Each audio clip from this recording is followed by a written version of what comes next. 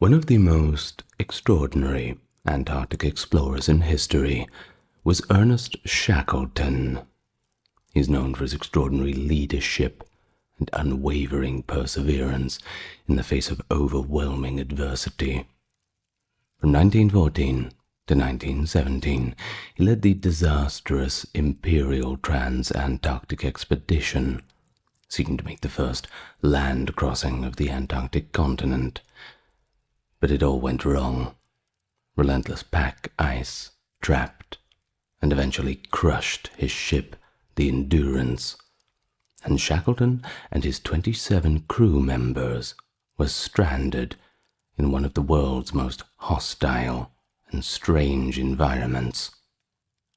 In order to ensure his men's rescue, he displayed unmatched fortitude and strategic cunning, planning a risky expedition to Elephant Island, and then embarked on a historic open-boat journey to South Georgia.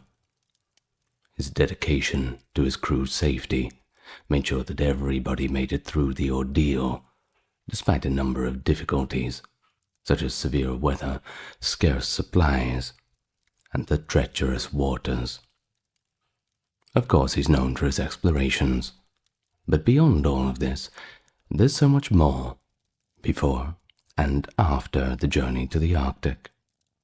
And so, today we go through the life of Ernest Shackelton, one that embodies the value of bravery, friendship, and tenacity.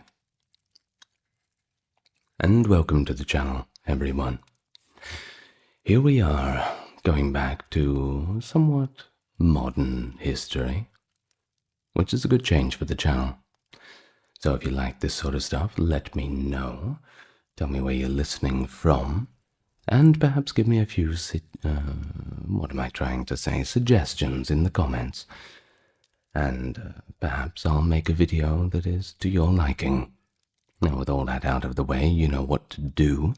Get nice and relaxed, and we may begin. And the story begins in Ireland, County Kildare, in a little place called Kilkea, February 15th, 1874, where Ernest Shackleton was born. Henry Shackleton, his father, became a farmer and settled in Kilkea after his poor health had prevented him from joining the British Army, which was pretty much the career choice of the day if you weren't building ships for the British Navy. Now, West Yorkshire is where the Shackleton family is originally from in England. They trace their origins back to there. Abraham Shackleton, an English Quaker who immigrated to Ireland in 1726 and established a school in Ballator, County Kildare, was the ancestor of Shackleton's father. And that's pretty much the most notable one. Henrietta Letitia Sophia Gavan, Shackleton's mother, was a Fitzmaurice descendant. Ernest was the first of 2 sons and the second of 10 children. His second son, Frank, had gained notoriety as a suspect in the alleged theft of the Irish crown jewels in 1907, and by the way, they are yet to find them. Well, either way, it mustn't have been Frank because he was later cleared, but there's a little bit of a historical mystery for you. So that is the background, at least at a cursory glance. But let's get back to Ernest. Now, when he was 6 years old, his life was somewhat uprooted. This was in 1880. His father made a decision to pursue a medical degree at Trinity College in Dublin. And so they all packed up and left to go to the big city. So they relocated to the London suburb of Sydenham 4 years after leaving Ireland. In addition to the newly qualified doctor's desire for better career opportunities, the family's Anglo-Irish heritage may have contributed to this, as Irish nationalists had killed the British Chief Secretary for Ireland, Lord Frederick Cavendish, in 1882. Very damaging to relations between the two peoples. Well, nevertheless, Shackleton claimed to be an Irishman and took pride in his Irish heritage throughout his life. So, from the earliest years, he was also an avid reader, which of course fueled his desire for exploration. Not quite at the tail end of the golden age of exploration, but certainly getting there.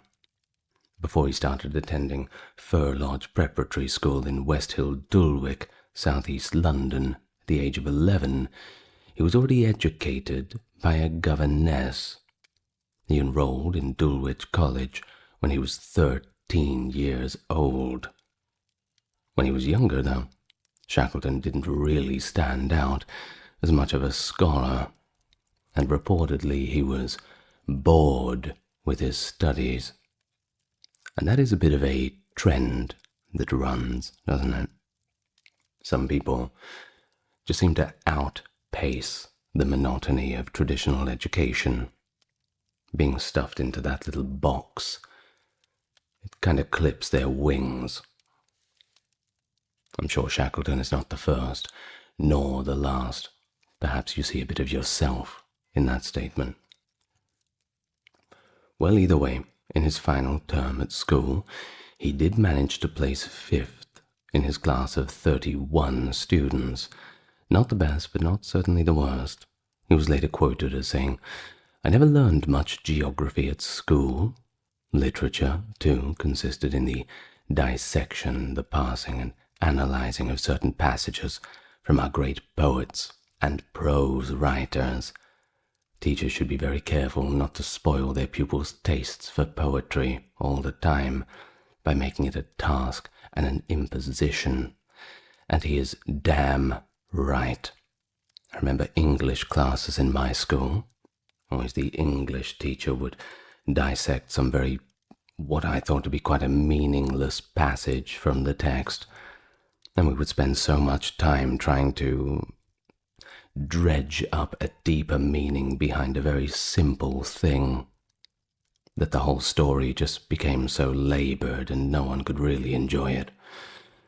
But anyway, I digress. Well, apparently, Shackleton was a little bit of a naughty boy in school, quite disruptive, and because of this, he was permitted to leave and go out to sea at the age of 16.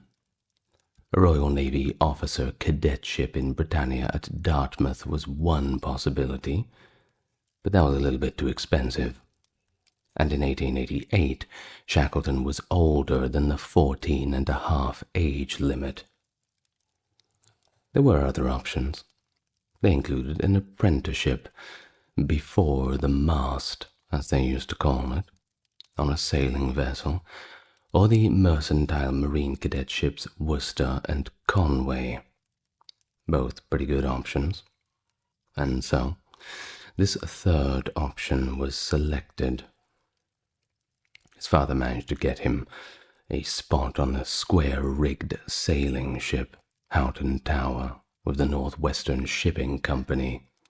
A pretty good entry level, especially for someone with no experience. And so Shackleton spent the following 4 years at sea learning his craft, traveling the world, making a wide range of friends, each more interesting than the next, interacting with people from all walks of life, high and low. He passed the test to become a second mate in August of 1894 and took position as a third officer on a Welshshire Line tramp steamer. After obtaining his first mate's ticket 2 years later, he became a certified master mariner in 1898. And that meant a lot, because that allowed him to command a British ship anywhere in the world. He began working for Union Castle Line, the regular mail and passenger service between South Africa and Britain, in 1898. According to one of his shipmates, Shackleton was a departure from our usual type of young officer, happy to be by himself, but not distant, spouting lines from Keats or Browning, and a mix of sensitive and aggressive, but not callous. After the Boer War broke out in 1899, Shackleton moved to the troop ship Tintagel Castle. It was there that he met the Army Lieutenant Cedric Longstaff in March 1990. That name sounds like something from Harry Potter, doesn't it? Cedric Longstaff. Well, Longstaff's father, Llewellyn Longstaff, was the primary financier of the British National Antarctic Expedition, which was at that time being planned in London. So, in order to secure a spot on this expedition, Shackleton used his relationship with the son to get an interview with Longstaff Sr. His eagerness impressed him, and Longstaff made it apparent that he wanted Shackleton accepted when he recommended him to the expedition's overlord, Sir Clements Markham. And so, it's always not what you know, but who you know. He was officially appointed as the expedition's third officer of the ship Discovery on February 17th, 1901, and on June 4th, 1901, he received his Royal Navy commission as a sub-lieutenant in the Royal Navy Reserve. Now, this marked the end of Shackleton's merchant navy service, despite his official leave from Union Castle.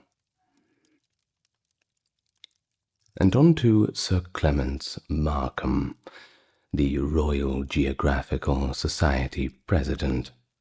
He was the driving force behind the British National Antarctic Expedition, which had been planned for many years, and was named the Discovery Expedition after the ship Discovery. The expedition's goals included geographical and scientific exploration, and it was led by one Robert Falcon Scott, a Royal Navy torpedo lieutenant who had been promoted to the role of commander. And so, Scott made the crew, officers, and the scientific staff of Discovery comply with the requirements of the Naval Discipline Act, which meant that the ship and the expedition were operated according to Royal Navy procedures, even though the Discovery was not a Royal Navy unit. Despite his own training and instincts favoring a different, less rigid style of leadership, Shackleton reluctantly agreed to this approach. After all, it's a new career move for him. May as well give it a try. According to the list, he was specifically responsible for in charge of sea water analysis, wardroom catering, in charge of the holds, stores, and provisions, and also arranging the entertainments. On July 31st, 1901, Discovery left London's East India docks and reached the Antarctic coast on January the 9th, 1902.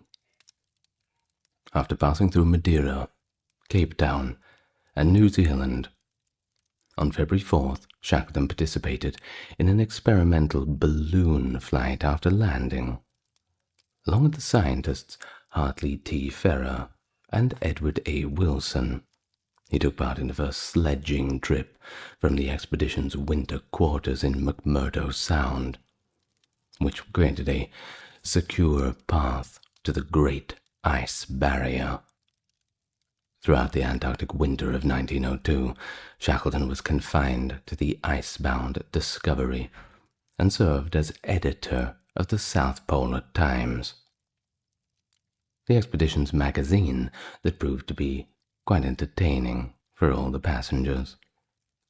Now, Steward Clarence Hare claimed that Shackleton was the most popular of the officers among the crew, and he was quite a good mixer.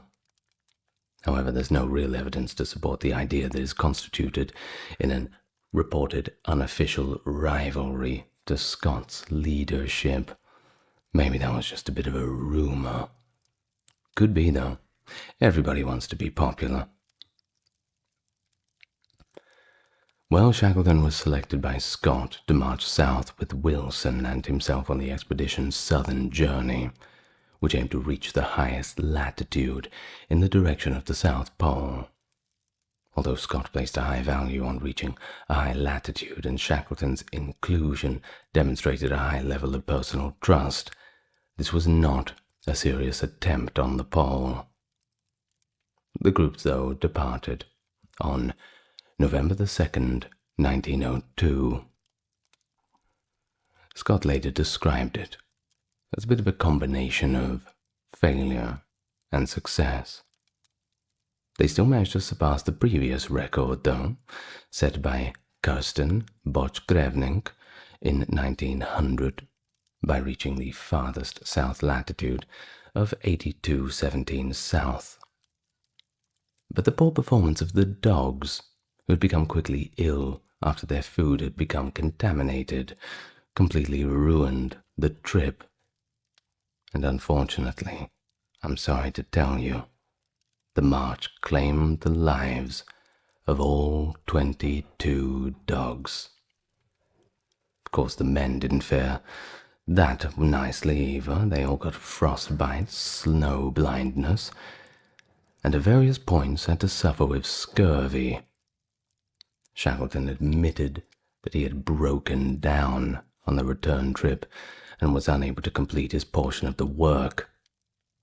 It was not a good time for anybody involved, that's for sure. Not the kind of adventure they were hoping for.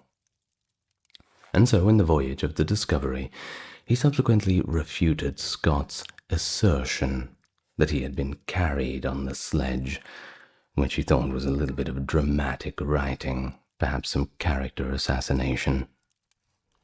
There was also Wilson's journal entry for January 14th, 1903, that stated, "Shackleton has been anything but up to the mark, and today he is decidedly worse, very short-winded, coughing constantly, with more serious symptoms which need not be detailed here, but which are of no small consequence 160 miles from the ship, and full loads to pull all the way." Now, he's not really calling him lazy.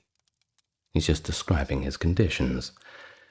I mean, there's definitely a long way back to the ship with all of that equipment. And he was gravely weakened, regardless of the circumstance. So, at last, February the 3rd, 1903, the shattered and broken group finally returned to the ship. Scott chose to send Shackleton home on the relief ship Morning. That's M-O-R, not M-O-U-R. They wouldn't dare call it that. And Morning landed in McMurdo Sound in January, following an inconclusive medical examination. Scott had wrote, "He ought not to risk further hardships in his present state of health." It is speculated that Scott removed Shackleton because he was resentful of his popularity and used his illness as a pretext to do so. Could be, but once again, speculation.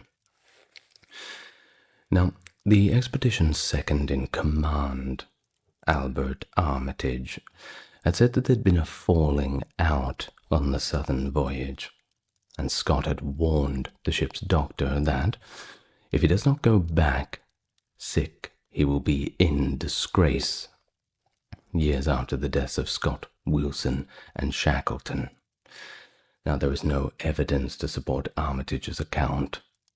Until Scott's description of the southern voyage was published in the Voyage of the Discovery, Shackleton and Scott maintained their cordial relationship.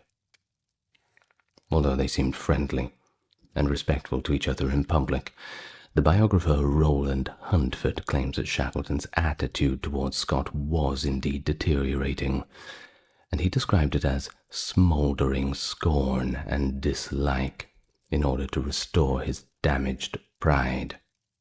A return to the Antarctic and an attempt to outdo Scott was necessary.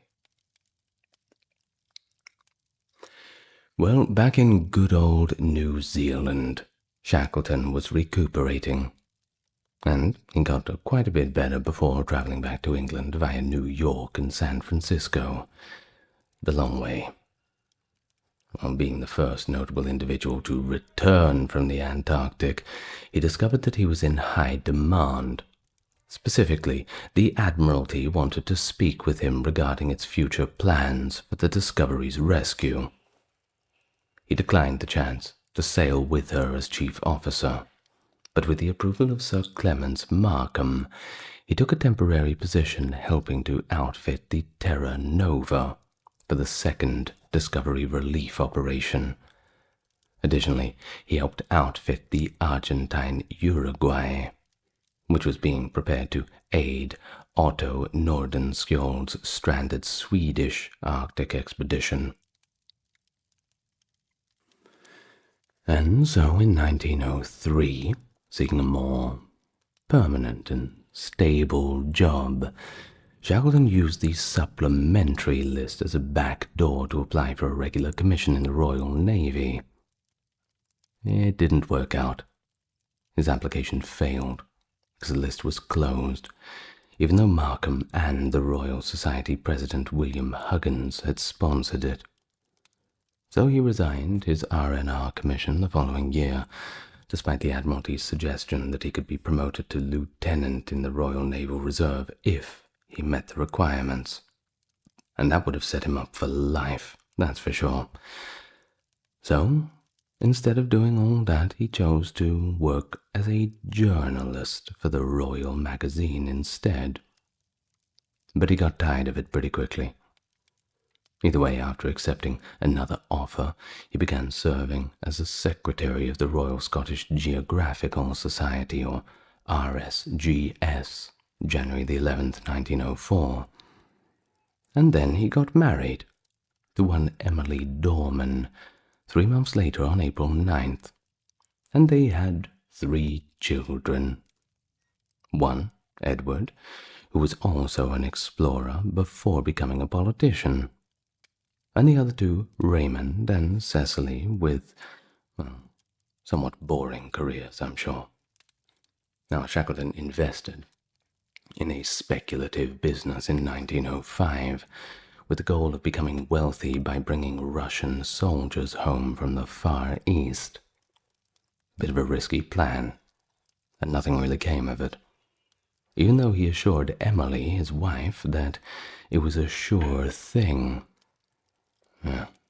I bet he copped some grief when it didn't work out from her.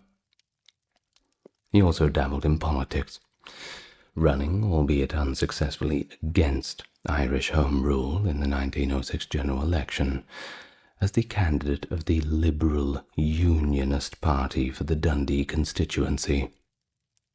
Meanwhile, he had accepted a position with William Beardmore, a wealthy industrialist from Clydeside, later Lord Invernan, on a roving commission that included entertaining Beardmore's business associates and conducting interviews with potential clients. So by this point, he was openly expressing his desire to lead his own expedition back to Antarctica. After all, he'd been on dry land for so long. Dry, comparatively warm land. He was getting bored.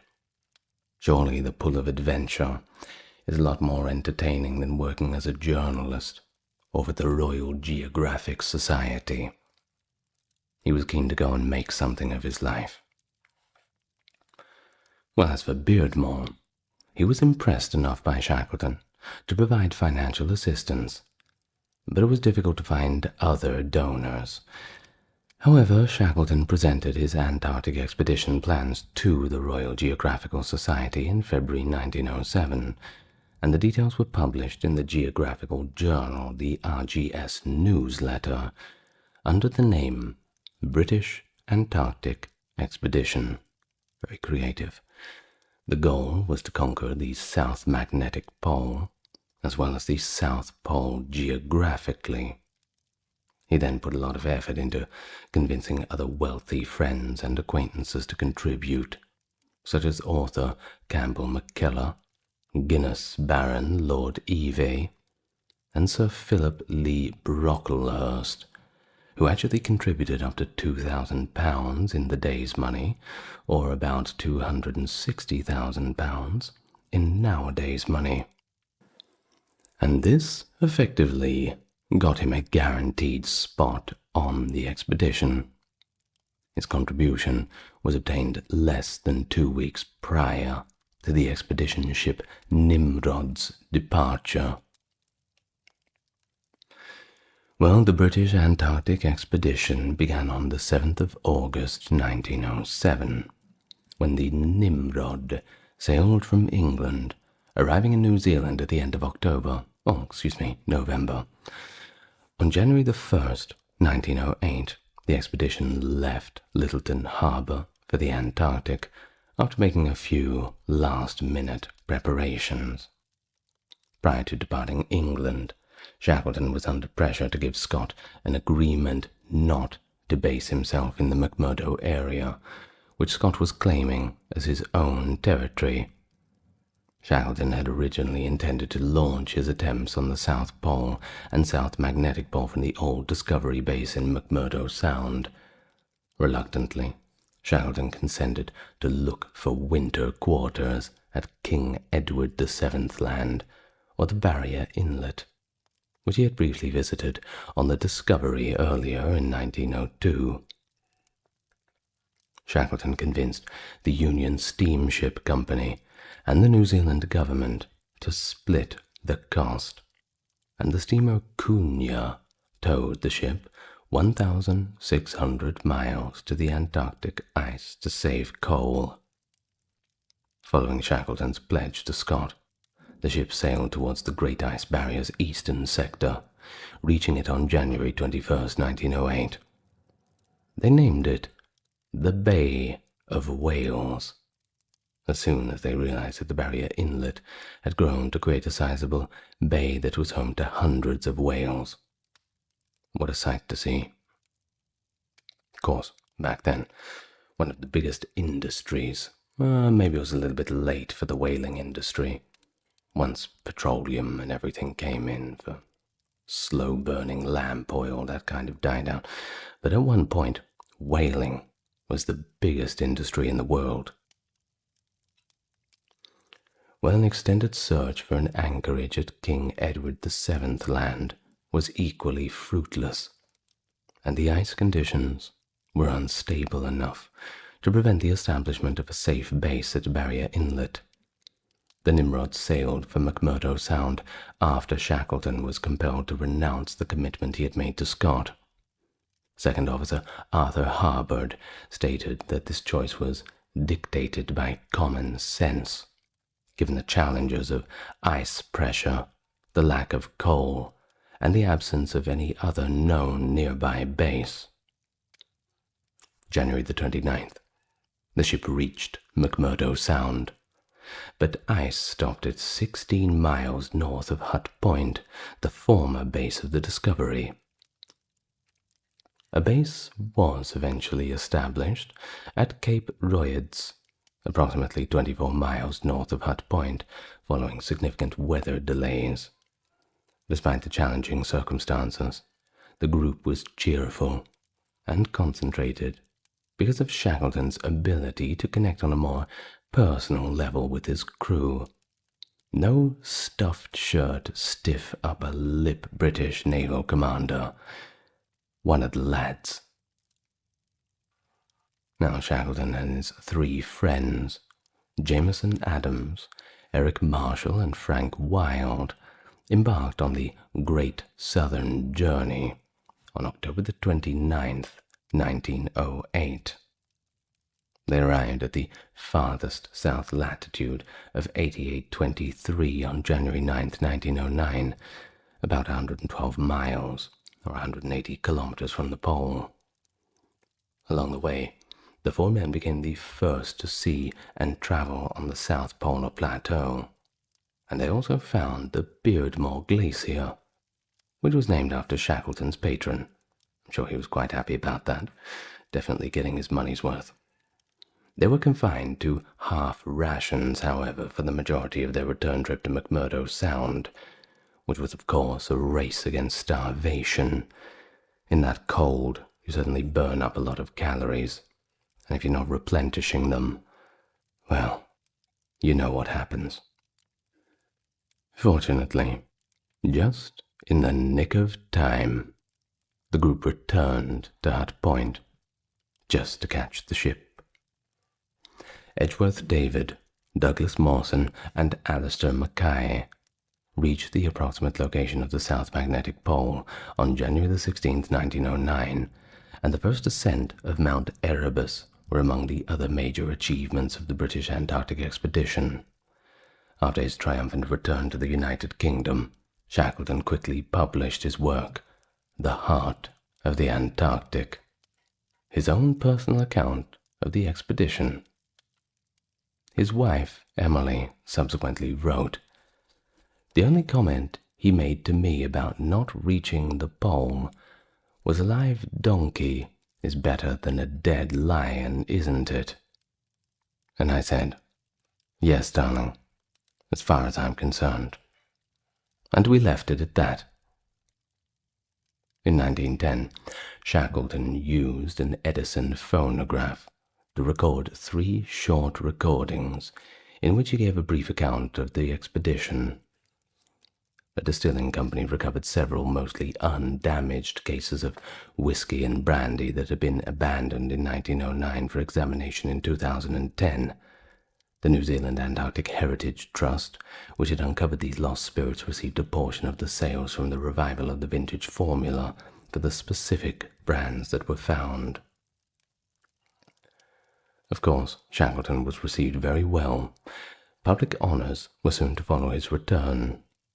On July the 10th, 1909, King Edward VII received him and promoted him to Commander of the Royal Victorian Order. In November, he was knighted, and made Sir Ernest Shackelton in the King's birthday honors list. He received a gold medal from the RGS. A suggestion to give him a medal that was smaller than the one Captain Scott had previously received was not carried out, and quite rightly. On November the 23rd, each member of the shore party of the Nimrod expedition was awarded a silver polar medal. Shackleton was given a clasp to affix to his previous medal. A notable distinction for British mariners, he was also named a younger brother of the Trinity House. Shackleton maintained a rigorous schedule of public appearances, lectures, and social engagements in the immediate aftermath of his return. He then tried to make a fortune in business in an attempt to capitalize on his fame. The development of a Hungarian mining concession he had purchased close to the city of Nagbanya, which is now in Romania, a tobacco company, and a plan to sell collector's special postage stamps overprinted King Edward VII land, based on his appointment as Antarctic postmaster by the New Zealand government, were some of the endeavors that he hoped to support. Well, varying results. I don't know why he thought the stamps were going to be good. I suppose stamp collecting's a bit of a thing, but it's a lot of work for a small return. Either way, none of these businesses were really successful. So his primary source of income came from giving lectures. Even after relocating to Sheringham, Norfolk with his family in September of 1910, he wrote to Emily, "I am never again going south, and I have thought it all out. My place is at home now." In February 1910, he had written to the RGS about a scientific expedition that was discussing with Douglas Mawson regarding a trip to the Antarctic coast between Cape Adare and Gorsberg. The outcome of Scott's Terra Nova expedition, which had set sail from Cardiff on June 15, 1910, would determine whether Shackleton would resume his search for the pole in the future. I'm sure his wife, Emily, probably knew that there was an allure of exploration that he couldn't really forget. She knew who she married, surely. Well, although the world knew by early 1912 that Roald Amundsen, a Norwegian, had conquered the pole, Scott's expedition's fate was unknown at the time. Shackleton's thoughts shifted to a plan for a continental crossing via the South Pole, which was first proposed by British explorer William Speirs Bruce, but later shelved. The plan called for a landing in Weddell Sea and an ending in McMurdo Sound. After failing to secure funding, Bruce was pleased that Shackleton would follow his plans, which were similar to those of the German explorer Wilhelm Flichner, who had departed Bremerhaven in the May of 1911. Flichner's expedition failed, and the news of this was received from South Georgia in December of 1912. The transcontinental voyage was one great main object of Antarctic journeyings that was still available to him, according to Shackleton himself. Well, the Imperial Trans-Antarctic Expedition was the grand title Shackleton gave to his new expedition when he published its details in December of 1913. In order to better select candidates for this expedition, Shackleton is said to have posted an advertisement highlighting the difficulty and peril of the planned journey. However, no record of such an advertisement has survived, and its existence is, frankly, pretty sketchy. Either way, 2 ships were used.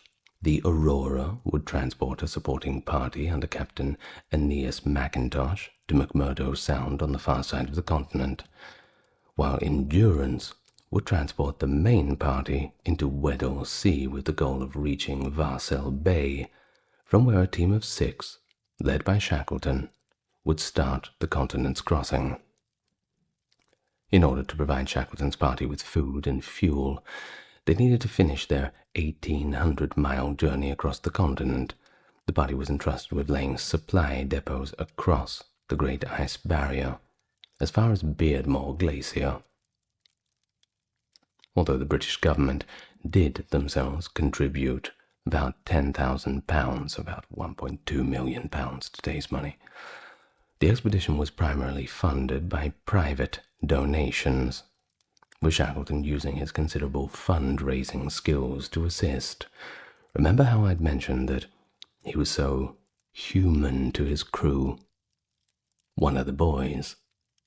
Well, he was also pretty good when he was spruiking for donations too. People liked him. They believed in him. So it was easy for him to get the money that he needed. It helps when people like you. Now, tobacco heiress Janet Stancombe Wills donated an undisclosed but supposedly generous amount.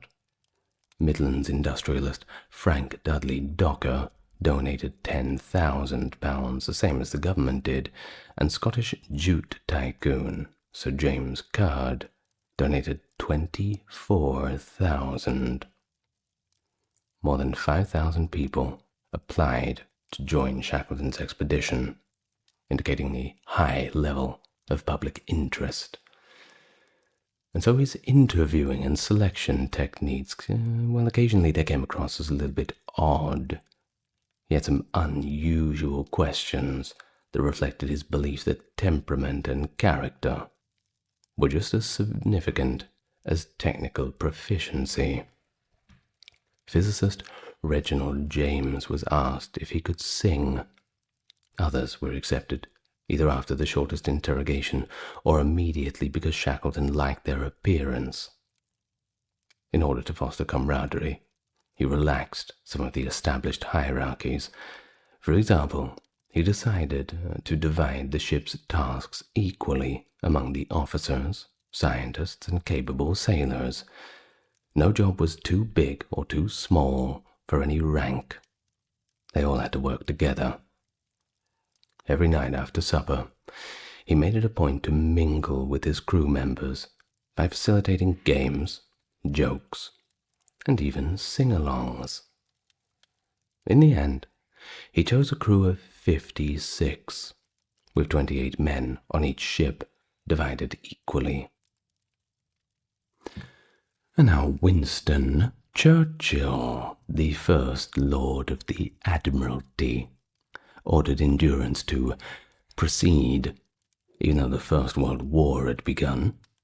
And so on August the 8th, 1914, they departed British waters. Shackleton met the ship in Buenos Aires on September 27th, delaying his own departure. Now, in a telegram to the Daily Chronicle, he expressed his patriotism as he set sail for South Georgia at the end of October, stating, "We hope, in our small way, to add victories in science and discovery to that certain victory which our nation will achieve in the cause of honor and liberty." Captain Aeneas Mackintosh commanded the Aurora. Captain Frank Worsley oversaw the Endurance, and Shackleton led the expedition. Lionel Greenstreet was the first officer on the Endurance, and Frank Wilde, a seasoned adventurer, was the second in command. Leonard Hussey was the meteorologist, and reportedly an absolute champion on the banjo. Well, no wonder they had him on the staff list. Geologist James Wordie was part of the scientific team led by Surgeon James McElroy. The second surgeon, Alexander Macklin, was also responsible for maintaining the health of the 70 dogs. As head dog handler, Tom Crean had more immediate responsibility. The physicist Reginald James, carpenter Harry McNish, biologist Robert Clark, and navigator Hubert Hudson were among the other crew members. On December the 5th, 1914, the Endurance set sail for Vassal Bay in the Weddell Sea from South Georgia. First-year ice slowed the ship's progress as she navigated, moving southward. Conditions steadily worsened deep in the Weddell Sea, until Endurance was quickly frozen in an ice floe, January the 19th, 1915. Shackleton ordered the ship's routine to be abandoned and her converted to a winter station on February 24th, realizing that they would be stuck until the next spring. Over the next few months, Endurance slowly moved northward with the ice. The ship's hull was under tremendous strain when spring arrived in September due to the ice breaking and subsequent movements.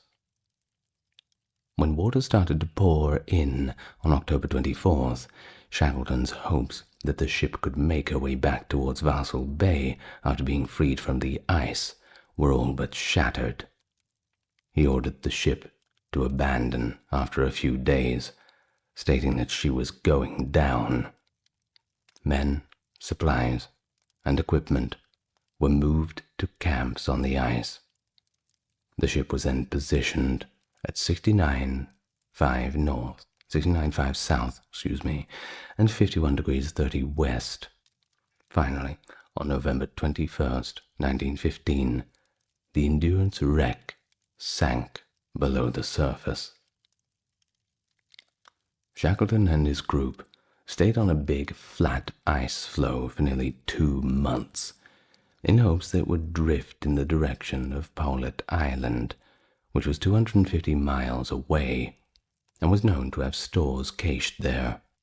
If they could make it, then they could perhaps have something to eat, something to burn, and something to drink.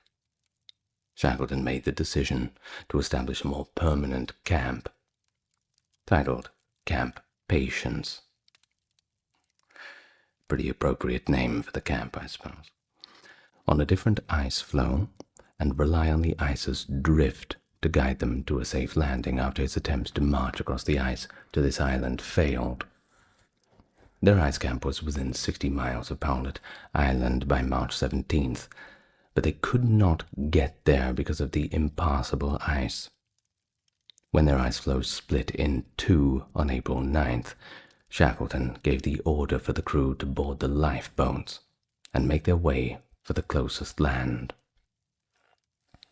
At Elephant Island, 346 miles from the Endurance's sinking location, the weary men landed their 3 lifeboats following 5 terrifying days adrift at sea. For the first time in 497 days, they were finally on firm ground. But that didn't make any one of them feel safe. Frank Hurley, a photographer who had lost his mittens during the boat trip, received Shackleton's mittens because he was so worried about his own men. As a result, Shackleton's fingers became frostbitten.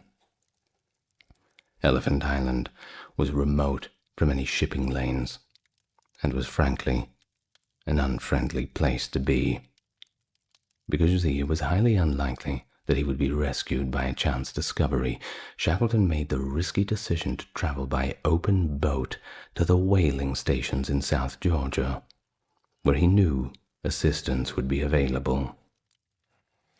The James Caird, named for the expedition's principal sponsor, was selected for the journey because it was the strongest of the small 20-foot lifeboats. Harry McNish, the ship's carpenter, strengthened the keel, raised the sides, constructed a makeshift deck out of canvas and wood, and sealed the work with seal blood and oil paint, among the other improvements. Now the ship's captain, Frank Worsley, who would steer the ship, Tom Crean, who had begged to go, 2 stout sailors, John Vincent and Timothy McCarthy, and McNish were the 5 people Shackleton selected for the expedition. Shackleton and the carpenter had previously argued when the group was stuck on the ice, but despite his poor disobedience, Shackleton saw McNish's suitability for this specific position. Disagreements notwithstanding, this time skill was the deciding factor. And so, knowing that the boat and its crew would be lost if they did not arrive in South Georgia in 4 weeks, Shackleton insisted on packing only enough supplies for that duration. Launched on April 24th, 1916, the James Caird spent the next 15 days sailing the Southern Ocean, vulnerable to choppy waves and in danger of capsizing. On May the 8th, Worsley's navigational skills allowed the cliffs of South Georgia to be seen, but a hurricane-force wind made landing impossible. Offshore, the group had to weather the storm, constantly at risk of being smashed against the rocks. Later, they found that a 500-ton steamer from Buenos Aires was sunk by the same storm on the way to South Georgia, and if a 500-ton steamer can be sunk by those same waves, well, their little lifeboat certainly had proved its worth. After successfully landing on the unoccupied southern shore the following day, they had time to rest and recover. Shackleton chose to try a land crossing of the island rather than to take the chance of another sea voyage to get the whaling stations on the northern coast. No one had tried this route before, though Norwegian whalers had probably already crossed the island at other places on ski. The men had only 50 feet of rope, a carpenter's adze, and boots that they had modified for climbing by driving screws into the soles for their journey. After leaving McNish, Vincent, and McCarthy at the South Georgia landing site, Shackleton spent 36 hours traveling 32 miles through treacherous mountain terrain with Worsley and Green, arriving at the whaling station at Stromness on the 20th of May. The British explorer Duncan Carse, who followed much of the same path as Shackleton's party, made the next successful crossing of South Georgia in October of 1955. He wrote, "I don't know how they did it, except that they had to. 3 men of the heroic age of Antarctic exploration with 50 feet of rope between them and a carpenter's adze, in honor of their accomplishment." Tend to agree with him, and I like that wording, the heroic age of Antarctic exploration. Yeah, that sums it up. Well, while he started planning the rescue of the men who were left behind on Elephant Island, Shackleton promptly dispatched a boat to retrieve the 3 men from the opposite side of South Georgia Island. Sea ice blocked the approaches to it, thwarting his first 3 attempts. After making an appeal to the Chilean government, he was given permission to use the Chilean Navy's Yelcho, a small seagoing tug. On August 30th, 1916, Yelcho, under the command of Captain Luis Pardo, and the British whaler Southern Sky, arrived at Elephant Island, where the men had been stranded for 4.5 months. Shackleton evacuated all 22 men. Yelcho took the group to Punta Arenas first, and then, a few days later, to Valparaiso, Chile, where the people welcomed them back to civilization. I'm sure they were very happy to be back. The Aurora, the expedition's supporting component, also experienced misfortune at the same time as the Endurance. You see, it was blown out of its anchorage and driven to sea, leaving the remaining men of the Ross Sea Party stranded at Cape Evans in McMurdo Sound, unable to return. The ship had made its way back to New Zealand after several months at sea. In order to save the Ross Sea Party, which had successfully finished its depot-laying mission in spite of the numerous obstacles, Shackleton traveled there to join the Aurora. But 3 people had died, including its commander, Aeneas Mackintosh. In May of 1917, Shackleton returned to England as the First World War was raging in Europe. He volunteered for the British Army, despite having a heart condition that was exacerbated by the exhaustion of his long travels and being too old to be drafted. He was now drinking heavily and had repeatedly asked to be posted to the front in France, but he was really in no condition to be so. Too old, too drunk. Shackleton was, however, dispatched to Buenos Aires in October of 1917 in order to support the British propaganda effort in South America. Unfit to serve as a diplomat, he failed to convince Chile and Argentina to join the Allies in the war, and left for home in April of 1918. Then, for a brief period, he was part of a mission to Spitsbergen to create a British presence there while pretending it was a mining operation. But en route to Tromsø, possibly suffering a heart attack, he was hospitalized. Before leaving for northern Russia, he had to make a second trip home after being assigned to a military expedition of Murmansk. On July 18th, 1918, Shackleton received a special appointment as a temporary major under the leadership of Major General Edmund Ironside. He joined the Russian Expeditionary Force in the Russian Civil War in October of 1918. and was tasked with providing advice on the gear and Arctic training for British forces. Shackleton kept his major rank when he was eventually released from the army in October 1919, following which he resumed giving lectures, and in December of that year he released South, his own narrative of the Imperial Trans-Antarctic expedition. He started thinking about a final expedition in 1920, after growing weary of public speaking. He then had the idea of visiting the largely uncharted Beaufort Sea region of the Arctic, some serious thought, and the Canadian government showed a little bit of interest in it. He then purchased a 125-ton Norwegian sealer, Fokker 1, which he renamed Quest, using money provided by his old school friend, John Quiller Rowett. The project was renamed Oceanographic and Sub-Antarctic Expedition by Shackleton, and the Antarctic was chosen as a new destination. Although the venture's objectives were vague, they included exploring some lost sub-Antarctic islands, like Tuanaki, and circumnavigating the Antarctic continent. The entire expedition, which was dubbed the Shackleton-Rowett Expedition, was financed completely by Rowett.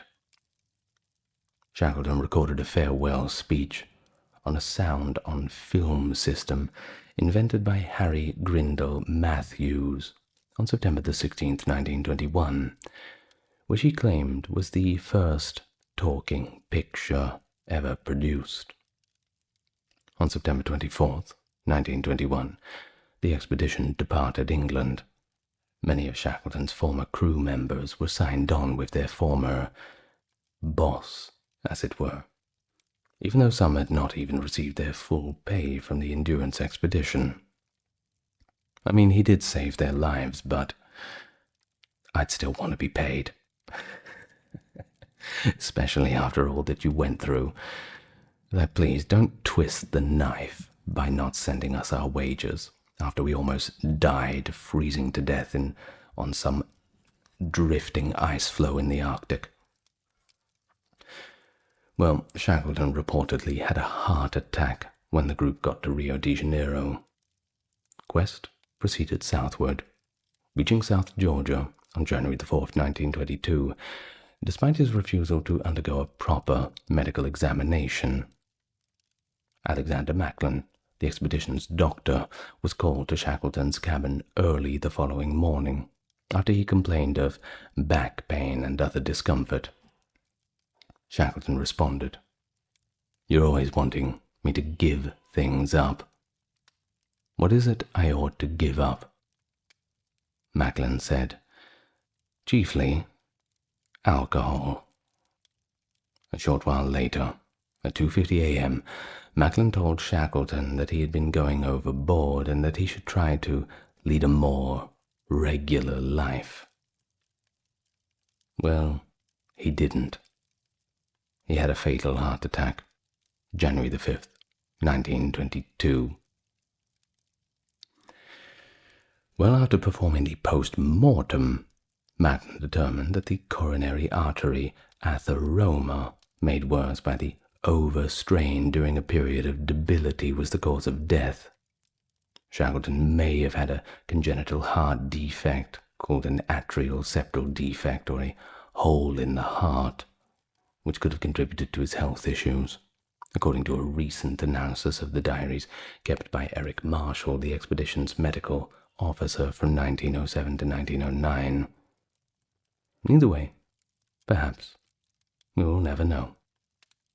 On May the 12th, 1922, Shackleton's will was proved in London, and he passed away deeply in debt, with personal belongings only worth £556, making up his meagre estate, close to £40,000 in today's money.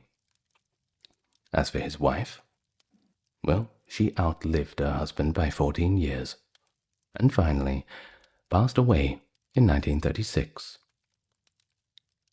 But there is a missing character at the end of the story, isn't it? the ship on which Shackleton made his last journey, the Quest. Well, I think you'll be as delighted as I am to find out that that wreck was discovered in June of 2024. Now, isn't that recent? A team led by the Royal Canadian Geographical Society discovered her on the sea floor off the North American coast of Newfoundland. The ship was discovered intact, 1,280 feet beneath those cold, cold waters. Robert Falcon Scott, a distinguished Royal Navy officer and polar explorer who led groundbreaking expeditions to Antarctica, most notably the ill-fated Terra Nova expedition of 1910. Determined to reach the South Pole and advance scientific knowledge, Scott and his team persevered in one of the planet's harshest environments, only to arrive in January 1912 to discover that Norwegian explorer Roald Amundsen had beaten them by nearly a month. The tragic return journey claimed the lives of Scott and his companions, a sacrifice forever memorialized as a testament to the endurance of the human spirit in the face of nature's relentless fury. But despite the catastrophic end to this expedition, Scott's meticulous scientific observations and the legacy of his courage continued to be a great reminder of what one is capable of. Hello everyone, welcome. Another nice little video about some explorers today. I love doing these sorts of videos, especially around the turn of the century. It's always good fun.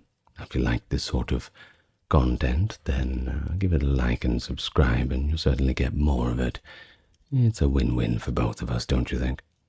But for now, let's just get nice and relaxed, and we can learn all about the great man, Robert Falcon Scott. Let's begin. And begin we do on June the 6th, 1868. Where to begin? Stoke Damerel. It's close to Devonport. Robert Falcon Scott was born on this day. He came from a family with a long history of military and naval service. And not just that, quite well to do. In fact, they were quite comfortable. We may use those terms. He was the elder son of brewer and magistrate John Edward Scott and Hannah Cumming Scott, the third of 6 children. Early in Scott's life, John Edward was quite prosperous, since he inherited and later sold a small Plymouth brewery that had been passed down through the family, and this made it possible for young Robert to grow up with pretty good resources around him. But when he was starting in his naval career, things had changed.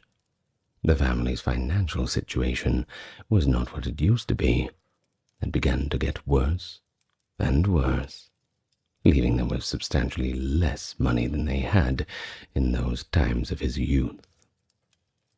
Given that Robert's paternal grandfather and his 4 uncles had served in the army or at least the navy, the Scott family had a long history of duty. Following this custom, it was of course anticipated from the beginning that Robert and his younger brother Archie would simply seek careers in the service. Robert started out at a nearby day school, before being transferred to Hampshire's Stubbington House School when he was around 9 years old. The school focused on getting pupils ready for the entrance exams for the Navy training ship Dartmouth HMS Britannia.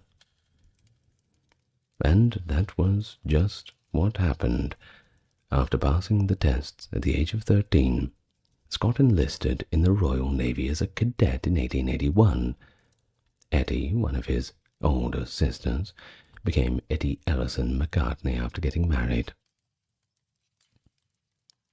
It's been noted by Alpsley Jerry Garrard in his work The Worst Journey in the World Scott, who was approximately 5'9" or 175 centimeters, weighed approximately 11 stone 6 pounds, and had a chest measurement of nearly 100 centimeters. But as a child, he had been physically delicate.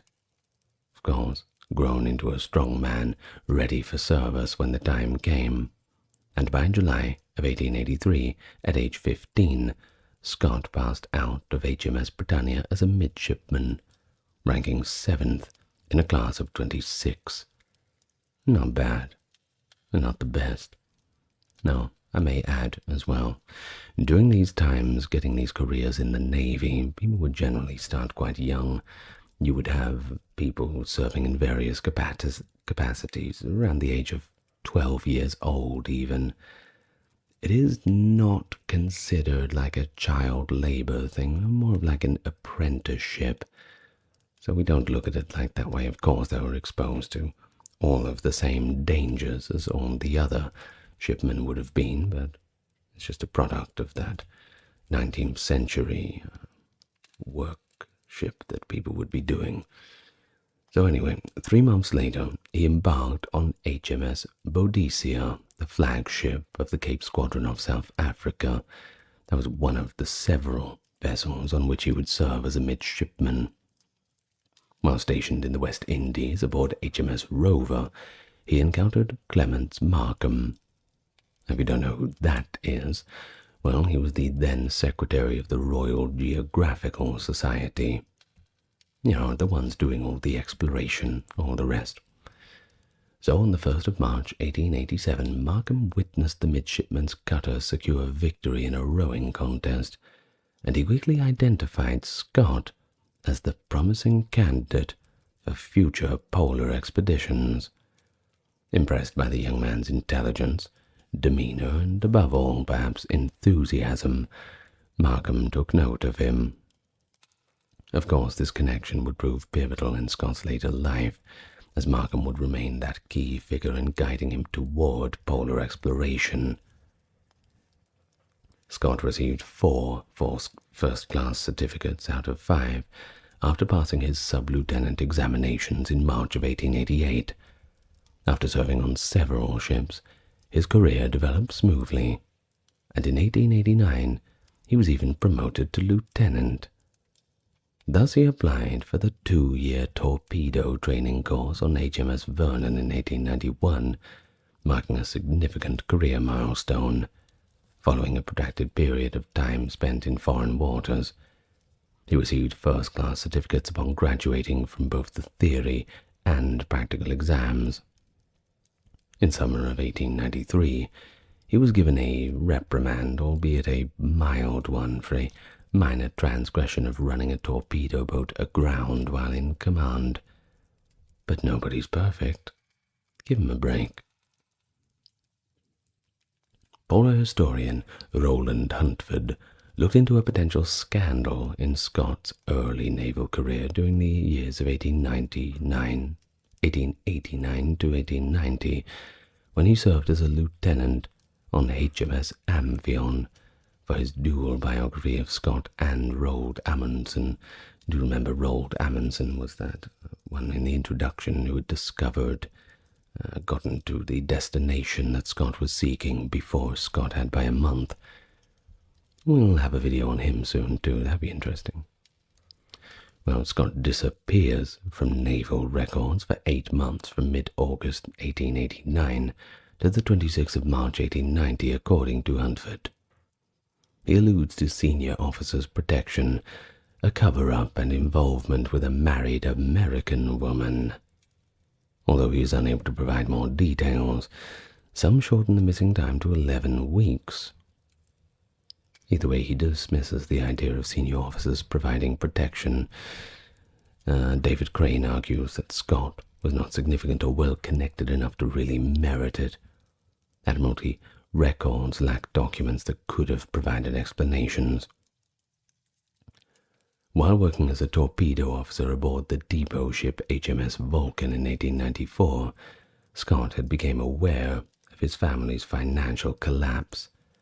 After selling the brewery and making poor investments with the proceeds, John Scott lost all of his money and was now all but bankrupt. He was compelled to take a job as a brewery manager and relocate his family to Shepton Mallet, Somerset at the age of 63 due to his poor health. A new family crisis arose when John Scott passed away from heart disease 3 years later, while Robert was serving with the Channel Squadron flagship HMS Majestic. Scott's service pay and that of his younger brother Archie, who had quit the army for a better paying position in the colonial service, were now the only sources of income for Hannah Scott and her 2 unmarried daughters. After Archie died of typhoid fever in the fall of 1898, poor old Scott was left to shoulder all of the family's financial obligations, or rather burdens. But Scott was now concerned about getting promoted and the additional money that would come with it. After all, something had to be done. Someone had to provide. However, career advancement opportunities in the Royal Navy were scarce, and of course they were highly sought after by aspirational officers. One of those things where you had to know somebody. He first learned of an upcoming Antarctic expedition with Discovery, sponsored by the Royal Geographical Society, when he happened to run into Clements Markham again in a London street early in June 1899. Markham was now knighted and the president of the Royal Geographical Society. According to Crane, Scott was motivated not by a preference for polar expedition, but rather the chance to stand out and gain early command. It is unknown what transpired between them on this particular occasion, but Scott showed up at the Markham home a few days later on June 11th and offered to take the expedition's lead. The RGS and the Royal Society collaborated to create the British National Antarctic Expedition, which was subsequently renamed the Discovery Expedition. A long-held dream of Markham's, the expedition, which was commanded by the Navy and primarily manned by naval personnel, needed all of his abilities and guile to succeed. Even though Scott wasn't Markham's first pick for leader, the elder man remained a steadfast supporter after the decision was made. Committee disputes arose regarding Scott's role. The Royal Society insisted on assigning a scientist to oversee the expedition's program, while Scott simply served as a ship commander. But, in the end, the weight of Markham's opinion had won out, and Scott was given overall command and elevated to commander prior to Discovery's departure for the Antarctic on August 6, 1901. The day before the Discovery sailed from British shores, King Edward VII, who was very interested in the expedition, paid a personal gift to Scott. He made him a member 4th class of the Victorian Royal Order. Not bad.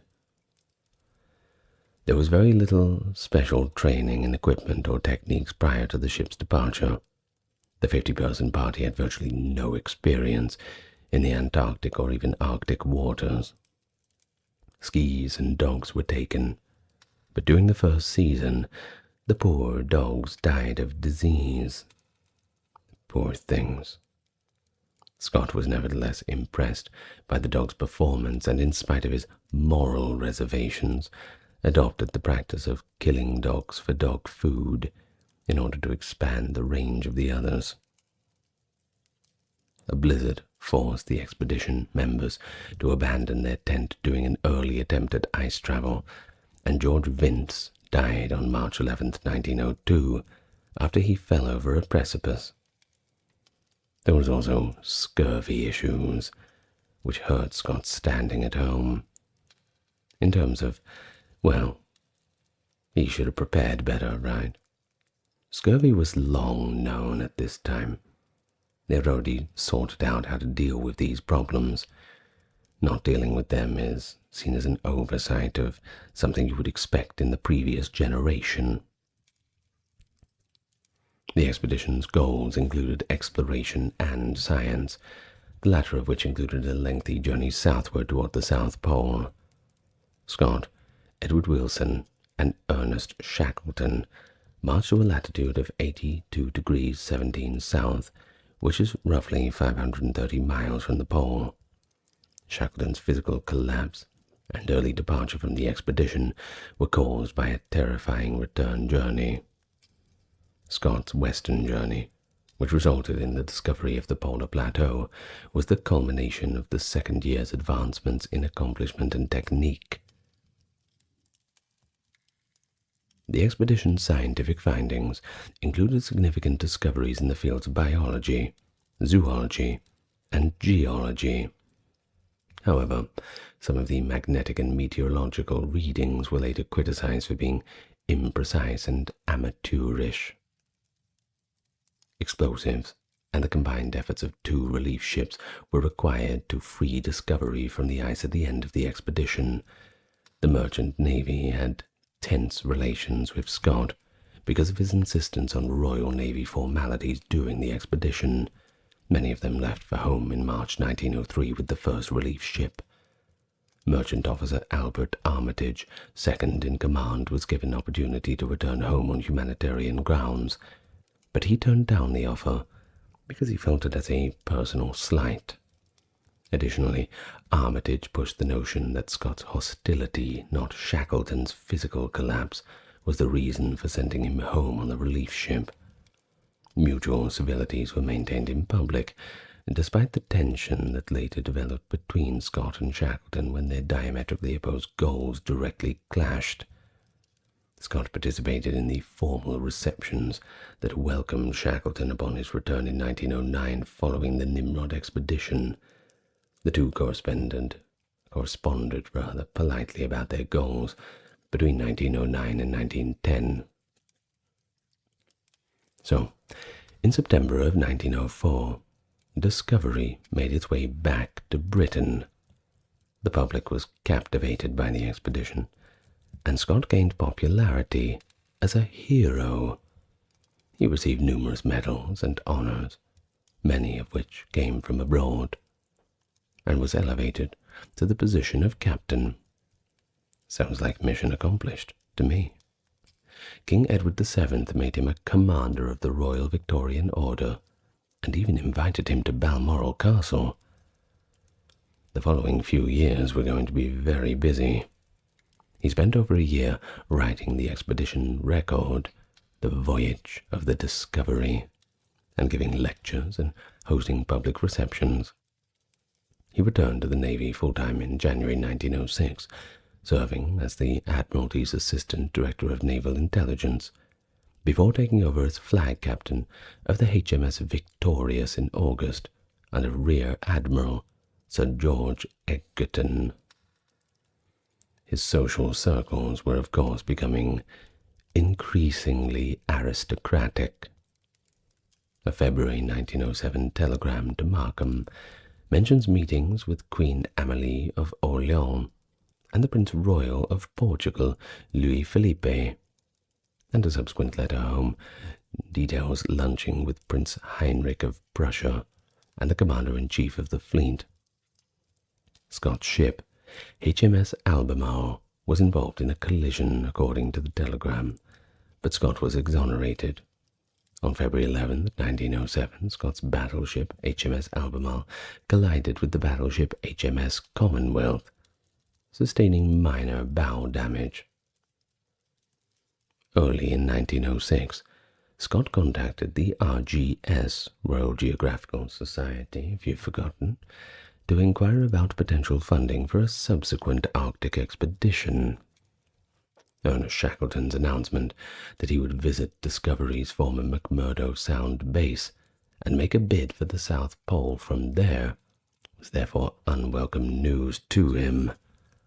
In the first of several letters to Shackleton, Scott asserted that Shackleton should operate from a completely different location, because the area surrounding McMurdo was his own field of work, to which he had prior rights, until he decided to cede them.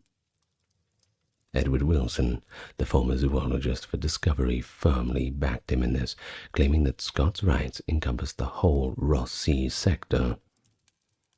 Shackleton, well, he did not quite see it that way.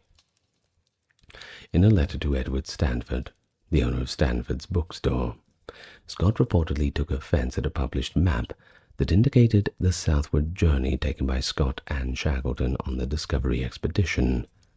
The owner responded with an apology over the matter, and Scott expressed regret at the nature of the previous letter, saying, "I tried to be impartial in giving credit to my companions, who one and all labored honestly, as well as I have endeavored to record.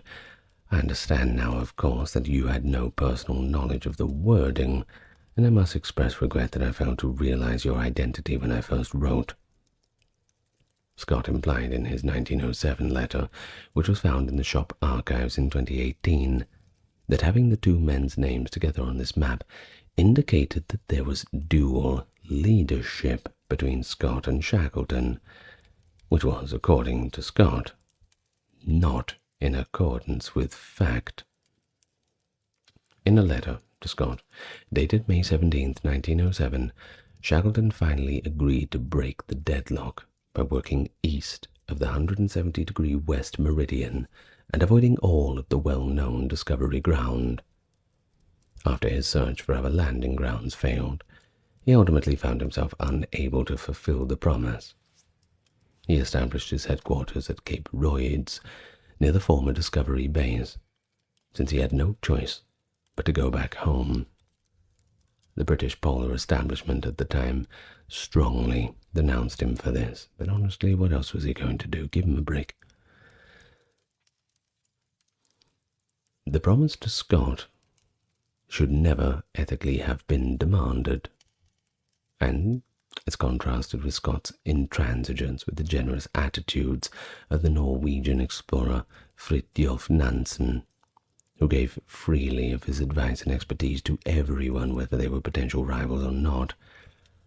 Ranulf Fiennes, one of today's popular polar writers, views Shackleton's actions as a technical breach of honor, but adds, "My personal belief is that Shackleton was basically honest, but circumstances forced his McMurdo landing, much to his distress." Yeah, I would tend to agree with that. Early in 1907, Scott, who had become a member of the Edwardian Society due to his Discovery fame, met Kathleen Bruce at a private luncheon party. She was a cosmopolitan socialite and sculptor who had studied under Auguste Rodin. Isadora Duncan, Pablo Picasso, and even Aleister Crowley were among her friends. Wow. Now that's an interesting dinner table, don't you think? One could imagine the conversations that Picasso and Crowley could have had. Despite their brief first encounter, she and Scott were clearly attracted to one another when they met later that year. But Scott was not the only suitor. Gilbert Cannan, a would-be novelist, was his main rival, and his absences at sea did not help his cause. This led to a stormy courtship, but Scott's perseverance paid off, and the wedding was held on the 2nd of September 1908 at Hampton Court Palace's Chapel Royal. The Worldwide Fund for Nature, WWF, was founded by their only child, Peter Markham Scott, who was born September 14, 1909, and that's some trivia for you. Scott was inspired to move forward with plans for his second Antarctic expedition after Shackleton returned from the Antarctic with news that he had missed reaching the pole. He accepted the Admiralty-based position of Naval Assistant to the Second Sea Lord on March 24, 1909, which put him in London to assume full-time command of the British Antarctic Expedition 1910, which would be renamed the Terra Nova Expedition from its ship Terra Nova. He was released on half pay in December. Now, in contrast to the Discovery Expedition, neither the Royal Society nor the RGS were in charge of this one. despite their stated desire that it would be, I quote, scientific primarily, with exploration and the pole as secondary objects. To reach the South Pole, and to secure for the British Empire this honour of achievement, was the primary goal according to Scott's expedition prospectus, and it sounds a lot more fun than the previous. As Markham noted, Scott had been somewhat radicalized by this manic pole mania, they called it. Scott expressed his belief that motor traction was necessary, and that man hauling to the South Pole was not feasible in a 1908 memorandum. But since there were no snow vehicles yet, his engineer, Reginald Skelton, came up with the concept of a caterpillar track for snow surfaces. After consulting with Nansen during the motor trials in Norway in March 1910, Scott realized in the middle of 1909 that motors were not likely to carry him all the way to the pole, and added horses, dogs, and skis, after Shackleton had nearly reached the pole using ponies. Assuming that animals and motors could not climb the creviced Beardmore Glacier, man hauling would still be required on the polar plateau. Scott instructed Cecil Mears, a dog expert, to handle the purchase of Manchurian ponies while he was in Siberia, where he would be choosing the dogs. Since Mears was a novice horse dealer, the majority of the ponies were selected that were low quality and unfit for long-term work in the Antarctic. In the meantime, Scott hired Bernard Day, who had been on Shackleton's expedition, to be his motor expert. Scott's ship, Terra Nova, an old converted whaler, sailed from Cardiff, South Wales, June 15, 1910. Scott later joined the ship in South Africa after raising money in Britain. He received a telegram from Amundsen when he arrived in Melbourne, Australia in 1910, October. It said, "Beg leave to inform you from proceeding Antarctic. Amundsen," which may have meant that Scott was in a race to the pole, of course, judging by that. But a string of early setbacks plagued the expedition, hindering work during the first season and making it more difficult to prepare for the main polar march. Terra Nova arrived late in the season and had less time for preparations before the Antarctic winter, because it almost sank in a storm on its way from New Zealand to the Antarctic and was stranded in pack ice for 20 days, and that was much longer than other ships had experienced. One of the motor sledges also broke through the sea ice and sank at Cape Evans while it was being unloaded from the ship, and that is bad luck. I wonder if it's still there, under the ice somewhere. Interesting. 1 Ton Depot, one of the expedition's primary supply points, was laid 35 miles north of its intended location at 80 degrees south due to deteriorating weather and weak, unaccustomed ponies that were hampering the initial depot-laying journey. Scott refused to follow the advice of Poppy caretaker Lawrence Oates to advance the depot to 80 degrees south and kill the ponies for food. According to reports, Oates had told Scott, "Sir, I'm afraid you'll come to regret not taking my advice." Ooh, that's a foreshadowing, isn't it? Well, during this trip, 4 of the ponies perished, either from cold or from being shot after slowing the team down. Upon returning to base, the expedition discovered that Amundsen was 200 miles to their east, camped in the Bay of Whales with his crew and a sizable dog contingent. In addition to admitting that the Norwegian's base was 69 miles closer to the pole than his own, Scott also acknowledged that his ponies would not be able to start early enough in the season to compete with Amundsen's cold-tolerant dog teams for the pole. One would assume that not only Norwegian people, but Norwegian dogs would be a little bit more used to sub-zero temperature. Not to say it's not cold in the United Kingdom, but, well, Norway's known for being a little bit cooler. Gran was concerned, as Scott was. But Wilson was markedly more optimistic. Soon after, the number of ponies killed rose to 6, with 3 drowning when the sea ice suddenly broke apart, raising doubts about whether the animals could ever reach the pole, and certainly one must feel sorry for those poor horses. But Scott's confidence grew during the winter of 1911. On August 2nd, he wrote, "I feel sure we are as near as perfection as experience can direct," following the return of a 3-man party from their winter expedition to Cape Crozier. Scott gave the entire shore party his plans for the southern journey, but he did not specify who would make up the final polar team, based on how well they performed during the polar travel.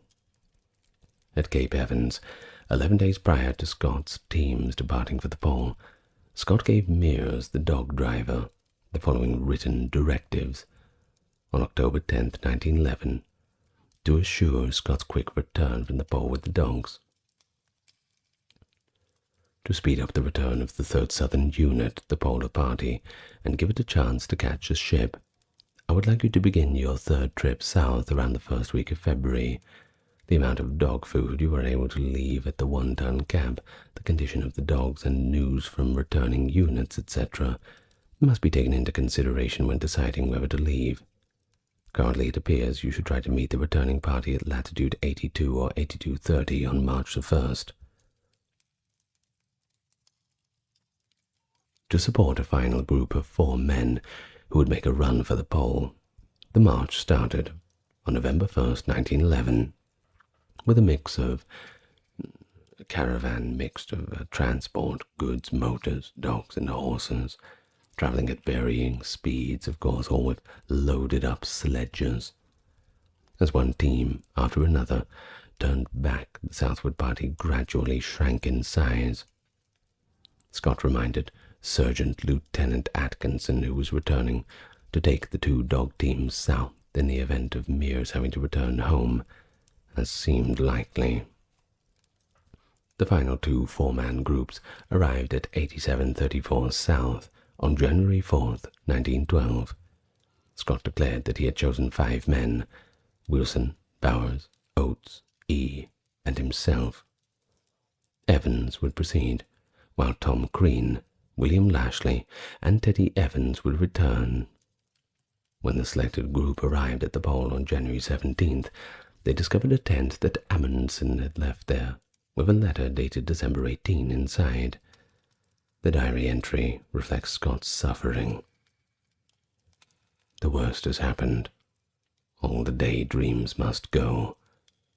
Great God, this is an awful place." End of the diary entry. Doesn't sound very optimistic, doesn't he? Well, let's move on. On January 19th, the deflated party set out on the 860-mile return trip. Scott wrote that day, "I fear the trip back will be extremely exhausting and boring." Despite bad weather, the group made good progress, and by February 7th had covered about 300 miles of the polar plateau portion of their journey. Edgar Evans' physical condition, which Scott had expressed concerns about as early as January 23rd, drastically deteriorated in the days that followed as the party descended the Beardmore Glacier. A distance of 100 miles, Evans was dull and incapable following a fall on February 4th, and died close to the glacier foot on February 17th following another fall. The prospects of Scott's party continued to deteriorate as they struggled northwards with deteriorating weather, a perplexing lack of fuel in the depots, hunger and exhaustion, with 400 miles to travel across the Ross ice shelf left.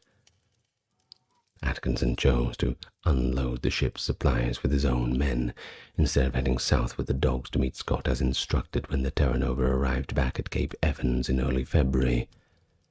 When Atkinson eventually headed to south to meet Scott, he came across Edward Teddy Evans, who was suffering from scurvy and in critical need of medical attention. In order to meet Scott, Atkinson attempted to send seasoned navigator Wright south, but Simpson, the chief meteorologist, stated that he needed right for scientific purposes. On the 25th of February, Atkinson made the decision to send the blind Jerry Garrard only as far as One Ton Depot, which is visible from Mount Erebus. This effectively nullified Scott's orders to meet him on the 1st of March at latitudes 82 or 82.30.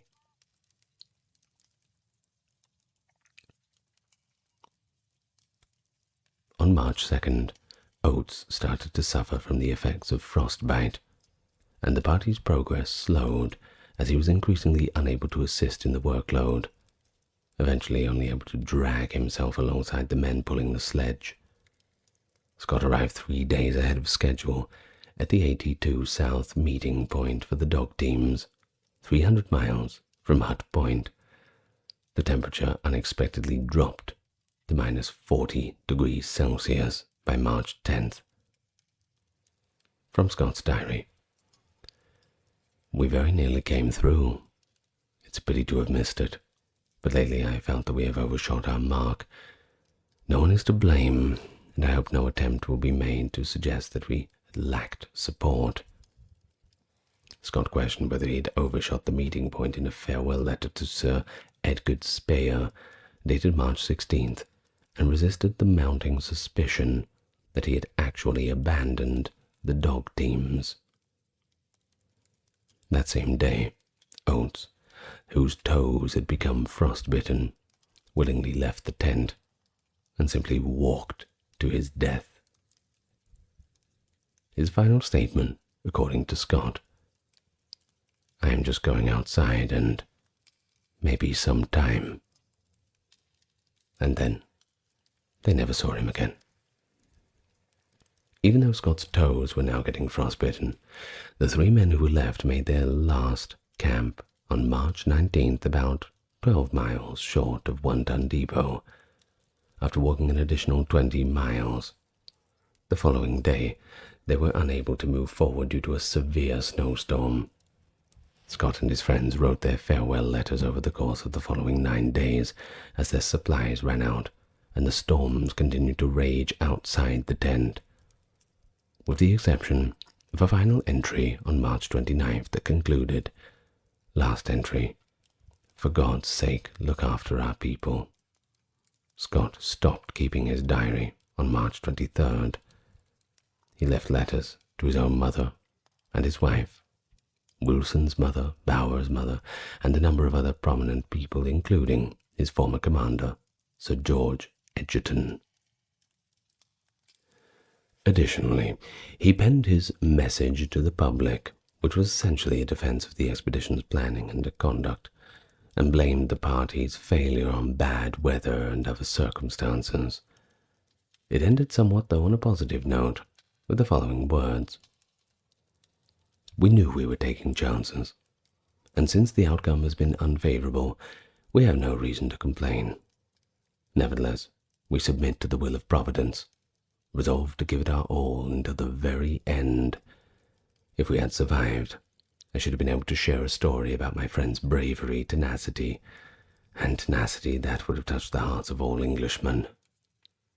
The story must be told by these rough notes in our dead bodies, but a great wealthy nation like ours will undoubtedly make sure that those who depend on us are adequately taken care of."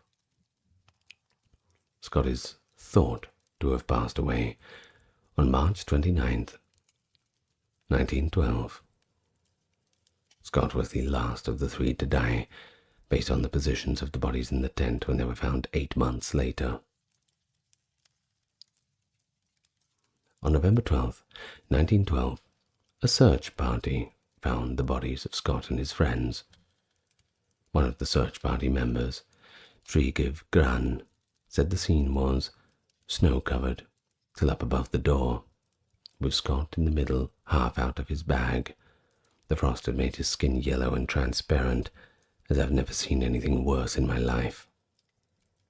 Using Gran's skis, they constructed a rough cross on top of a high cairn of snow that was built over their final camp, which served as their tomb. Their personal belongings and documents were taken out before the tent roof was lowered over the bodies. 35 pounds of Glossopteris tree fossils they had dragged on hand sledges were found next to their bodies. As the first Antarctic fossils ever found, these demonstrated that the Antarctica was once actually warm and connected to other continents. But prior to Terra Nova's departure for home in January of 1913, the ship's carpenters created a sizable wooden cross that was placed as a permanent memorial on Observation Hill overlooking Hut Point.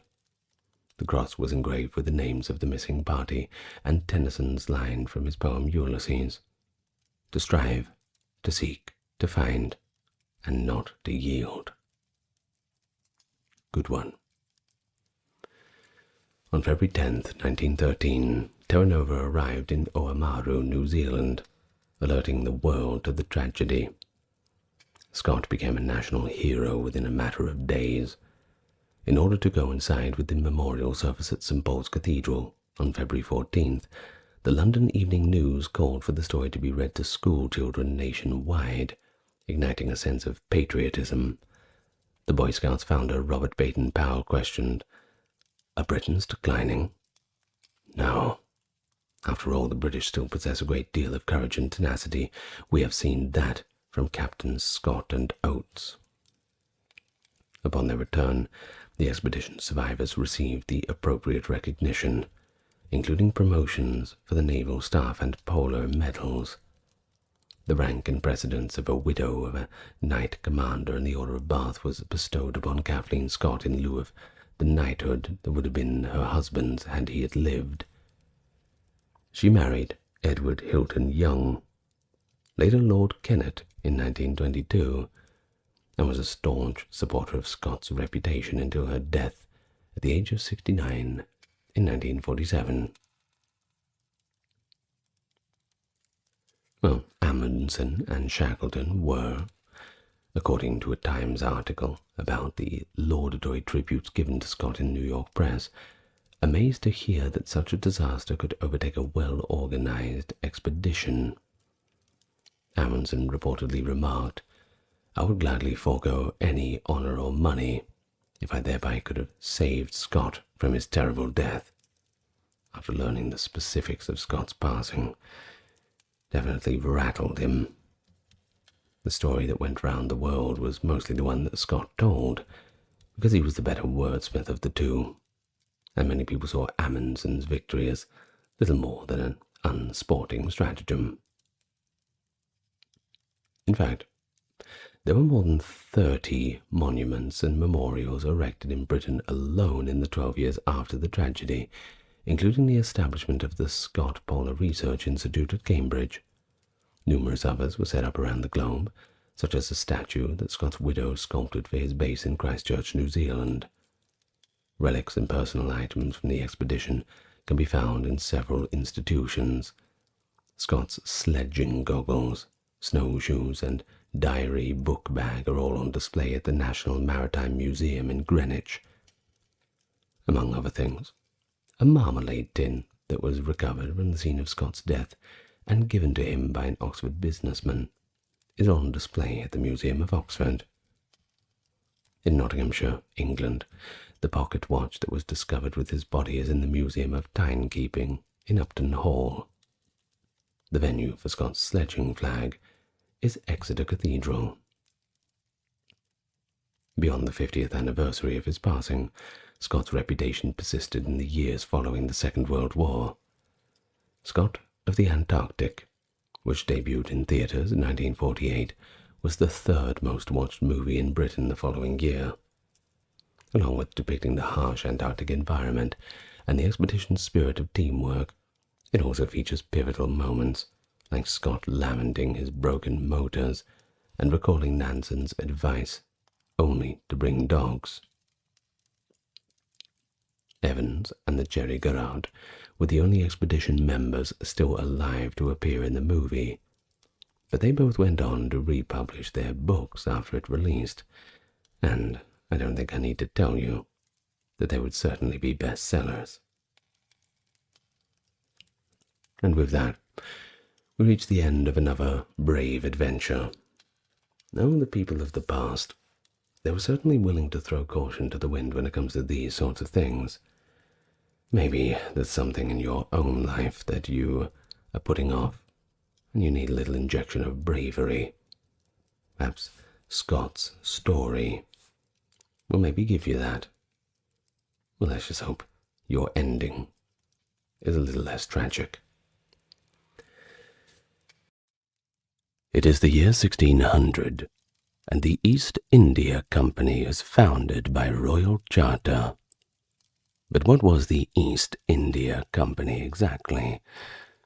Well, basically it was an important commercial enterprise in the expansion of British imperial power in Asia, and all in all one of the most powerful and influential businesses in all history.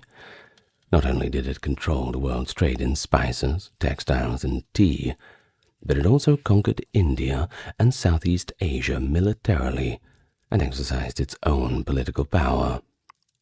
The company reshaped entire regions through strategic alliances, forceful negotiation, and of course, don't forget the brutal exploitation, because we can't go without that now, can't we?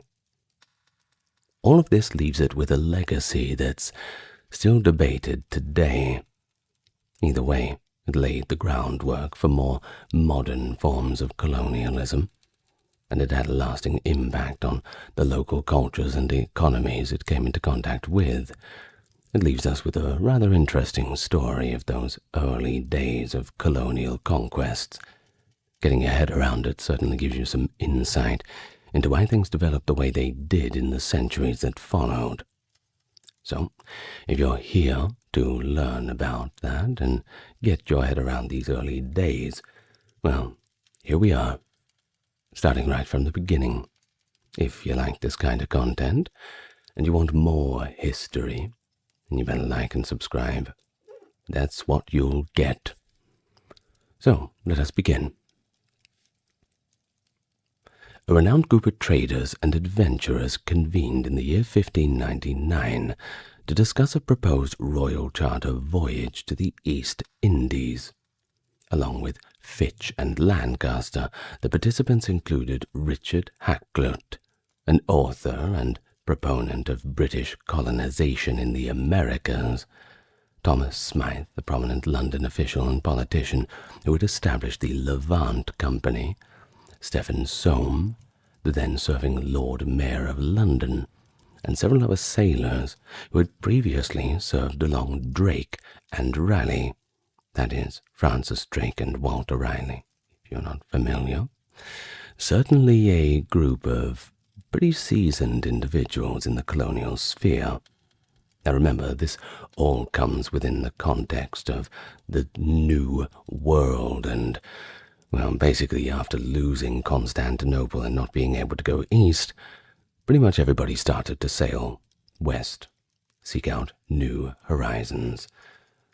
So, they announced on September 22nd their intention to invest about £30,000, which exceeds about $4 million in modern terms, to, quote, venture into the pretended voyage to the East Indies, in which it may please the Lord to prosper. When the adventurers, quote unquote, met again 2 days afterward, they resolved to seek the Queen's backing for their enterprise. That is, Queen Elizabeth, by the way. Although their initial endeavor had not been wholly successful, they aimed to secure her informal approval. Their investment was raised to £68,000, and ships were brought for the proposed venture. So they gathered once again, December 31st, 1600, but this time securing the outcome that they desired. It took a year, but, well, everything takes time in business. The petition submitted by George, the Earl of Cumberland, and 218 others, including ones such as James Lancaster, Sir John Hart, John Spencer, the adventurer Edward Mishelborne, the nobleman William Cavendish, as well as other various aldermen and citizens, altogether finally received the Queen's endorsement. she granted a charter to the Governor and Company of Merchants of London, a corporation trading in the East Indies. Under this charter, the company enjoyed a 15-year monopoly on English commerce, with all nations situated west of the Straits of Magellan and the east of Cape Good Hope, while any trader acting without the company's license risked incarceration at the, quote, royal pleasure, and loss of ship and cargo, of course, half of which would go to the Crown, the other half to the company. By terms of the charter, Thomas Smythe became the first governor. A court of directors made up of 24 committees, along whom was James Lancaster, reported a court of proprietors, which then officially appointed them. The court of directors, in turn, oversaw 10 committees. Originally, the group conducted its business at the Nag's Head Inn, that is situated across from St. Botolph's in Bishopsgate, before eventually relocating to East India House on Leadenhall Street. So the first East India Company vessel was called Red Dragon, which is, it's a pretty cool name for a boat, I will say. Sometimes these boats in colonial times, they have very unthreatening names. I believe Henry Morgan's boat was called the Fancy. That doesn't sound like much of a pirate ship to me, but, well. Either way, the Red Dragon sailed under the command of Sir James Lancaster in 1601. The following year, Lancaster travelled through the Malacca Straits aboard the 1,200-ton Portuguese carrack Sao Tome, carrying pepper and other spices. The profits from this seizure enabled the expedition to establish 2 factories, i.e. trading posts, one at Bantam on Java, that is in Indonesia, and another one in the Moluccas, the Spice Islands. When they returned to England in 1603, they learned of Elizabeth's death, but due to their success, the new king, James I, actually knighted Lancaster. So all's well that ends well, I suppose. Poor old Elizabeth, though. Oh, she had a hard life. Well, the other thing was, at that time, the war with Spain had actually ended, but the company had successfully breached the Spanish-Portuguese hold on trade, thereby creating fresh prospects for English merchants. In March of 1604, Sir Henry Middleton commanded the company's second voyage. The third, taking place on Red Dragon between 1607 and 1610, was led by General William Keeling, who had served as captain on the second voyage. Captain William Hawkins commanded Hector, and Captain David Middleton, commanded Consent. Alexander Sharpie became general, overall commander, that is, of the fourth voyage, as well as the captain of the company's ship Ascension at the start of 1608. On March 14, 1608, Ascension and Union, which was under Captain Richard Rolls, departed Woolwich. The expedition, however, ended in failure.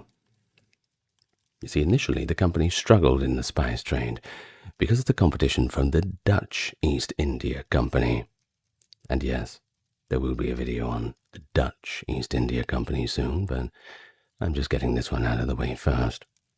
Either way, both organizations established fortified trading posts, maintained fleets, and forged alliances with local rulers, eventually leading to open conflict. Better financed and supported by their government, the Dutch seized dominance over the Spice Islands, of course modern-day Indonesia, and secured a foothold there. By enforcing strict policies to maintain a near monopoly, they compelled the English East India Company to seek markets elsewhere, focusing on India. On its maiden voyage, the English firm did establish a factory at Bantam on Java, and for 20 years the company's trade relied heavily on importing pepper from Java. Well, English merchants didn't have a very peaceful time of it. Of course, the high sea is a dangerous place. You don't just have to worry about pirates.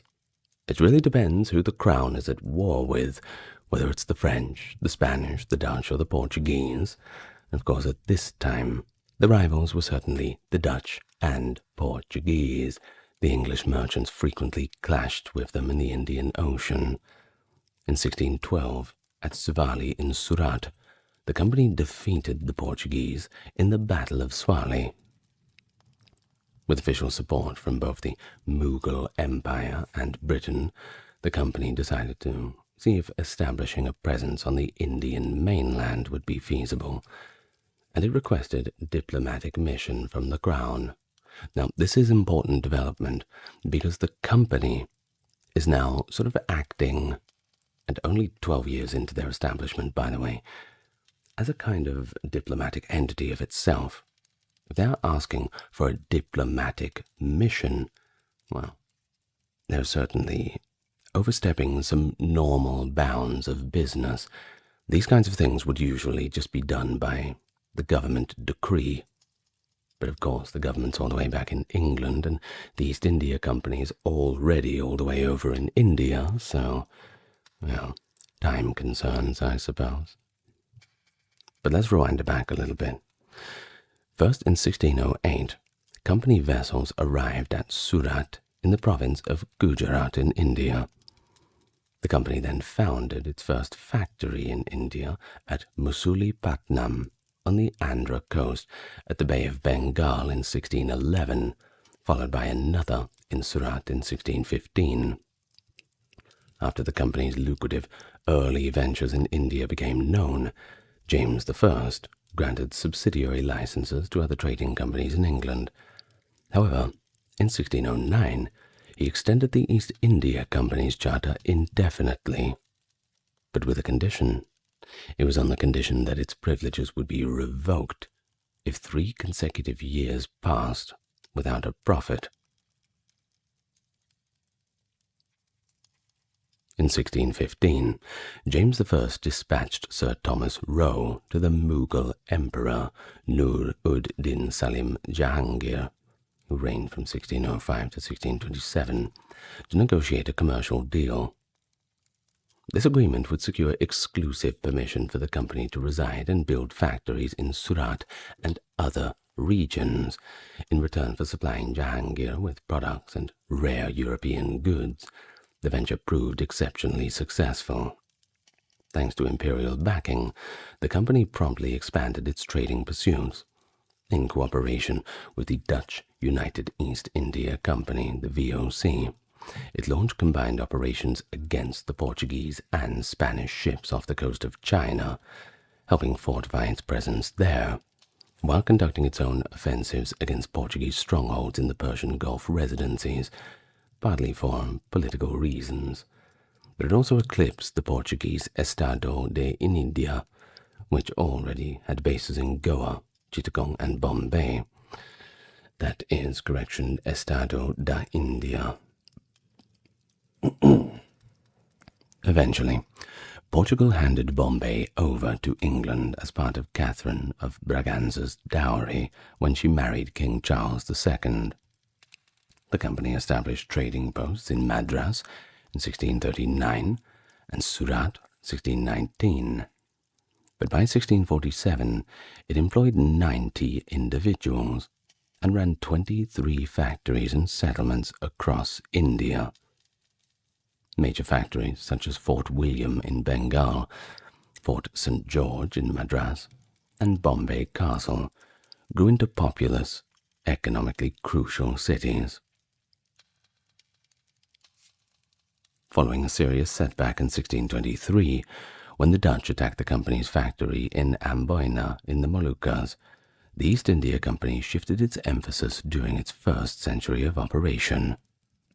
Although early profits were largely derived from piracy in the Spice Islands, a result of competition among European powers, this assault forced the company to formally withdraw from the Spice Islands and concentrate on Bengal, where profits, though pretty modest, were at least consistent.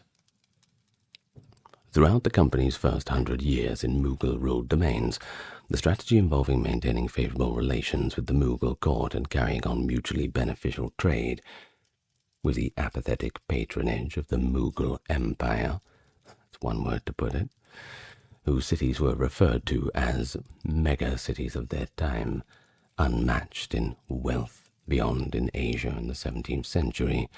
The company functioned as a sort of vassal in what is now Bangladesh. From there, it steadily outmaneuvered all regional adversaries and eventually employed that very system to uphold its own authority. Of course, originally little more than trading posts built on rather unappealing parcels of land, these sites evolved into extensive factory complexes, staffed by hundreds of workers, shipping all those exotic goodies back to England and distributing English merchandise to local merchants. Because French expansion, backed significantly by its own monarchy, was growing in the same region, the English company's early gains in Bengal and later achievements often came at the expense of other European contenders, achieved through political maneuvering and carefully positioned bribes. As we say on this channel, it always greases the wheels. In fact, during the entire century, the company only once took military action against the Mughals, and that did not go very well for them. Perhaps the Mughals had the home advantage. Either way, between 1686 to 1690, they had the Anglo Zulu War, and it concluded in a clear defeat, and the company restored its factories by pledging allegiance to the Mughals. Not the situation they wanted, but at least people kept their jobs. Good job to the Mughals, though. Not often that they beat the colonials, but hey. So, 1707, the Mughal Emperor Aurangzeb died. This resulted in widespread unrest throughout Bengal and other Mughal-ruled territories. The East India Company experienced somewhat of a change of fortune. Widespread rebellions and the collapse of the Mughal tax system allowed nearly all the empire's former fiefs to assert their independence, though Delhi, the capital, often fell under the sway of Maratha, Afghan, or rebel military leaders. To gain dominance over the eastern coastline of the subcontinent, the company waged multiple wars against the French and progressively established direct control in Bengal. As the empire fractured, the company's influential status at the Mughal court enabled it to back key regional figures who vied among themselves, gradually allowing the company to expand its territory and power in India. By the 18th century, the company's Bengal factories evolved into fortresses and administrative centers that oversaw extensive tax-collecting networks.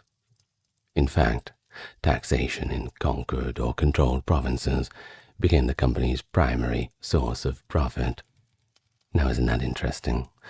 How the scope of business changes. Well, for 100 years, following 1700, when the Mughal Empire had actually been the richest in the world, the East India Company sought to extract that wealth. The region, once deemed a global hub of textile manufacturing in the 17th century, was compelled to become a market for British-made textiles. Treasures, such as these statues and jewels from Bengal's palaces, somehow found their way into English country homes, and Bengal, in particular, endured severe consequences of the company's tax farming. That is as illustrated as the Great Bengal Famine of 1770, and believe me, we're going to talk about the famines. Not in this video, but in another video. I promise. Now onto the sepoy, largely recruited from local Muslim populations and trained in European-style warfare. They became the company's principal vehicle for expansion. Their disciplined infantry and effective use of field cannons were decisive against mounted armies, which had previously dominated for centuries before because of their superior mobility. In multiple engagements, relatively small groups of sepoys overwhelmed significantly larger Mughal contingents. As tensions escalated, factions among Afghans, Mughals, and Marathas also formed European-style armies, frequently equipped with French weaponry, the best you could get at the time. Ultimately, the company prevailed, often relying as much on statecraft and diplomacy, and even a little bit of deceit at times, as they did on open combat. All roads lead to Rome. From its stronghold of direct authority in Bengal, the company positioned itself as the nominal protector of the empire, culminating in the Second Anglo-Maratha War, where it defeated the Marathas, long recognized as the empire's protectors, and installed a young Mughal prince as emperor at the height of Maratha influence. Though this relationship was often fraught, it remained in effect in various forms until 1858, when the final Mughal emperor was exiled and the company itself was dissolved. Sorry about the spoiler alert, I'm afraid it's not going anymore. Its holdings, of course, were taken over by the British Crown. Well, we'll get to that a little bit later. Mughal Emperor Shah Jahan first opened Bengal, the empire's wealthiest region, to the English merchants back in 1634, and by 1717, British traders were entirely exempt from customs duties there. Cotton, silk, opium, indigo dyes, saltpeter, and tea had become the company's major exports. Meanwhile, the Dutch, by then the company's main competitors, had pushed out the Portuguese from the Straits of Malacca in 1640-41, thus solidifying their grip on the spice trade. With Portuguese and Spanish power waning in the area, fierce competition arose between the EIC and the Dutch VOC, sparking the Anglo-Dutch Wars of the 17th and 18th centuries. Seeking additional markets for British-manufactured goods, the British looked to trans-Himalayan trade routes, which also drew them into conflicts, of course, like the Anglo-Nepalese War. They seem to certainly get themselves into quite a lot of these situations, don't they? Well, during the first 2 decades of the 17th century, the Dutch East India Company, also known by the abbreviation VOC, which is abbreviated of the Dutch words for it, well, they were the world's wealthiest commercial enterprise. In fact, they had a worldwide workforce of 50,000 and a private fleet of 200 ships. It specialized in the spice trade and paid an annual dividend of 40% to its shareholders. Can you believe that? 40%? Those kinds of returns. Oof. It's pretty good. All through the 17th and 18th centuries, the British East India Company faced fierce competitions from both the Dutch, yes, but also the French for spices grown in Indonesia. Certain spices, such as cloves and nutmeg, could only be found in that region at the time, and a single voyage had the potential to earn returns of up to, get this, 400%. It's like the Bitcoin of the day, isn't it?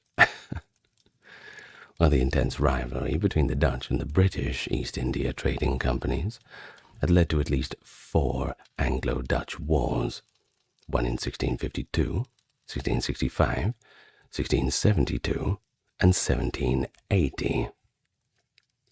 In 1635, King Charles I granted Sir William Courtine a trading license, enabling the rival Courtine Association to trade in eastern locations where the company was not yet established.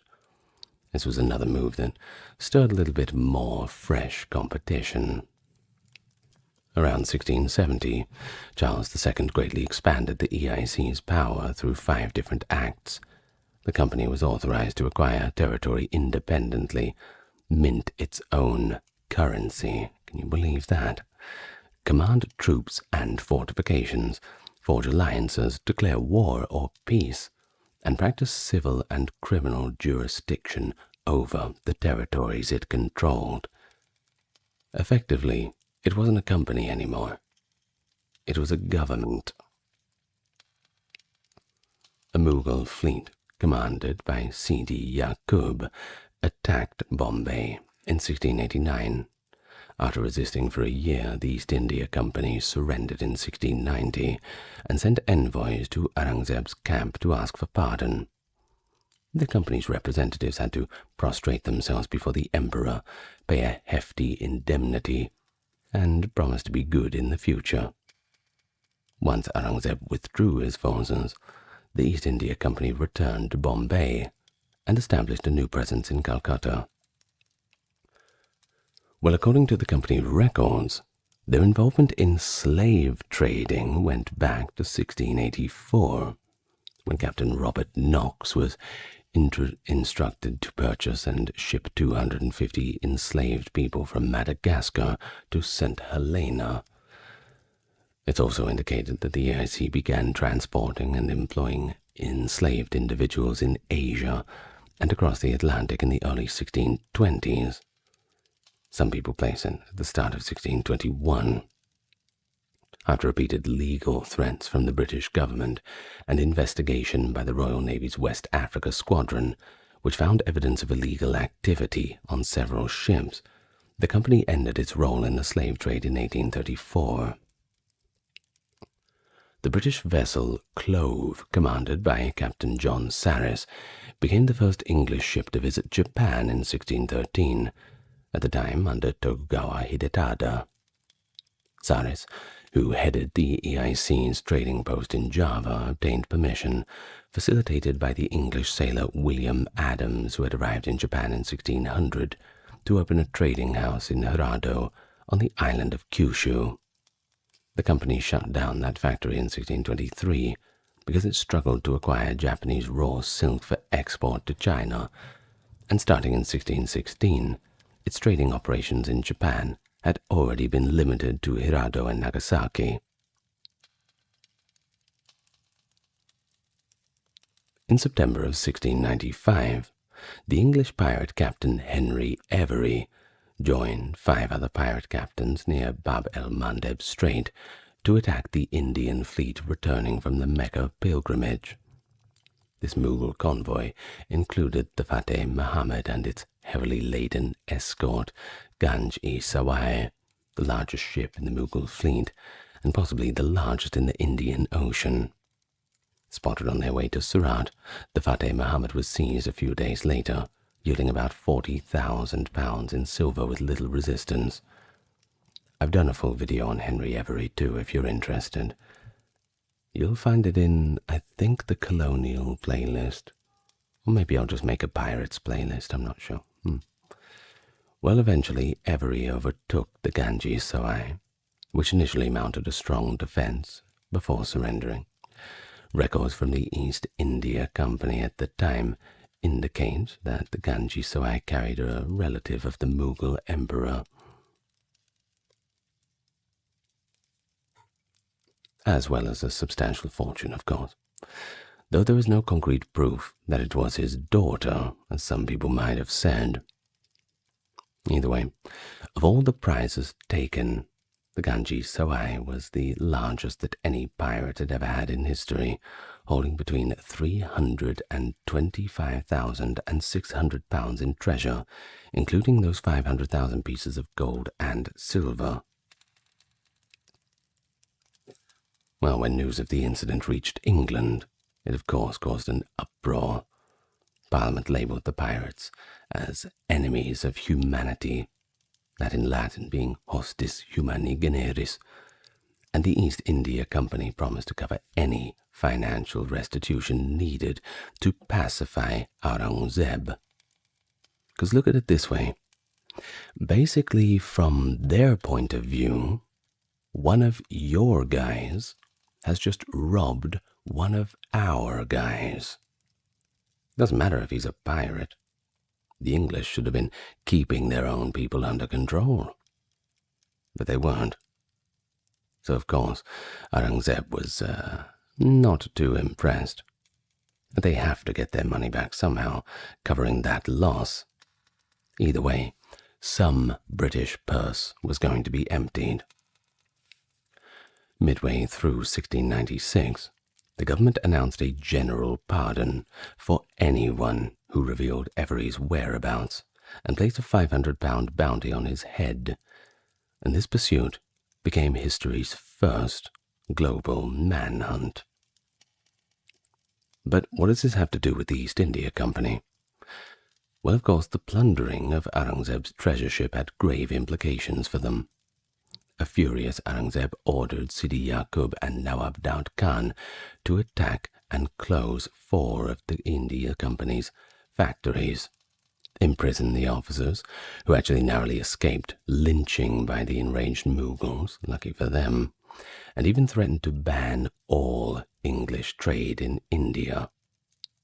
In order to appease Aurangzeb and his Grand Vizier Asad Khan, the Parliament ensured that Every was excluded from every amnesty and Act of Grace pardons, that being later granted to other pirates.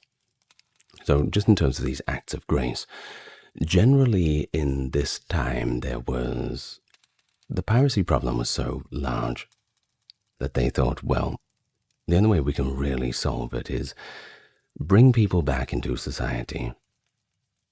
You might have remembered Stede Bonnet, Blackbeard as well. They took advantage of these Acts of Grace in their times, the governors in the now United States, and many other pirates too simply handed themselves in on the proviso that they would be given amnesty and peaceful lives afterwards. But then, of course, there's the thrill of adventure, and a lot of them just went straight back to it, so story for another time, I suppose. Well, in 1699, the company began trading with China as well, a development documented in the draft history of the Qing under Emperor Kangxi 37, 1698, reflecting a difference in the Chinese and British calendar years, of course. Do remember that the Chinese use the lunar calendar in their tongue, Nong Li, which is kind of like agricultural record calendar. They still do. They use both calendars, by the way. Under treaty concluded in January 1699, would still be listed as Kangxi 37 rather than Kangxi 38, by the way. Well, the company established a permanent factory in Guangzhou, which is back then called Canton, in 1715. Of course, this was the same place where the French and English got together and bombarded it from the Pearl River, the Zhujiang, many years later. Once again, story for a different video. Opium Wars. Not a good time for China. By the 1770s, the company was indeed exchanging opium with the Chinese merchants in return for tea and porcelain. Of course, this triggered widespread opioid addiction outbreaks in China by 1820, although the Qing dynasty banned opium in 1796 and 1800. The British just continued to trade illegally. After the Qing authorities destroyed tens of thousands of chests of opium to halt the company's activities, the First Opium War erupted in 1839, involving a series of British naval attacks along the Chinese coast. China's defeat culminated in the 1842 Treaty of Nanjing, which forced the Qing to grant the British traders preferential rights to sell opium. Of course, additionally, territories including the island of Hong Kong were ceded to Britain, and that's how Britain got control of Hong Kong, at least for the short time that they had it. Now it's well and truly back in Chinese hands. Thanks to the company's profits, many officers were actually able to return to Britain, buy very nice estates and businesses, and gain political clout, even securing seats in the House of Commons. By selling a ship captaincy commissioned for as much as £500, departing captains could pass on their positions to successors. New recruits, in turn, were motivated to amass Indian wealth with the ultimate goal of returning to Britain with comfort and status, living up the high life somewhere out there in the countryside, or, if you please, a nice little townhouse in London. The world is yours. But within Parliament, the company developed its own lobby. Around 1694, pressure from ambitious merchants and former company members, dismissed by the company as interlopers, led to a deregulating act, allowing any English company to trade in India, unless forbidden by specific parliamentary legislation. In 1697, following the East India Company Act 1697, a new parallel East India Company known as the English Company Trading to the East Indies was formed with state backing of 2 million. Now I love that name. The English Company Trading to the East Indies versus the East India Company. I mean, can you copy my homework? Yeah, sure, just change it up a little bit, that sort of thing. Leading shareholders to the original East India Company quickly invested £315,000 in the new venture. Thereby, they seized complete control. For a time, the two entities competed for influence in India and England, but still the money was all going back to the same people, so it's pretty much the same company anyway, right?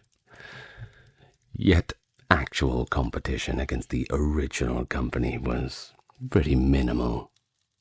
In 1708, two companies merged by a tripartite indenture involving both organizations and the state, overseen by Sidney Godolphin, the first Earl of Godolphin. They unified under the name the United Company of Merchants of England Trading to the East Indies, and agreed to lend the Treasury £3.2 million in exchange for exclusive privilege for 3 years, after which their charter would be reviewed. For decades, Parliament and the company's lobby remained locked in a struggle. The company pushed for permanence, while Parliament was loath to grant additional autonomy and lose its chance at sharing in the company's profits. Even after debts were repaid, the company's status was renewed under another act in 1712. By 1720, nearly all, that's about 15% of the Indian imports arriving in Britain, were facilitated by the company, further strengthening its lobbying power. Another act in 1730 extended the company's monopoly until 1766. Of course, by this era, Britain and France had become formidable rivals, frequently clashing over control of colonial territories. Concerned about the financial implications of a potential conflict, the British government in 1742 prolonged the company's license exclusive trading rights in India until 1783. The extension was granted in exchange for another £1 million loan. Between 1756 and 1763, the 7 Years' War prompted Britain to focus on defending and stabilizing its colonies in North America and Europe. Part of the Franco-British hostilities took place in India, involving the company's forces. In 1757, the Crown's law officers issued the Pratt-York Opinion, which distinguished between lands acquired through private treaties and those gained by conquest. According to this ruling, the Crown held sovereignty over both, yet only property from lands obtained by conquest belonged to the Crown of Great Britain. Once the Industrial Revolution began, Britain surged ahead of other European powers, strengthening its economy and enabling increased production. Greater availability of raw materials and more efficient manufacturing met the heightened demand for Indian goods, while living standards in general in Britain improved, at least for those who had the money to improve them. This interplay of production, demand, and prosperity transformed global trade, and the company rose to be a dominant force in Britain's overseas markets. In 1801, Henry Dundas informed the House of Commons that, I quote, On the 1st of March 1801, the debts of the East India Company amounted to 5.4 million, their effects to 15 million, and that their sales had increased since February 1793 from 4.9 to 7.6 million. Sir John Banks, a businessman from Kent, worked closely with the company and mediated arrangements between the Crown and the company. Together with a syndicate supplying provisions to the Navy, he realized that the Levant and Indian trades had made substantial fortunes for people like Samuel Pepys and John Evelyn. Rising to become a director of the company, Banks served as governor in 1672, negotiating a contract with the king that involved a £20,000 loan and £30,000 worth of saltpetre, which is of course essential to gunpowder. At the price it shall be sell by the candle. In this method of auction, bidding continued so long as an inch-long candle burned. Additionally, the deal included a resolution of outstanding debts and allowed the company to export 250 tons of saltpetre. In 1673, Banks arranged another agreement with the king and the company for 700 tons of saltpetre at the price of £37,000. Occasionally, the government overlooked unpaid duties to obtain essential military supplies. In 1864, one of the company's governors even remarked that he valued saltpetre over the salt tax. The French, of course, were defeated in the 7 Years' War, that is 1756 to 1763, holding their imperial ambitions and slowing the Industrial Revolution's effects in French territories. Back in India, the company led by Governor-General Robert Clive overcame the French commander Joseph-François Duplessis and reclaimed Fort St. George. Taking advantage of the lull, the company seized Manila in 1762.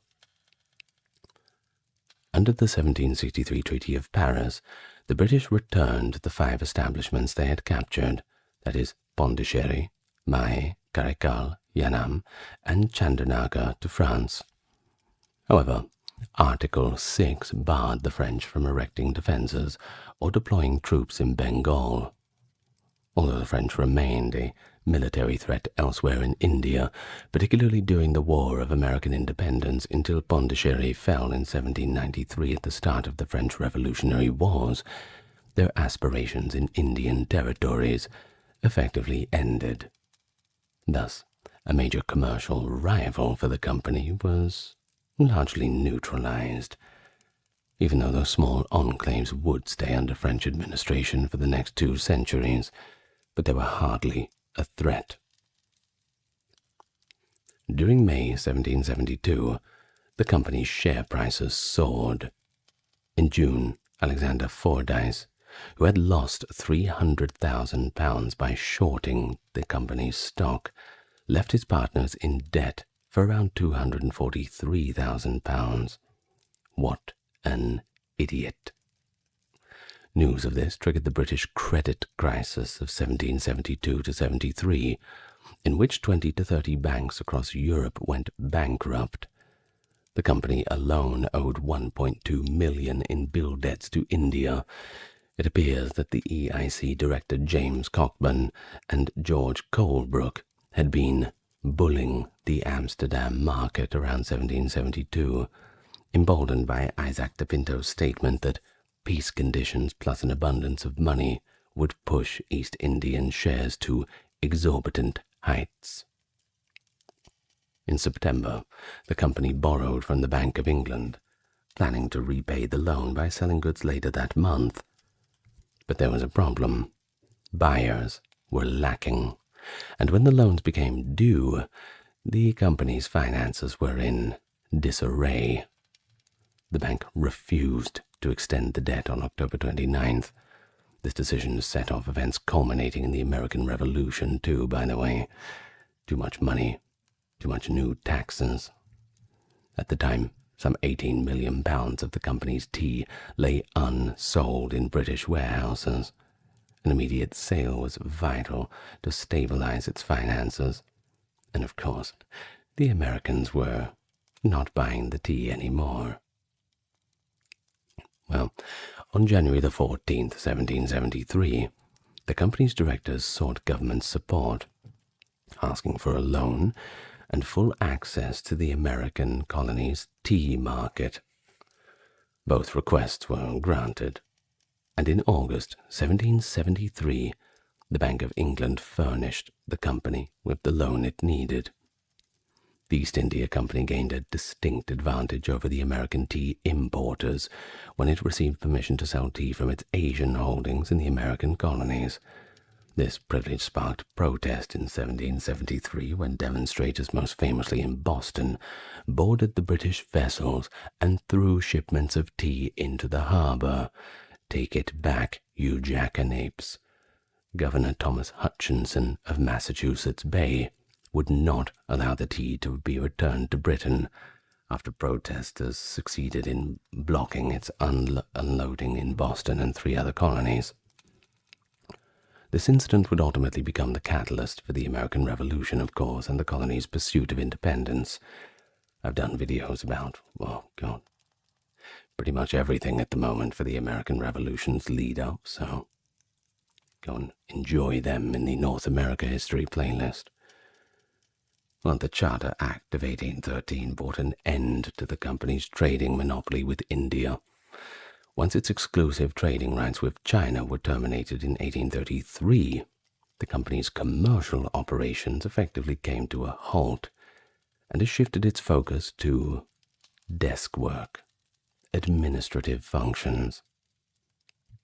After the Indian Rebellion of 1857, the British government nationalized the company under the terms of the Government of India Act 1858. Consequently, the Crown took over the company's military, administrative networks and possessions across India. In 1833, the company had sold its commercial trading interests in India to the British government.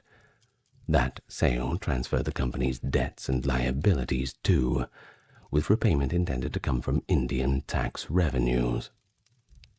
In exchange, shareholders agreed to accept an annual dividend of 10.5%. Not too bad. It's not as good as the 400% they used to get, but, well, at least it's stable. This was, of course, funded by India and guaranteed for 40 years, with the final payment settling any remaining shares. Although the company dissolved, these debt obligations persisted well into the 20th century, and they only really ended during the Second World War. Well, the company formally continued in a minimal capacity until the East India Stock Dividend Redemption Act in 1873 took effect on January the 1st, 1874. It managed the tea trade on behalf of the British government, along with the provisions for St. Helena, until after a final dividend and redemption of its stock, the company was officially dissolved on June the 1st, 1874. The Times remarked on April 8, 1873, "It completed a task that no other trading company has ever attempted in human history, and that no other company is probably going to try in the years to come."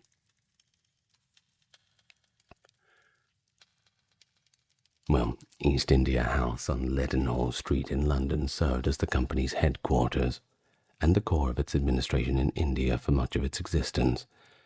Initially, the company worked out of Philpot Lane, then moved on to Crosby House in Bishopsgate in 1621, and then they stayed on Leadenhall Street from 1638 to 48, before settling in what became known as East India House in 1661.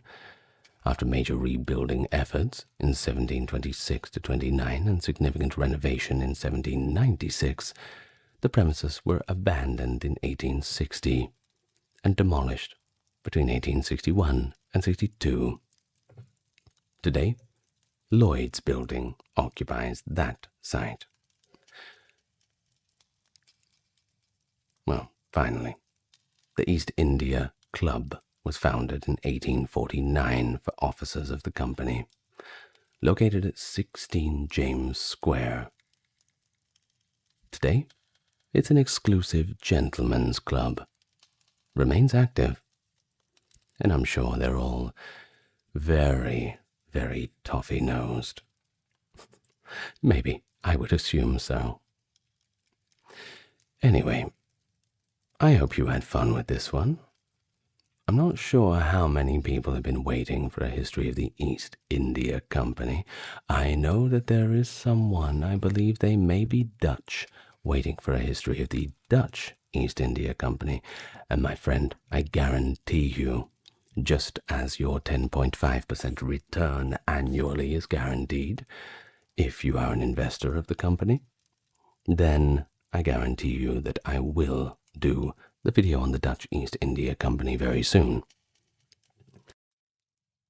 Take yourself back to the Elizabethan era of England, around the 16th century, and you will meet the remarkable English polymath, John Dee, with talents spanning astronomy, navigation, mathematics, and cartography. But it is not that which we are here to discuss. Beyond all of the scientific prowess, Dee immersed himself in the mystical realms of alchemy, divination, and hermetic philosophy, blending the rational with the esoteric. As a trusted advisor to Queen Elizabeth I herself, he was instrumental in advancing the sciences and supporting England's daring maritime explorations, supplying vital navigational tools and maps that fueled the growth of the British Empire. And of course, his vast library, one of the largest in England during his time, became a centre for scholarly pursuit and the spread of knowledge.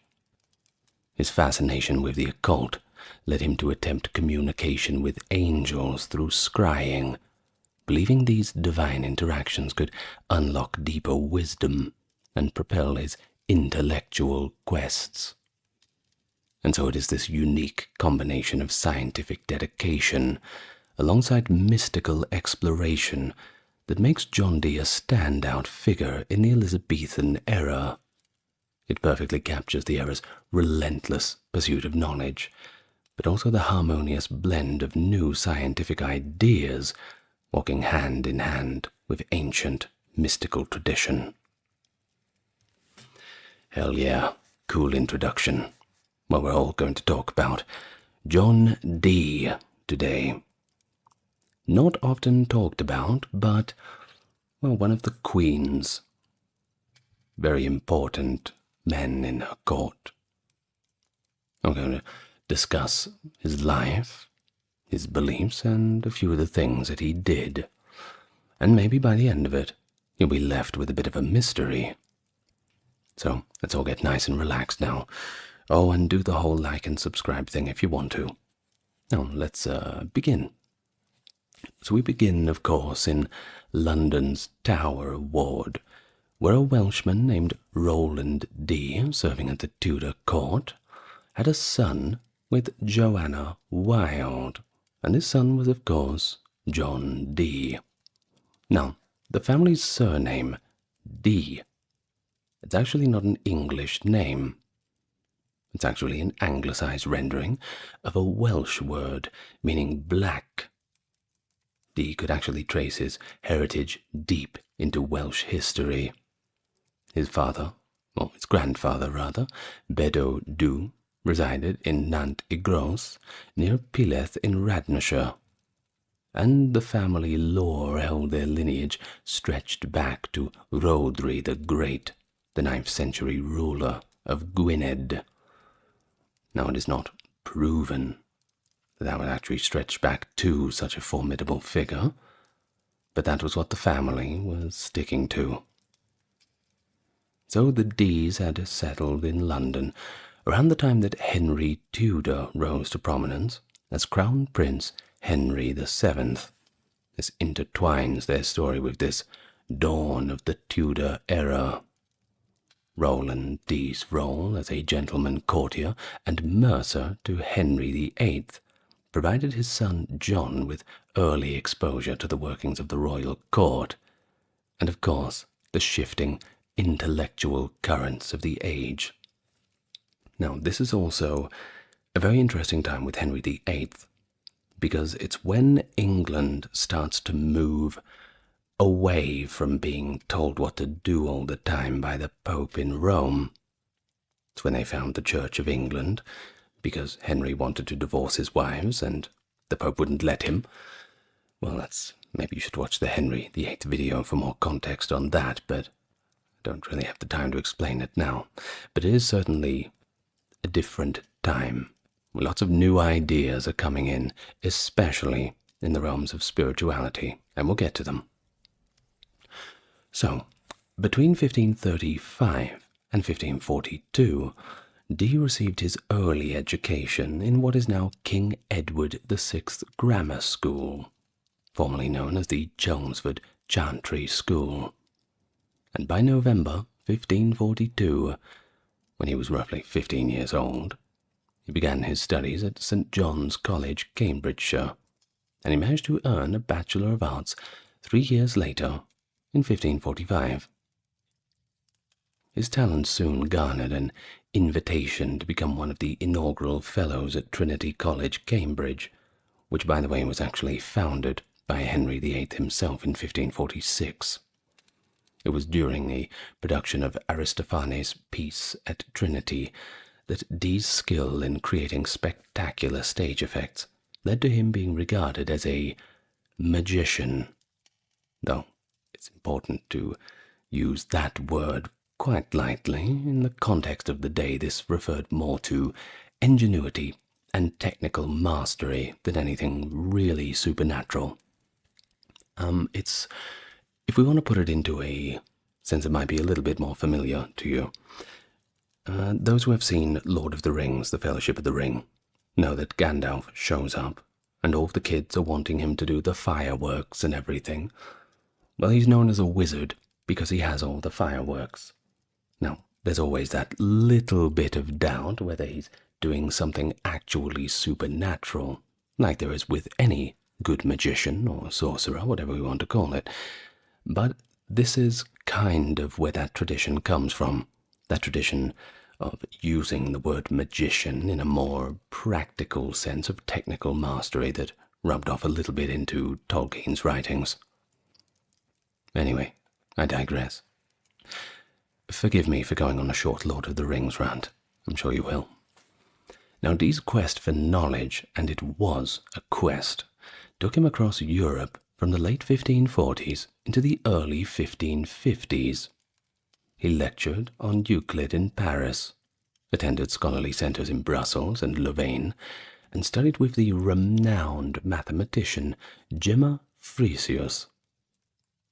His friendships with celebrated cartographers, that being map makers, that is the word for making maps, cartography, Abraham Ortelius and Gerardus Mercator, reflected his growing network of European intellectuals. I'm sure you recognize the name Mercator. He also collaborated with the other leading thinkers of the time, including Italy's Federico Comandino, further honing his understanding of mathematics and the sciences.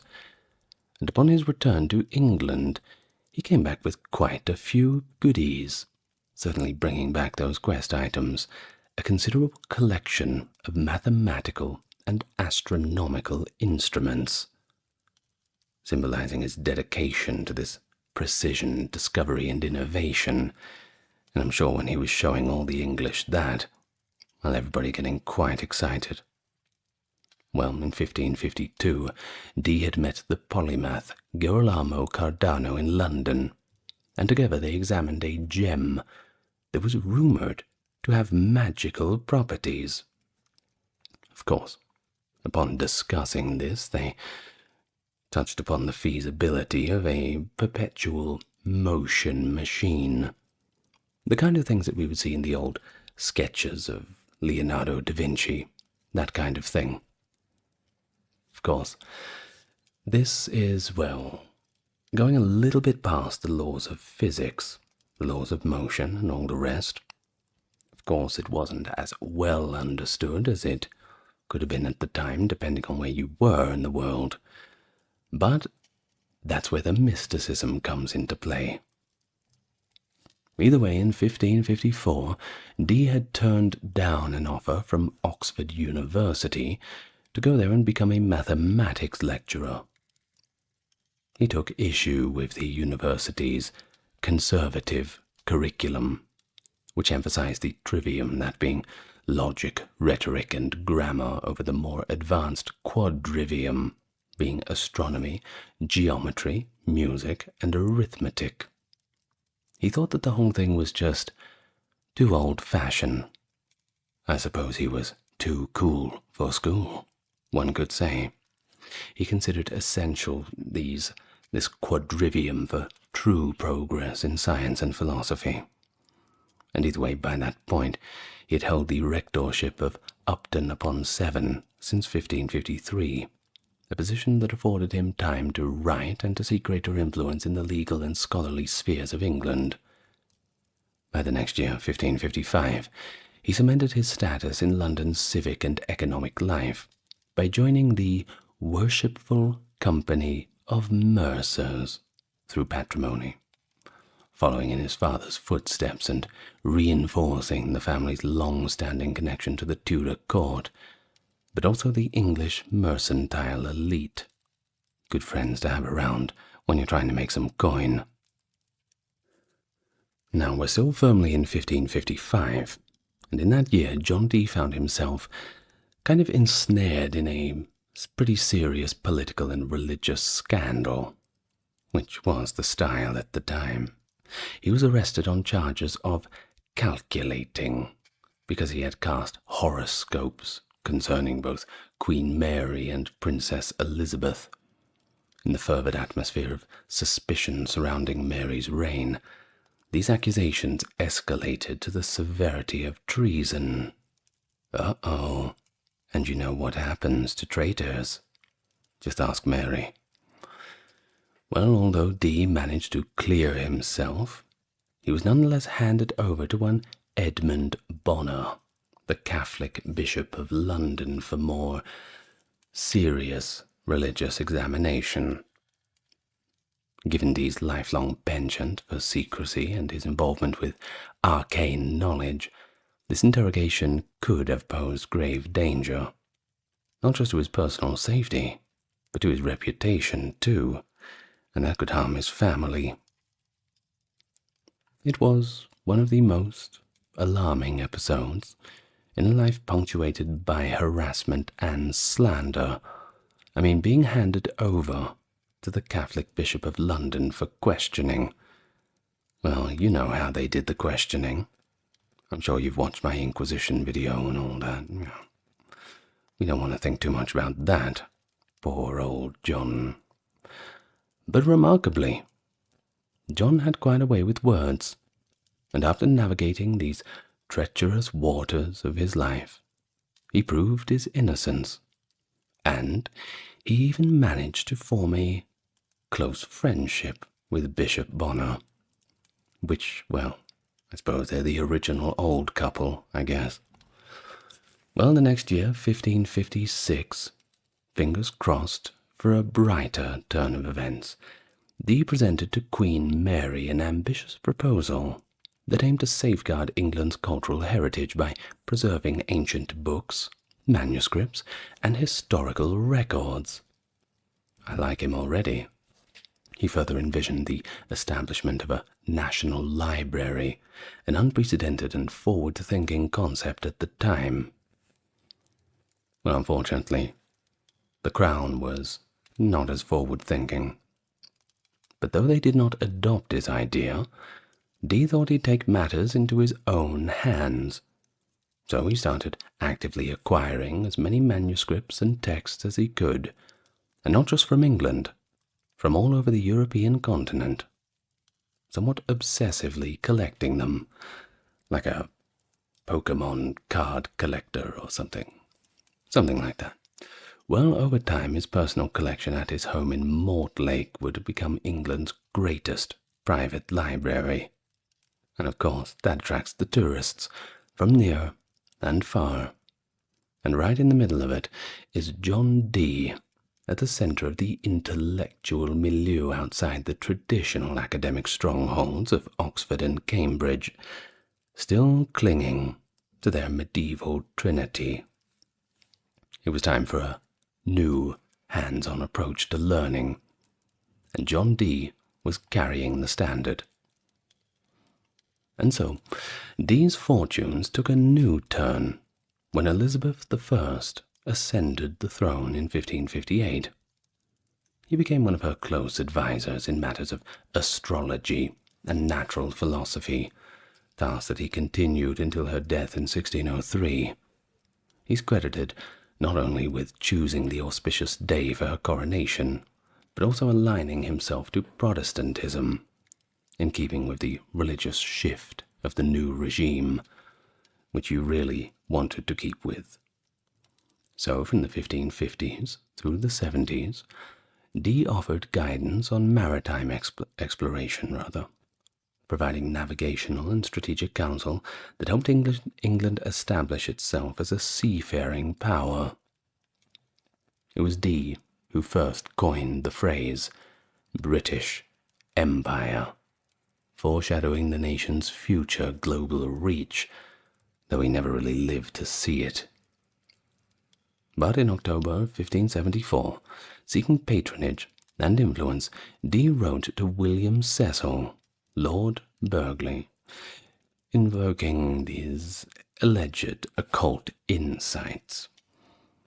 In fact, he claimed to know of hidden treasures in the Welsh marshes and valuable manuscripts that were locked away in the depths of Wigmore Castle, a subtle appeal to Burghley's ancestral connections and a calculated attempt to gain the powerful minister's support. After all, who would give up buried treasure? Well, among Dee's most enigmatic contributions to the esoteric intellectual world was his own publication in 1564, the Monas Hieroglyphica, or Hieroglyphic Monad. This deeply hermetic and Kabbalistic work offered an intricate symbolic synthesis meant to express the mystical unity that underlies all creation. Dee hoped to impress the Holy Roman Emperor, Maximilian II, by dedicating this treatise to him and attempting to present it to him around the time the emperor was taking the throne of Hungary. Now, if that doesn't impress the emperor, I don't know what will. Either way, John Dee wanted that imperial favor. Also, he authored a treatise on cryptography that earned high praise from the Royal Secret Service and several learned contemporaries. Yet modern scholars seem to struggle to decipher its full meaning, as the key to its interpretation likely laid in oral tradition and secret teachings, and unfortunately, they've long since faded from our memory. He also made the case that mathematics should be regarded as important due to its impact on other areas of creativity and scientific investigation in the mathematical preface he wrote in 1570 for Henry Billingsley's English translation of Euclid's Elements. Despite being written for an audience not associated with universities, it became Dee's most widely influential and often reprinted work. Dee pushed for a strategy that would fortify England's political and economic standing and start the process of establishing colonies in the New World, starting in 1570. His work, Britannicae Republicae Synopsis in 1570, covered topics such as trade, morality, and national authority, in addition to giving a summary of the Elizabethan realm's current situation. His general and rare memorials pertaining to the perfect art of navigation, published in 1576, was the first book in a series aimed at promoting the founding of English colonies overseas. Unfortunately, though, it was never finished.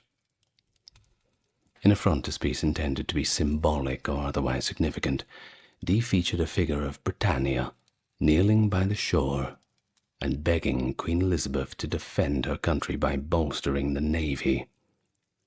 Dee used golf Geoffrey's, inclusion of Ireland in King Arthur's conquests to bolster his argument that King Arthur had created a British Empire outside of the United Kingdom. He also maintained that England would profit economically from the founding of new colonies, which would be safeguarded by a strong navy. But this term British Empire has also been recognized as coined by Humphrey Lloyd, somewhere in 1568. He is credited with the term's initial use, but Dee is credited with its unofficial creation. It's a bit complicated. Either way, it doesn't really matter. What does matter is that by the late 1570s, John Dee had moved beyond this scholarly speculation and informal assertions, opting instead to formally advance England's claims on the New World. On the back of a map, produced sometime between 1577 and 1580, he penned a clear legalistic case for English sovereignty in North America. In his 1580 Title Royal, Dee argued that prior explorers tied to English heritage had reached the Americas long before the Spaniards did. Specifically, he claimed that the medieval Welsh prince Madog ab Owain Gwynedd had set foot in the New World, and that two late 15th century navigators, Robert Thorne's father and a certain Mr. Eliot of Bristol, had discovered Newfoundland around 1494. Certainly bold claims. Hard to prove right, but equally as hard to prove wrong. Maybe that was the strategy. To bolster England's position, Dee drew on semi-legendary figures such as Brutus of Britain and King Arthur, as well as the historical Madog. He contended that Elizabeth I's empire had a legitimate ancestral claim to the North American lands, traced through a lineage of British adventurers and conquerors who had supposedly taken possession of territories there. Dee had articulated these imperial visions as early as 1577, with his publication of the general and rare memorials pertaining to the perfect art of navigation, work that set forth his blueprint for that expansive English maritime force. He thus linked the intellectual heritage with geopolitical ambition, cultivating connections with prominent court figures such as Humphrey Gilbert, and maintaining a close rapport with Sir Philip Sidney and members of his influential circle. Yet, by the early 1580s, Dee found himself increasingly frustrated. His quest to unravel the secrets of the natural world felt like it was progressing too slowly, like a stagnant pool. His once celebrated counsel at court had diminished to near irrelevance. Plans he had supported, ranging from a reformed calendar system to a more systematic colonial enterprise, had either stagnated or failed to gain traction. He was losing on all fronts. Well, what goes up must come down, I suppose. The mixed and often disappointing results of the English expedition to North America left his dreams of British maritime empirical supremacy largely unrealized, at least in the way that he had envisioned. And thus he was disillusioned with the earthly avenues of advancement. These ambitions turned inward and upward, toward the spiritual, toward the supernatural. Convinced that divine intermediaries might offer knowledge and influence denied to him in the mortal sphere, he began experimenting with techniques to contact angels. With the help of a scryer, someone he believed capable of seeing and conversing with spirits, Dee embarked on what would become a defining phase of his life.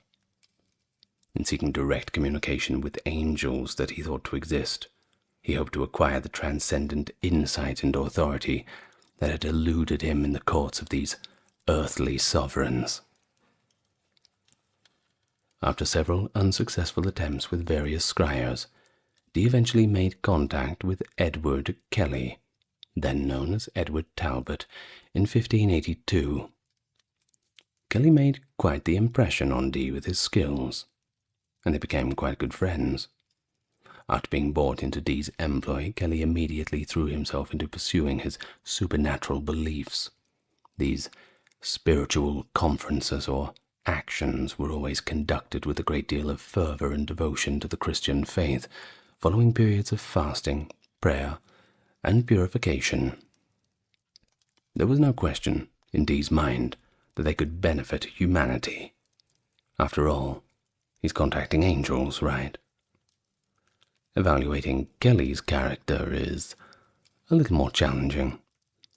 Some people tend to think he acted cynically. It is impossible to rule out the possibility that he engaged in delusion or self-deception too. Maybe he was just going along with the whole thing for the coin. That's always a possibility. The volume, complexity, and vividness, however, of Kelly's subject matter make the output quite noteworthy. According to Dee's journals, angels used methods to speak to him, dictating multiple books via Kelly. A few of these books were composed in a distinctive Enochian or angelic language. And so, in 1583, Dee had the opportunity to meet Albert Lasky, a poor but popular Polish politician. He was so well received at court that he invited Dee to travel with him back to Poland. Apart from the fact that his legal circumstances were getting worse, Dee decided to do so after being persuaded to do so by the angels through Kelly once more. When Lasky, Kelly, and their families left in September of 1583, it was found that Lasky had lost favor in his own nation and become financially insolvent. He failed to mention that when they were planning the holiday. No wonder he made them pay for the tickets. Maybe.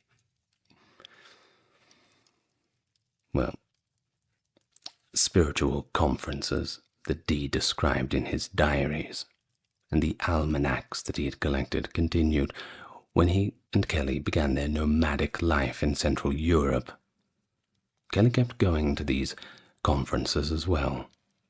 When they met with Emperor Rudolph II of Prague and Stefan Bathory of Poland, they were able to persuade both of them of the importance of angelic communication. Located near Krakow, the Polish capital at the time, Neopolmic Castle, I'm sorry for the Polish pronunciation, served as the venue for the Bathory meeting. But unfortunately, not everybody was ready to give him a warm welcome. Despite his reputation as a man of great knowledge, he was also distrusted because of his association with England's Queen. Some thought that he was a spy sent by Elizabeth herself, and Dee did write a secret letter to the spymaster Francis Walsingham saying, "I am forced to be brief. That which England suspected was also here." At the start of their meeting or meetings, the Polish king, a pious Catholic who was suspicious of supernatural intermediaries, said that prophetic revelations had to be consistent with the teachings of Christ, the mission of the Holy Catholic Church, and the Pope's approval. And at that time, getting the Pope's approval for anything as an Englishman, that was kind of difficult. At a religious assembly held in Bohemia in 1587, Kelly told Dee that the angel Uriel had commanded the men to divide everything they owned, including their wives. I wonder what the wives thought about that. Particularly among the Central European royal families, it was a profession with a potential for significant and sustained financial gain. As a result, by this time Kelly had become somewhat of an alchemist, and was therefore more in demand than Dee. Dee, however, was more interested in speaking with angels, and that doesn't make as much money as alchemy. But he did think that they would help him use science, navigation, astrology, mathematics, and optics to solve the mysteries of the heavens. It might have been that Kelly wanted to stop Dee from depending on him as a diviner, and at their increasingly long and frequent spiritual meetings he was just getting tired of the whole thing.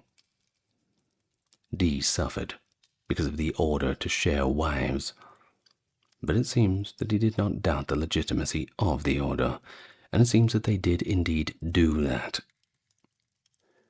On the other hand, these spiritual conferences, seances, if you will, seem to have stopped around this time, and he returned to England in 1589. Kelly got himself a nice little job as an alchemist for Emperor Rudolph II. Not a bad gig. Dee's wife gave birth to a son on February 28, 1588, whom he baptized Theodorus Trebonianus Dee and reared as his own. We don't really know whether it was his actual son because of this whole wife-sharing thing, but, well, you are not the father. Either way, the son was raised as Dee's own, so I'm gonna step up for this kid. So after 6 years away from Mortlake, Dee returned to find his home had actually been vandalized. His library was completely destroyed, and most of his valuable books and instruments were stolen.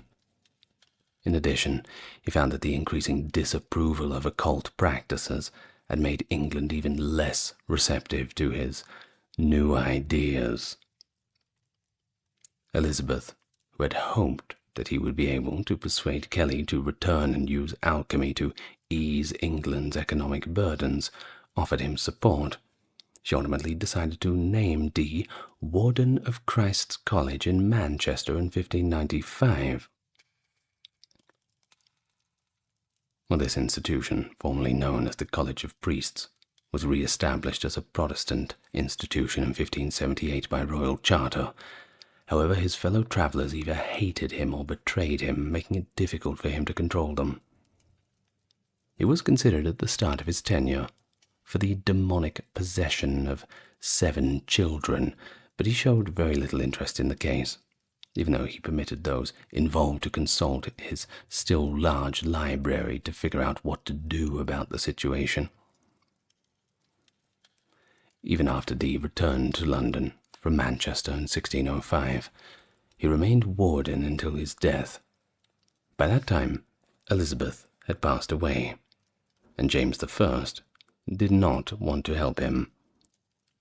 Until his death in Mortlake, in the late half of 1608, or perhaps the early part of 1609, at the age of 81, he was cared for by his daughter, Catherine. In order to support himself and his daughter, Dee had to sell off a number of belongings during his last years of poverty. Both the gravestone that belongs to Dee and the parish registers are still missing. But in 2013 there was a memorial plaque placed on the south wall of the present church in Dee's honor. So that's something. But you see, the story does not end with the magician's death. About 10 years after Dee's death, antiquarian Robert Cotton bought the land around the home and started hunting for papers and artifacts on location. He found several manuscripts, most of them chronicles of communications from Dee's angels. This divine insight, pen to paper. Cotton's son gave these manuscripts to the scholar Merrick Casaubon, who published them in 1659. The book was titled A True and Faithful Relation of What Passed for Many Years Between Dr. John Dee and Some Spirits. Could have picked a better title, but okay. Either way, it was the first public disclosure of Dee's spiritual conferences, and you can imagine that that was extremely popular. As conservative as everybody was, and as, well, people wanting to dodge the Inquisition and all the rest, it was still just too cool not to buy. Well, he also included a lengthy introduction that was critical of the work's author. Of course, he had to, didn't want to run afoul of the authorities. According to Casaubon, who believed in the existence of spirits, Dee was unknowingly serving as the instrument of evil spirits when he thought he was actually speaking with angels. In the introduction, he made the case that Dee was behaving in this way throughout the whole work. This book was principally responsible for the belief that Dee was a liar and a deluded fanatic, a belief that endured over the next 2.5 centuries. Perhaps some people still think that way. Well, members of the Rosicrucian movement, of which Dee was actually a member, asserted that he was among them at the time of the publication of the True and Faithful Relation.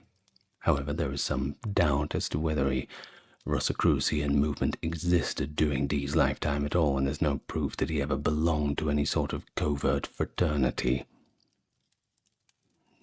He has become a figure that seems to be irresistible to modern magicians, though, horror story writers and fabulists, due to his reputation as a magician and the compelling tale of his association with Edward Kelly. Even though the facts of Dee's life were remarkable, there is also that tendency for the accumulation of fanciful information. And there's enough good stuff, I think, that we don't need to make things up. Furthermore, it does nothing to advance his Christian beliefs. You see, Dee sought guidance from angels on how to mend the severed and profound divisions that existed between the Protestant movement in England, the Reformed Church of England, and the Roman Catholic Church. He served as Queen Elizabeth's court astronomer on several occasions. This was not only because he was a Hermetic arts expert, but also because he was a man of great faith, wisdom, and integrity, and you must take that into account. Elizabeth wasn't going to let any old runabout just into the court to start using all of the things and all that sort of thing. It just would not have happened, and she certainly would not have let a heretic into the court. This isn't some kind of devil worship situation. No. If anything, we can look at it as a step above prayer, direct contact. Instead of wanting to speak to God, he wanted to speak with God. Maybe we can look at it in that way. At least, that's how I see it. But of course, the 20th century sees this re-examination of Dee's character and his importance, largely due to the work of historians Dame Frances Yates and Charlotte Fell Smith. Now, both of them help to highlight that parallel, the roles that science, religion, and magic played during the Elizabethan Renaissance. After all, they don't call it a Renaissance for no reason. Renaissance being rebirth, okay? Both of these authors effectively say that, well, that Dee has been effectively slandered, even misjudged, by pretty much everyone who came across him in his time.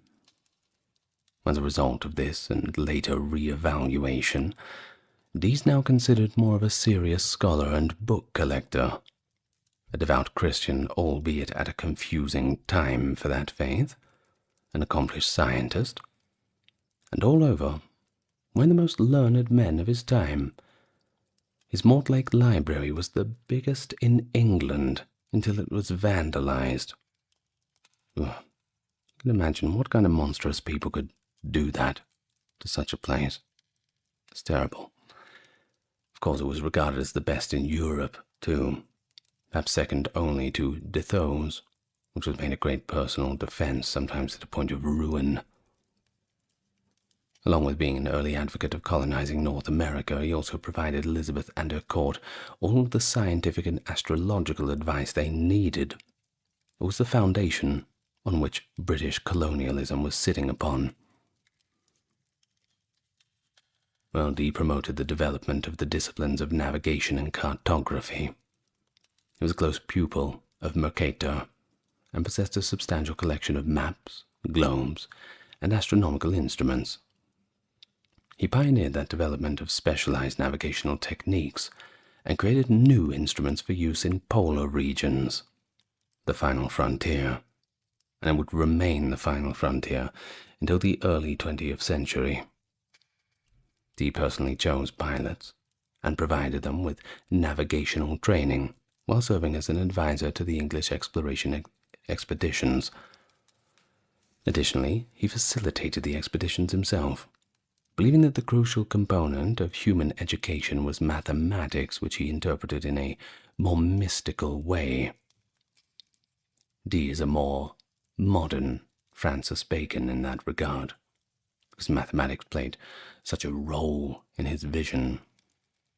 Of course, he was also familiar with the work of Copernicus, which was his ward and assistant Thomas Digges had translated into English. Christopher Bra was also friends with Dee, yet many of his astronomical calculations were based on Copernican assumptions. Even though he never openly supported the heliocentric theory, and we say openly because we all know what happened to Galileo.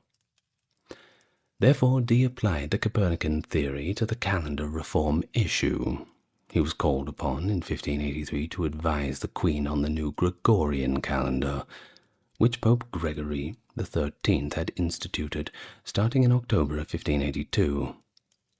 His recommendation was that England accept it, but not without a few specific changes. It was first proposed that the calendar be adjusted by 11 days, which would return it to the time of Christ's birth, rather than 10 days, which would return it to the period of the Council of Nicaea in 325 AD. Council of Nicaea being the council in which they decided on some matters of doctrine, particularly with Arianism. I have made a video on that too if you want to go watch it. Whatever. Well, one of these other recommendations was to align the liturgical and civil years, starting both on January the 1st. England may have decided to reject proposals that came from the papacy, even though they might have had some significance. But of course, really, from the perspective of the 21st century, these acts fall somewhere between contemporary science and just plain magic. But you can't really draw a clear line, can't you? Especially back in those days. He was given the chance to lecture on Euclidean geometry at the University of Paris, despite the fact he was only in his early 20s at the time. He was a leading authority on navigation, a passionate supporter of mathematics, and highly esteemed in the field of astronomy. But it was sorcery that he really threw himself into. Hermetic philosophy. He made a tremendous effort to speak with those beyond during the last 30 years of his life. He sought to establish a pre-apocalyptic human unity and learn the universal language of creation. This quest for a transcendent comprehension of divine forms that exist beneath the maternal world was what he called pure verities, verity being the word for truth, to the highest truth. He was of course influenced by Marsilio Ficino's Neoplatonism of the Renaissance, and did not distinguish between his studies of divination, hermetic magic, and angel summoning, and his mathematical research. During the Crimean War, the groundbreaking work of the pioneering British nurse and social reformer Florence Nightingale transformed healthcare and elevated nursing to a revered profession. She demonstrated the power of evidence-based medicine by instituting stringent sanitary practices and organizing efficient care systems in military hospitals, leading to a dramatic reduction in mortality rates despite the dire conditions. Nightingale revolutionized military medicine and set the stage for contemporary public health practices with her use of statistics to assess and enhance hospital conditions. This unfaltering resolve, partnered with her empathy and reform-mindedness, have made her an everlasting symbol of care and scientific investigation, inspiring healthcare workers globally ever since. And here we are, to talk about Florence Nightingale today. Not a requested video, but I want to do it, so I'm doing it anyway. Relax and get comfortable, and if you want to, like and subscribe. But most importantly, let's learn something. Now, in case you weren't immediately aware of it, Florence Nightingale was named for the city in which she was born, and being Florence in Tuscany, Italy, she was born there in the Villa Colombaia on the 12th of May 1820 into a wealthy and influential British family. Somewhat continuing with tradition, Frances Parthenope, Florence's older sister, was also named after her birthplace, which was a Greek settlement by the name of Parthenope in part of what is now Naples. Nightingale was raised in the family's homes in Lea Hurst, Derbyshire, and Embley, Hampshire, after they returned to England in 1821, so certainly not staying for too long in Italy at all. But either way, both sides of Florence's family from a very early age instilled her in this liberal humanitarian perspective, bringing her up somewhat against the trends of the time. Her parents were Frances Nightingale and William Edward Nightingale, who was actually born William Edward Shaw. The reason for this is because, according to the terms of the forebearer Peter Nightingale's will, William inherited his estate at Lea Hurst and took the name and coat of arms of the Nightingale family. Florence's maternal grandfather, Frances's father, was William Smith, who was a well-known Unitarian and abolitionist.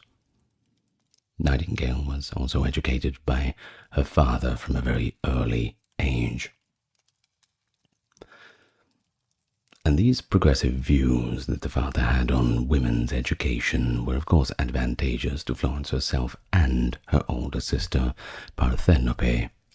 They studied philosophy, history, mathematics, Italian, and of course classical literature. Florence, the more intelligent of the two girls, showed an exceptional aptitude for gathering and analyzing information at a young age, which of course she would later use to a great advantage. And so during this time, she eventually became close to one Mary Clark, a Parisian hostess of English descent, when her father took the family on a tour of Europe in 1838. She wrote that Clark was an interesting hostess who didn't mind how she looked, and that even though her opinions didn't always coincide with those of her guests, she was incapable of boring anyone. Certainly sounds like a character. She had little regard for upper-class British women, whom she considered to be generally unimportant, and her behavior was described as frustrating and eccentric. She declared that we should prefer our freedom over the galleys of being a woman if given the option. She mostly avoided female companions and hung out with the male thinkers of the time. But in the instance of Florence, and the Nightingales in particular, Clark had made an exception to that rule.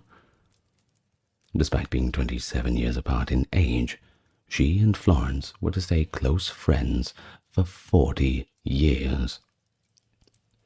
Now another interesting one. Florence had not learned this from her mother, but Clark showed that women could be on equal footing with men, and that was another new idea.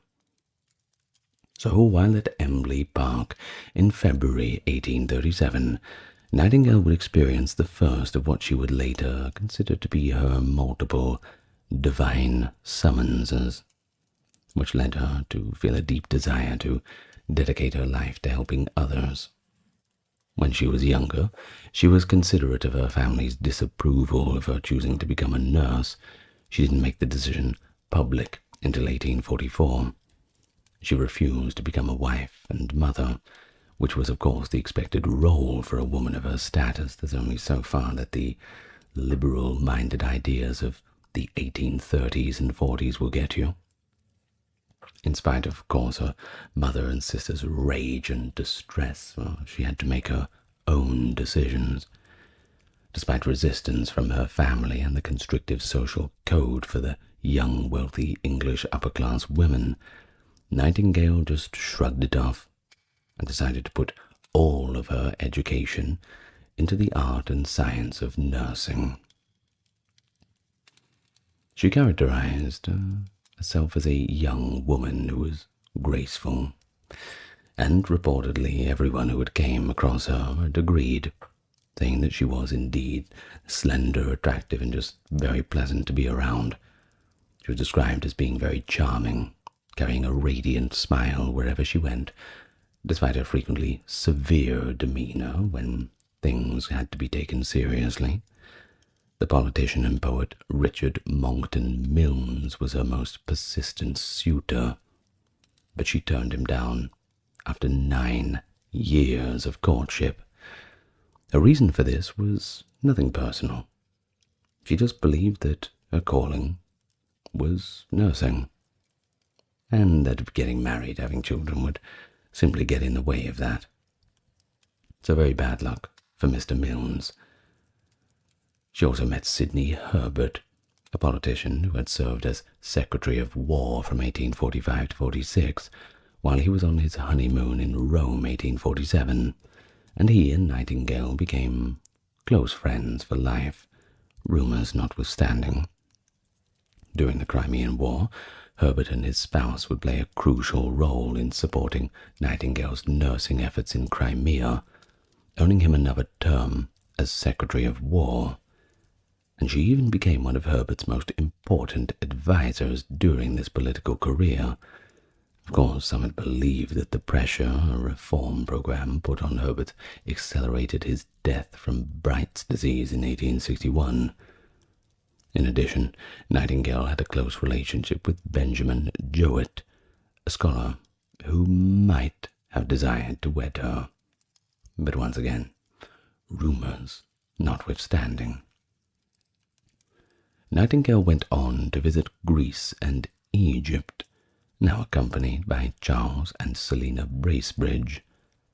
She named the young owl Athena after she saved it from a group of children torturing it while she was in Athens, Greece, which is the exact opposite of what you think that Athenian children would be doing. Of course, the owl, if you remember from the numismatic studies I'm sure you've taken part in, was the old symbol of Athens. You can find it on all the old coins.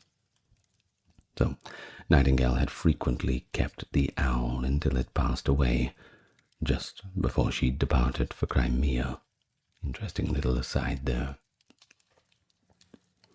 And then we have her writings about Egypt in particular, that bear quite witness to her education, literary prowess, and even her outlook on life. I'll quote from the diary.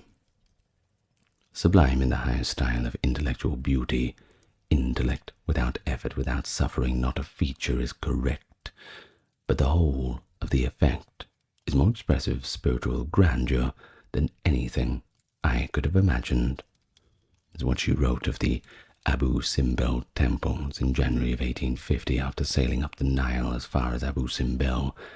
Now when we say up the Nile, remember that is going south. The upper Nile is the south part, and the lower Nile is actually up near Alexandria in that Nile delta where it empties into the Mediterranean. In contrast to her much longer letters, which her older sister Parthenope was to print after her return, she wrote in her diary a week later near Cairo that she was, quote, called to God, and went on to write, God called me in the morning and asked me would I do good for him alone without reputation. She thus went to the Lutheran church in Kaiserwerth am Rhein, Germany, later in 1850, where she saw Pastor Theodor Fleidner and the deaconesses tending to the sick and impoverished.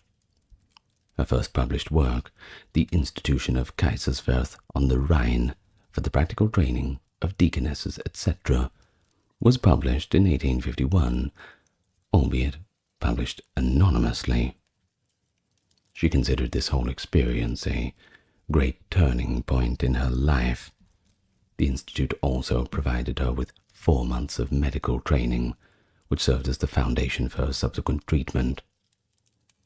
And so, moving on from Germany, she began working as the superintendent of the Institute for the Care of Sick Gentlewomen in Upper Hartley Street, London, on August 22nd, 1853. And she remained doing so until October of 1854. Of course, she was able to live quite comfortably and pursue her career because her father had given her an annual income of £500 of the day's money, which is about almost $70,000 in US currency in 2025 terms. Florence's most well-known contribution, of course, occurred during the Crimean War, which all of this medical training and experience was leading up to. When the Crimean War had broken out, that was really her time to shine. It became her primary focus after news reached Britain of the appalling conditions for the injured at the military hospitals at Scutari, which is near present-day Üsküdar in Istanbul, on the Asiatic side of the Bosphorus, across from Constantinople. Britain and France joined the Ottoman Empire in the war against Russia. She was sent to the Ottoman Empire on October 21st, 1854, with the consent of Sidney Herbert, along with the staff of 38 female volunteer nurses, including her head nurse Eliza Robert, her aunt Mai Smith, and 15 Catholic nuns who had been mobilized by Henry Edward Manning. On the way, Nightingale's friend Mary Clark helped her in Paris. Across the Black Sea, at Baklava in the Crimea, the volunteer nurses worked approximately 295 nautical miles from the British camp. Early in November of 1854, Nightingale arrived at the Semelier barracks in Scutari. Her team had discovered that, despite official indifference, overworked medical personnel were providing subpar care for injured soldiers, which is certainly not really going against the grain for 1854, but you have to give them something. Mass infections, many of which were fatal, were prevalent. Hygiene was also being neglected, and as for the medications, well, good luck getting anything in that regard. And that was not all. Everybody was quite hungry. Preparing meals for the patients was extremely difficult as there was no real equipment to do so, no field kitchens, no real tools to accomplish that kind of a job, especially on the scale that was required. It was a complete mess. A bloody mess. Following Nightingale's appeal to the Times, the British government hired Isambard Kingdom Brunel to create a prefabricated hospital that could be transported to the Dardanelles from England as a government solution to the facility's poor state. As a result, Edmund Alexander Parkes oversaw the Renkioi Hospital, a civilian establishment with a death rate less than 1/10 of Scutari's, certainly an improvement in no uncertain terms. Nightingale either called for the Sanitary Commission or improved her own hygiene to lower the death rate from 42% to 2%.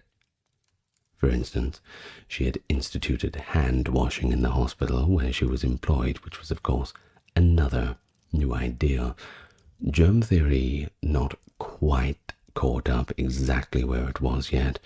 There was certain concepts that were in their infancy back then, but things had a little while to catch up. Perhaps a video on the history of germ theory and medicine in the 1700s and 1800s coming up soon. Now, as for the first winter that Nightingale was at Scutari, a total of 4,077 soldiers lost their lives. This was because of diseases like cholera, dysentery, typhoid, and typhus. It killed 10 times as many soldiers as the enemy could ever hope to inflict. These wounds sustained in combat, well, they were only half of the problem, or really a fraction. Nearly 6 months after Nightingale's arrival, though, in March 1855, the British government had to dispatch the Sanitary Commission to Scutari due to overcrowding, faulty sewers, and inadequate ventilation. The commission enhanced ventilation and cleaned the sewers out the best they could. Although the death rate was significantly decreased, Florence never took any credit for this. Nightingale was cared for by the head nurse Eliza Roberts during her own severe illness in May 1855. I'm sure she was advising her on the proper steps, no doubt. She continued to think that the soldiers' overwork, stale air, inadequate nutrition, and lack of supplies were to blame for these high death rates. Certainly not blaming it on one, but rather a combination of everything. She became convinced that the majority of the hospital soldiers, however, were killed by substandard living conditions after she returned to Britain and started gathering evidence for the Royal Commission on the Health of the Army. Her later work, in which she promoted the importance of hygienic living conditions, was impacted by this experience. As a result, she decreased army death during peacetime and focused on introducing sanitation in working-class homes and designing hygienic hospitals later on.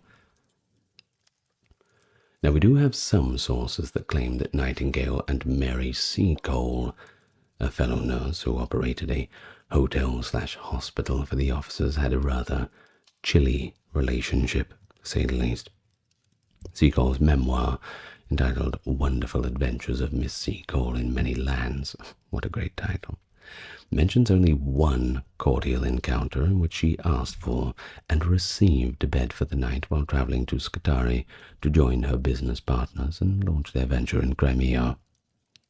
However, Seacole noted that one of the Nightingale's colleagues rejected her when she attempted to join her group, and Seacole deduced that racism was the cause of that rejection.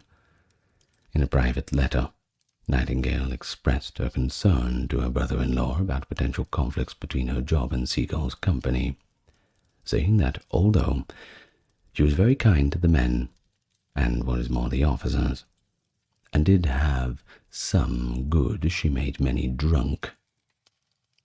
According to Nightingale, I had the greatest difficulty in repelling Miss Seacole's advances and in preventing association between her and my nurses.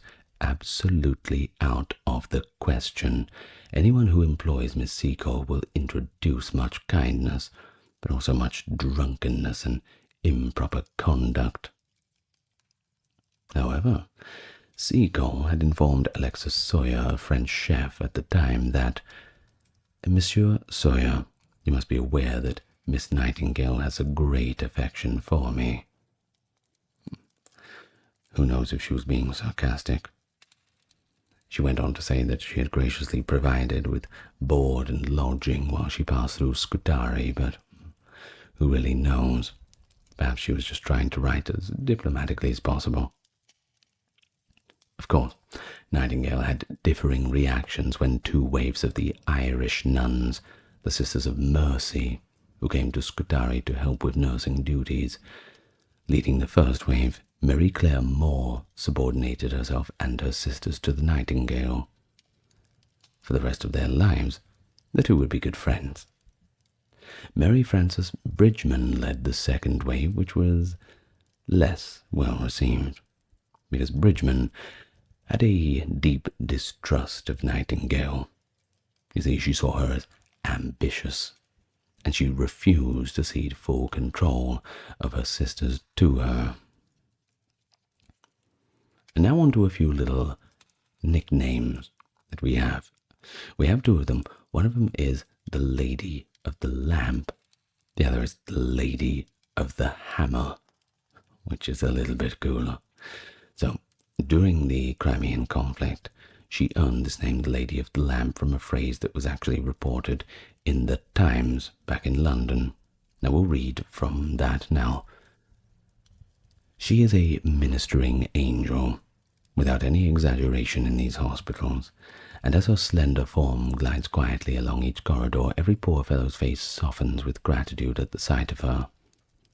When all the medical officers have retired for the night, and silence and darkness has settled down upon those miles of the prostrate sick, she may be observed alone with a little lamp in her hand, making her solitary rounds.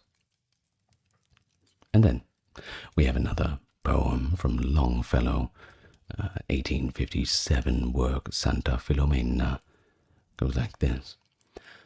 Lo, in that house of misery, a lady with a lamp I see pass through the glimmering gloom, and flit from room to room.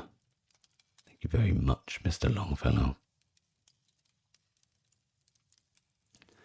And then, of course, we have the slightly cooler name of the Lady with the Hammer. Now, this all came from an incident where, after breaking into a locked storage cabinet with a hammer to obtain medication to treat the injured, she had earned this name from the soldiers. There are some of those, on the other hand, who thought the behavior was unladylike and came up with the Lady with the Lamp as a better name for her. But I think the soldiers would have appreciated the sight of her smashing the absolute you-know-what's out of this cupboard. Well, to get all that medicine out, someone had to open it. There's many ways to open a cabinet. Smashing it open with a hammer is just one of them. I could only imagine just the uniformed nurses watching in horror as she did this, but this is fantastic.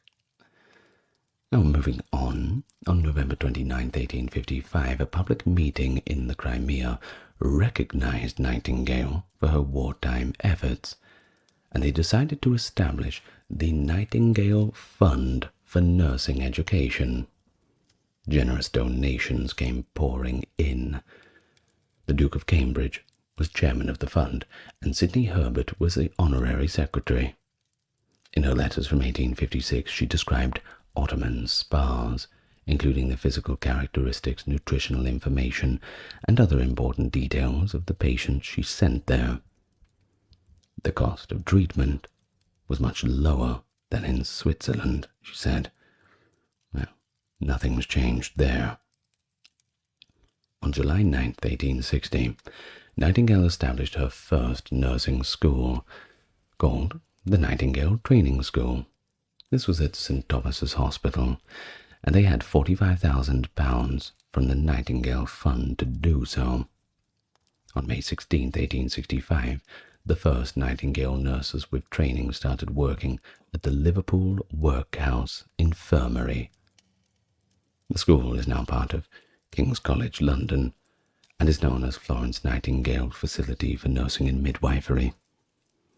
The Royal Buckinghamshire Hospital in Aylesbury, close to her sister's house, Claydon House, was dubbed an excellent model to follow in the 1868 Most Beautiful Hospital in England in 1866. Not bad titles at all. But going back a little bit, in 1859, she penned notes on nursing, and quite detailed ones.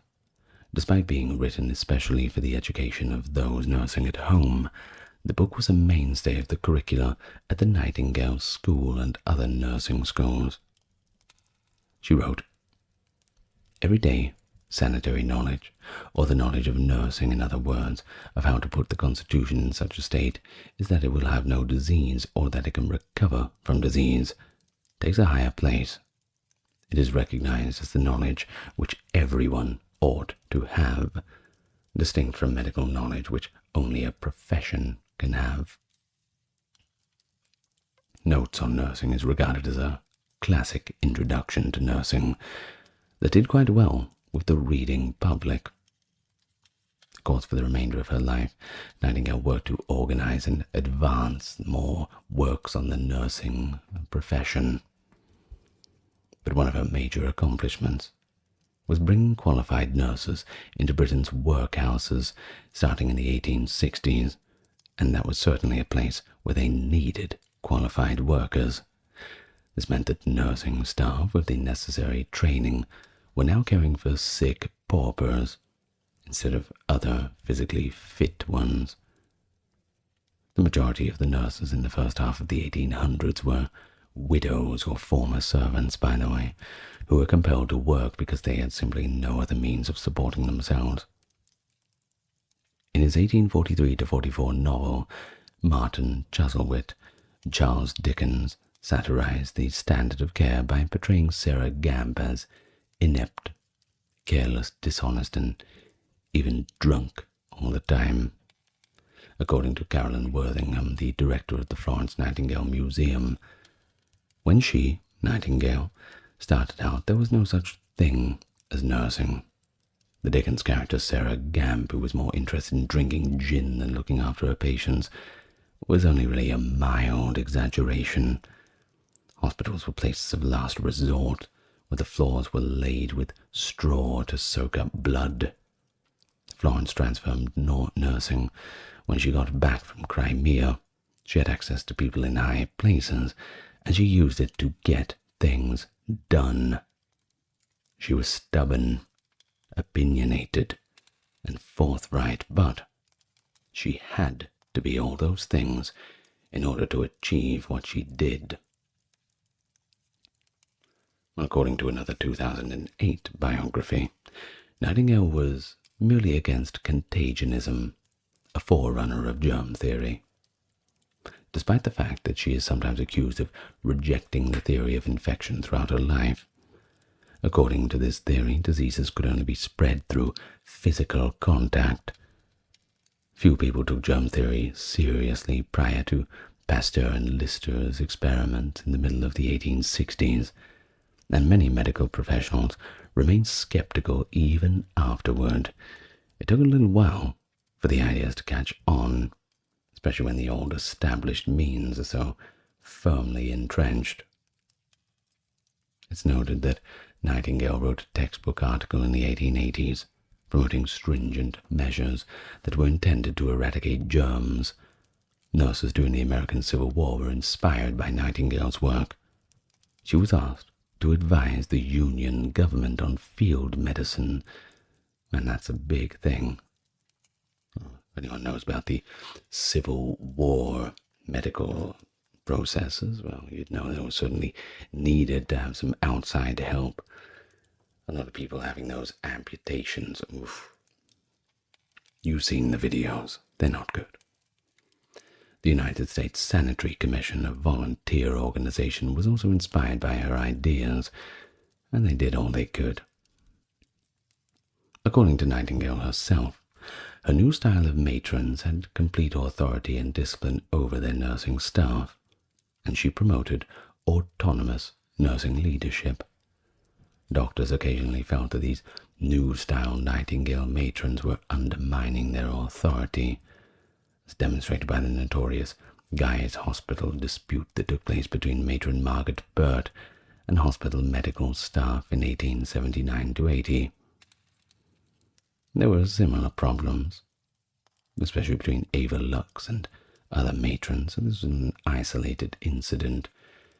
But it's one of those things where people don't like to be usurped from their roles of authority. And of course, doctors, believing that there is this hierarchy, will not be superseded by someone who they believe is lower down the rung. Now, America's first trained nurse, Linda Richards, was mentioned by Nightingale in the 1870s, and she was able to return to the U.S. with the necessary education and experience to start prestigious nursing schools. In the U.S. and Japan, Richards became a pioneer in nursing. According to the Nightingale Plan, Elizabeth Christophers Hobson co-founded the Bellevue Training School for Nurses in New York in 1873, which established the standard for nursing in the United States from then on. Back in London, St Mary's Hospital, Westminster Hospital, St Marylebone Workhouse Infirmary, and the Hospital for Incurables in Putney. Throughout Britain, the Royal Victoria Hospital, Netley Edinburgh Royal Infirmary, Cumberland and Liverpool Royal Infirmary, and in Sydney, Australia, that is being in New South Wales, a number of Nightingale nurses had advanced to the rank of matrons by 1882. And in 1883, Florence Nightingale received the Royal Red Cross for the first time. She received the title Lady of Grace of the Order of St. John in 1904. She was the first female of the Order of recipient of the Order of Merit in 1907. She also received the Honorary Freedom of the City of London in the following year. Internationally, May 12th, Awareness Day, is now observed on her birthday. Now, of course, before this, Nightingale had experienced intermittent bed rest and depression starting in 1857, according to a recent biography that causes brucellosis and spondylitis. The majority of modern authorities acknowledge that Nightingale had a particularly severe case of brucellosis, the symptoms of which didn't really subside until the early 1880s, so quite a long time to suffer with that. She continued to be incredibly productive, however, in her social reform despite her symptoms. She also made groundbreaking contributions to hospital planning while she was bedridden, and her work swiftly spread through Britain and the rest of the world. She was able to choose and buy flannel from the comfort of her own home through mail order, a brand new retail strategy developed by Welsh businessman Price Jones, who would often use Nightingale's name as a client in his advertisements. I think a businessman with the name Price is quite funny. Moving on. During her final 10 years, Nightingale's output, of course, significantly decreased. Due to her blindness and deteriorating mental faculties, she wrote very little during that time. But she did continue to be interested in current events and put her 2 cents in when she could. Nightingale had felt that women were somewhat less capable than men and yearned for sympathy despite the fact that a large portion of her work improved the lot of women everywhere. She criticized early women's rights for complaining about a purported lack of career opportunities for women, while high-paying jobs, overseen by Nightingale and others, remained unfulfilled for years. She frequently referred to herself as, for instance, a man of action and a man of business. She preferred the friendship of powerful male companions, claiming they had done more to help women achieve their goals, writing, "I have never found one woman who has altered her life by 1 iota for me or my opinions." She did, however, have a number of significant and enduring friendships with women. She worked in Crimea with the Irish nun, Mary Clare Moore, whom she maintained a long correspondence with in later life. Also Mary Clark, that English woman she met in Paris. They also remained in contact. I was her most cherished confidant, despite the age difference. According to Nightingale, I quote, "They said she could not possibly have lived so long, were it not for the tremendous vitality of the brain that would not die," after Ada Lovelace, pioneering programmer actually, died of cancer at the age of 36 in 1852, after suffering from a disease for several months. Perhaps because she felt a religious calling to her work, some Nightingale scholars maintain that she would have been chaste throughout her life, but there's no real way to prove that. At the age of 90, she passed away, quietly in her sleep on August 13th, 1910, in her room in Mayfair, London, number 10, South Street. She is buried in the churchyard of St. Margaret's Church in East Wellow, Hampshire, close to Embley Park, with a memorial that has her initials and the dates of her birth and death. Very simple. Her family turned down the offer of burial in Westminster Abbey, which would have been a great honour, but probably not something that Florence would have wanted. Among her many works she left behind were several hundred previously unpublished notes. In 1913, Francis William Sargent erected a monument to Florence Nightingale in the cloister of the Basilica of San Croce in Florence, Italy, using Carrara marble. Now, before we go a little bit more about some personal things, some little asides that don't quite come at the start of the video but rather at the end, the bonus you get for listening this long. From a young age, she had demonstrated a talent for mathematics, and she flourished in the subject while learning from her father. She went on to become a pioneer in statistical graphics and information visualization. She employed techniques like the pie chart, which was initially created in 1801 by William Playfair. It was a relatively new way of presenting data at the time, but it's now pretty common. In fact, Nightingale is referred to as a true pioneer in the graphical representation of statistics, and is particularly well known for using a polar area diagram, or sometimes the Nightingale Rose diagram, to show the seasonal sources of patient mortality in the military field hospital she oversaw. This diagram is comparable to the contemporary circular histogram.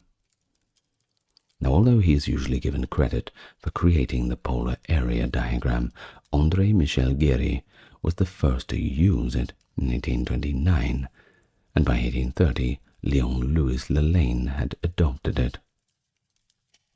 The term coxcomb was coined by Nightingale to describe a collection of these diagrams.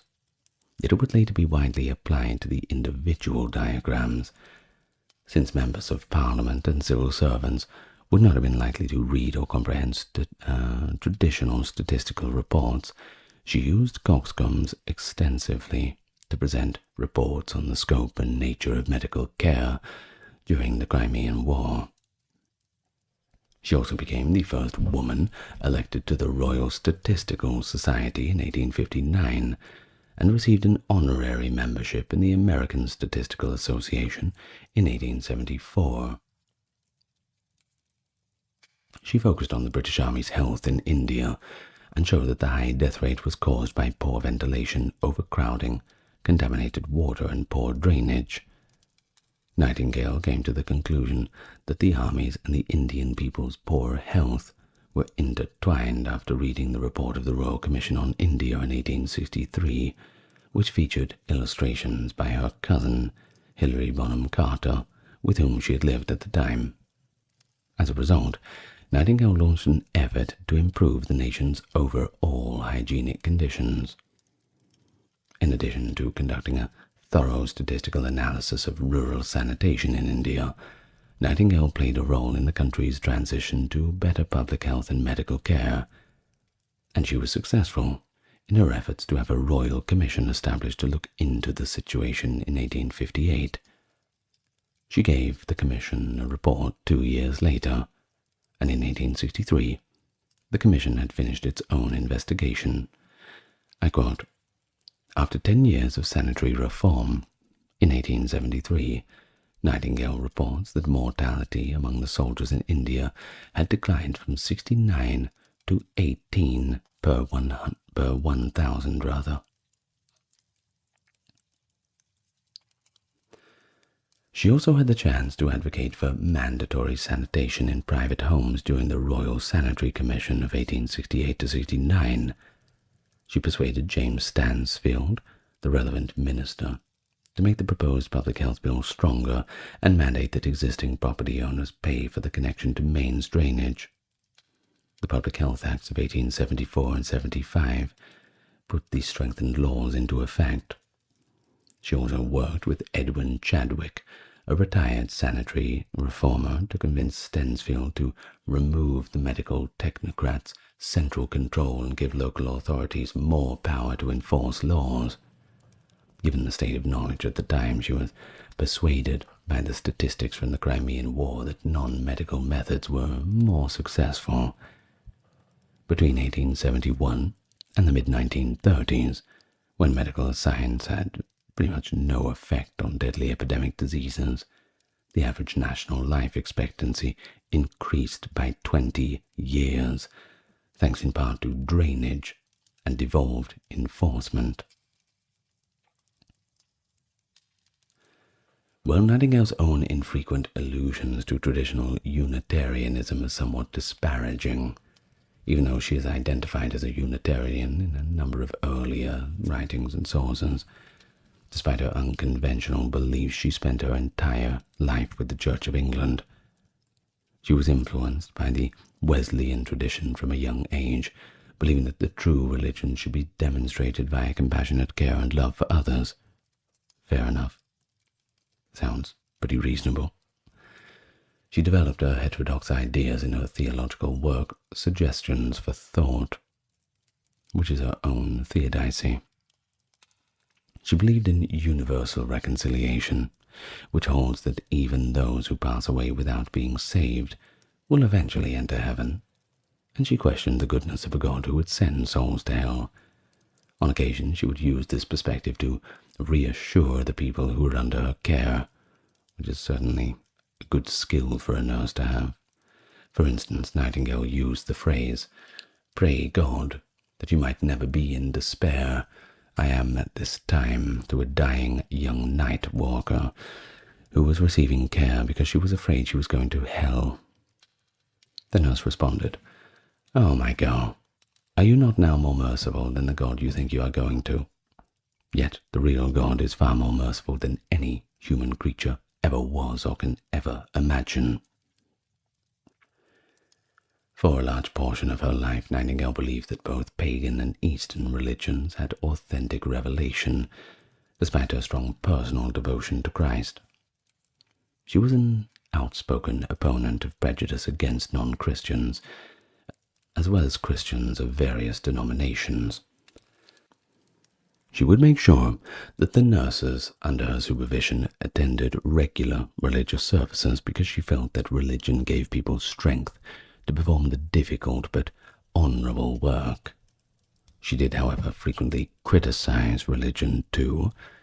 She disapproved of the part of the Church of England playing in escalating the oppression of the poor in the 19th century.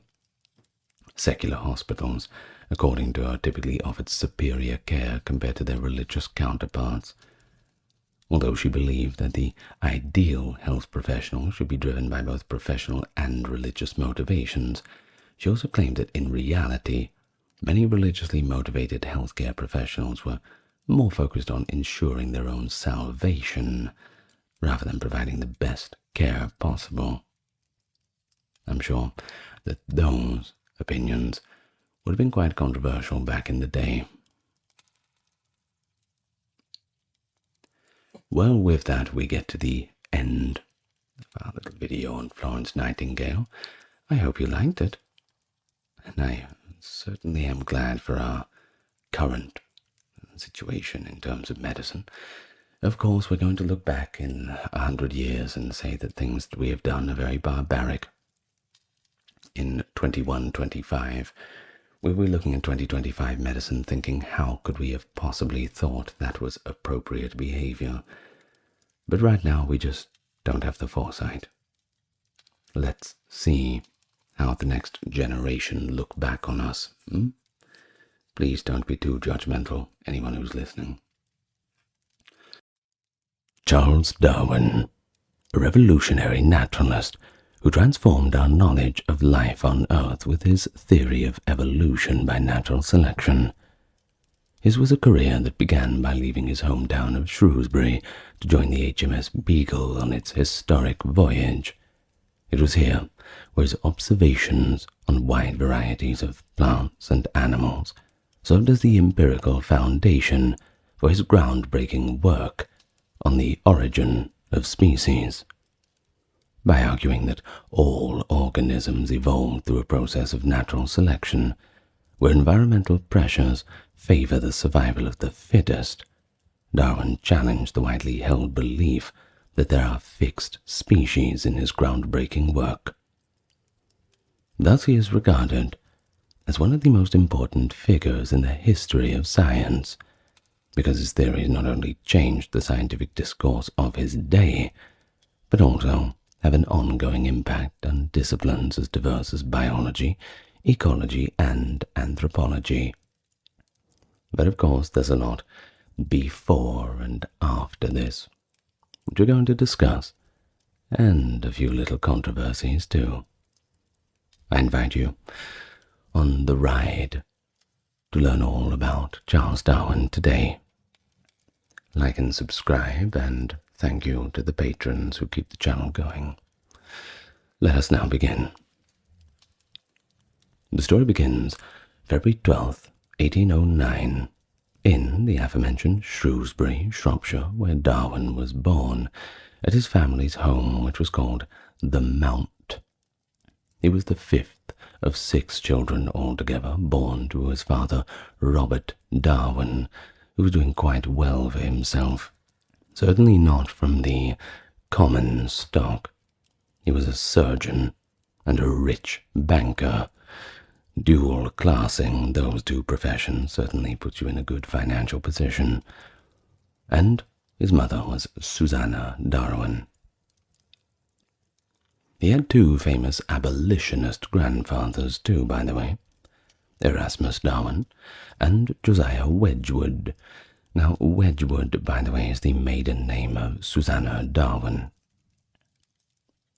General principles of evolution and common descent were commended in Erasmus Darwin's 1794 work, Zoonomia, a poetical vision of slow creation, contained undeveloped ideas that his grandson actually refined. So a little bit of a forerunner, I suppose.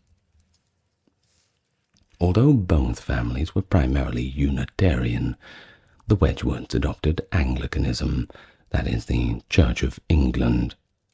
Freethinker Robert Darwin had Charles baptized at the Anglican St. Chad's Church in Shrewsbury, November 1809, despite the fact that he and his siblings had attended the Unitarian church nearby with their mother. Charles had already demonstrated an interest in natural history and collecting when he was just 8 years old, and participated in day schools operated by the preachers in 1817. But that July, his mother passed away. He and his older brother Erasmus started attending the adjacent Anglican Shrewsbury School in 1818. Before attending the prestigious University of Edinburgh Medical School with his brother Erasmus in October of 1825, Darwin had to go and get a job. He actually worked as an apprentice doctor during the summer of 1825. Of course, he was assisting his father in treating the impoverished people of Shropshire. And believe me, they were not short of customers when we say impoverished people of Shropshire in 1825. That was pretty much everyone. But Darwin neglected his studies because he found lectures to be boring, and frankly, surgery was unpleasant. John Edmonston, a freed black slave who had accompanied Charles Waterton in the South American rainforest, taught him taxidermy in about 41-hour sessions per day.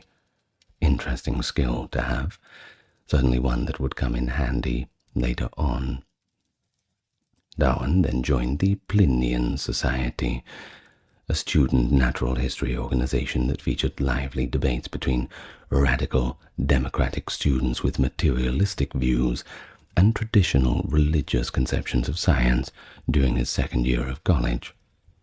He supported Robert Edmund Grant's research on the life cycle and anatomy of marine invertebrates in the Firth of Forth.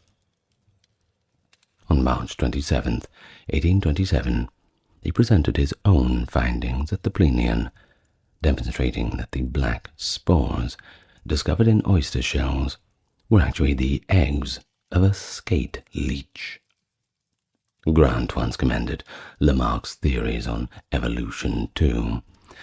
Although Darwin was shocked by Grant's boldness, he had recently come across similar concepts in writings of his grandfather Erasmus. You see, Darwin was not quite on board with the idea just yet, but of course he would be soon through his own research, his own trial and error. Robert Jameson's natural history course, which covered geology and the argument between Plutonism and Neptunism, was all rather dull to Darwin. He became knowledgeable about plant classification and helped with the University Museum's collections, which at the time, by the way, were the biggest in Europe.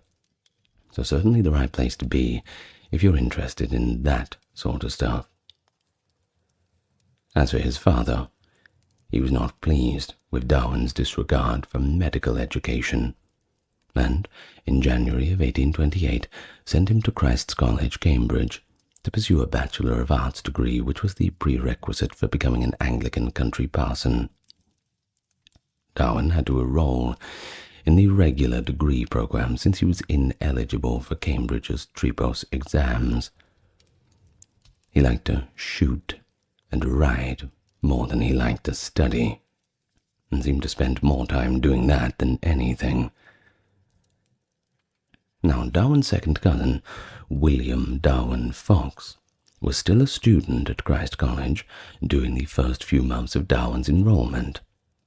Fox introduced Darwin to entomology and encouraged him to take up beetle collecting after impressing him with his collection of butterflies.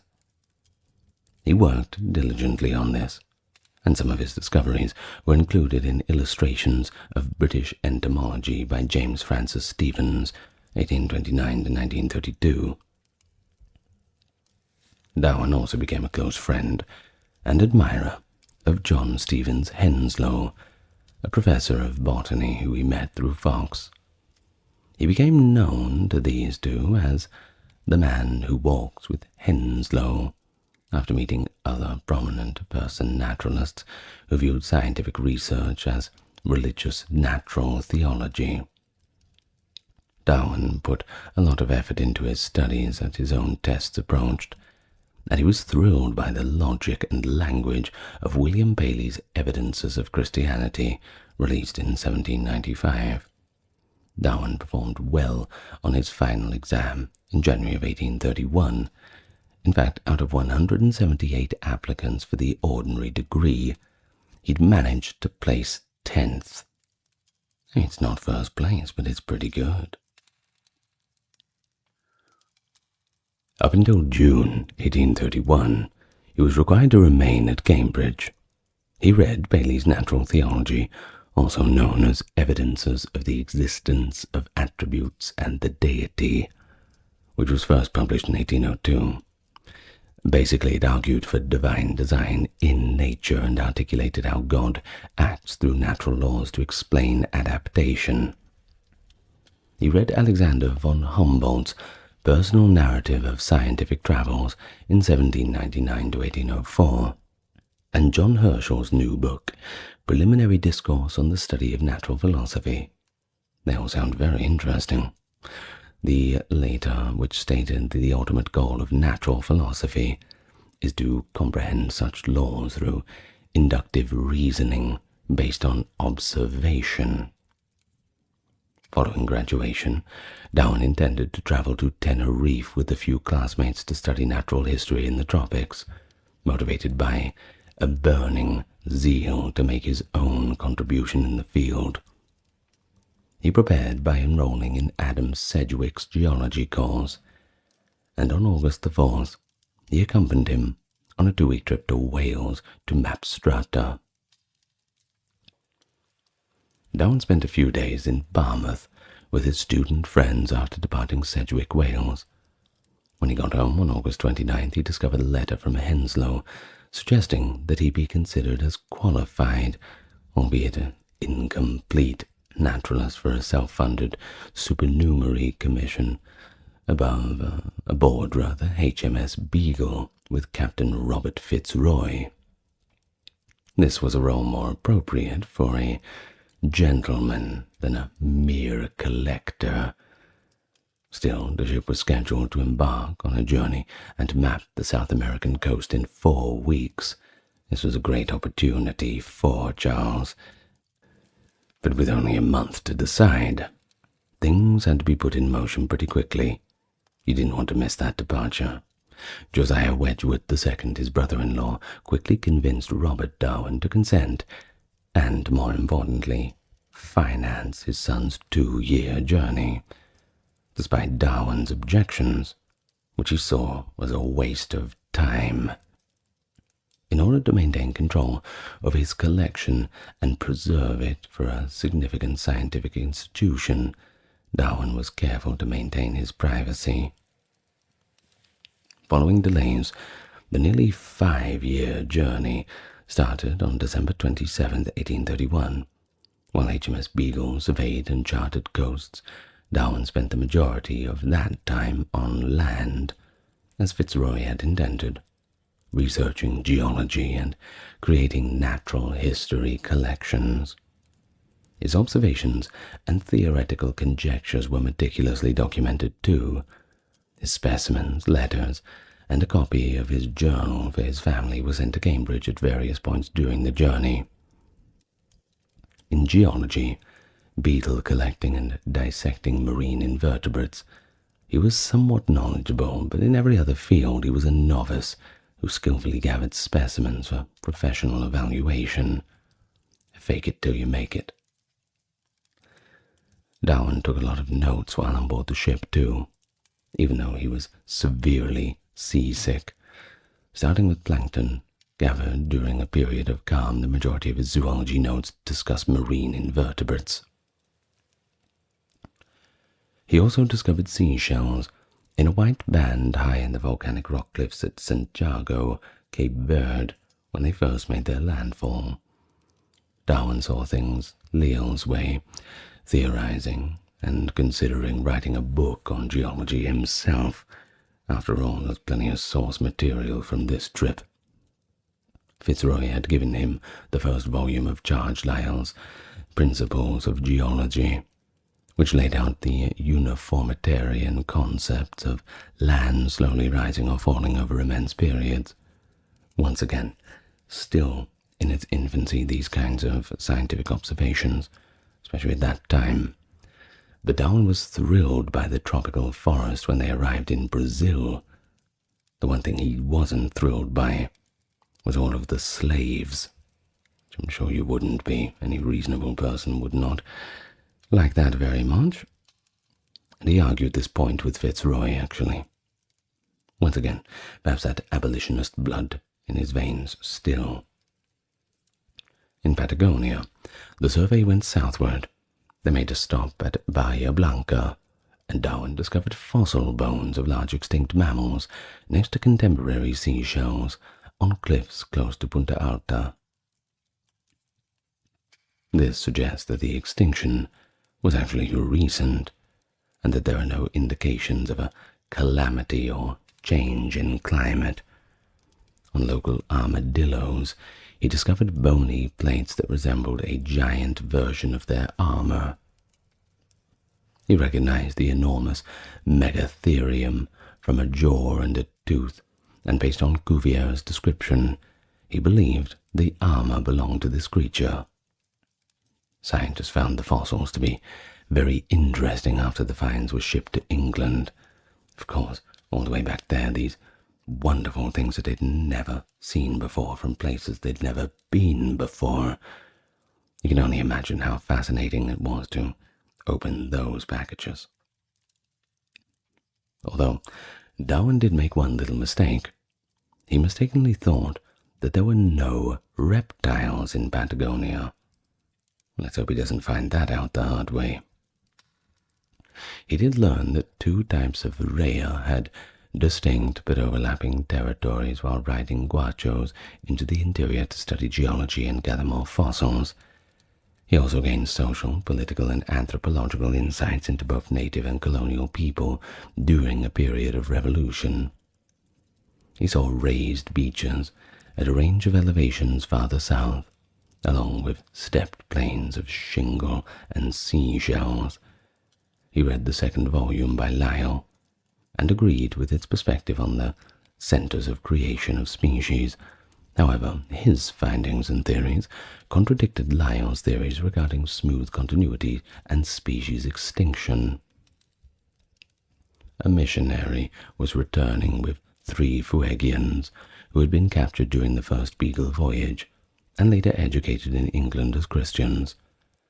Although Darwin thought they were amiable and civilized, he encountered, as he quote, miserable and degraded slaves at Tierra del Fuego, who were as dissimilar from wild animals as domesticated ones. Despite this diversity, he continued to believe that all people were related, had a common ancestor, and had the capacity to advance towards civilization in their own right, no matter who or where they were. He no longer believed that there was an insurmountable divide between humans and animals, in contrast to his scientific friends and the consensus. The mission had been abandoned a year later, though. Jemmy Button, the Fuegian they had named, had a wife, lived like the other natives, and he just had no desire at all to go back to England. It was just not his thing. And there's no place like home. During the 1835 Chilean earthquake, Darwin observed mussel beds stranded above the high tide, which were indications that the land had recently been raised. He saw seashells and a number of fossil trees that had grown on a sandy beach high in the Andes, and postulated that coral reefs grew around oceanic islands that sank as the land rose, creating atolls. He searched for more evidence linking wildlife to an older center of creation on the geologically recent Galapagos Islands. He discovered mockingbirds that were similar to those in Chile, but varied from island to island.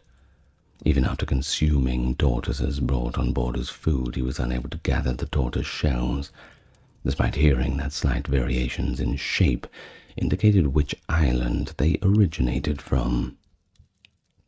Darwin believed that 2 different creators had been at work in Australia, because the platypus and the marsupial rat kangaroo appeared to be so strange. He discovered that although the Aborigines were good-humored and pleasant, European settlement had gradually reduced their numbers. Darwin's theories were validated by Fitzroy's investigation into the formation of the Cocos Islands atolls, that is, the Keeling Islands also.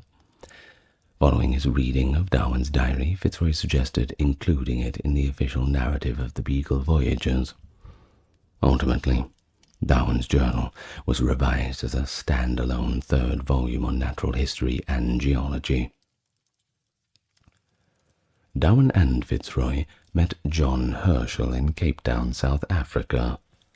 Herschel had recently written to Lyell to praise Darwin's uniformitarianism for allowing for bold speculation on that mystery of mysteries, the replacement of extinct species by others, as a natural contradistinction to a miraculous process.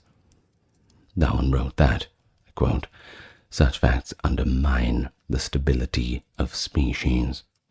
If his growing suspicions about the Falkland Islands fox, the tortoises, and the mockingbirds were true. He then carefully added "would" before "undermine" in order to organize his notes as the ship sailed home. These facts seemed to him to throw some light on the origin of species, he wrote later. But unbeknownst to Darwin, excerpts from his correspondence with Henslow had been reported in periodicals such as the Athenaeum, read to scientific societies and printed as a pamphlet for private distribution among Cambridge Philosophical Society members. This was first mentioned to Darwin in Cape Town, and he read about Sedgwick's forecast to Darwin, saying, "It will have a great name among the naturalists of Europe." The Beagle anchored in Falmouth, Cornwall, on October 2nd, 1836. Darwin immediately travelled to Shrewsbury in a long coach to visit his home and family.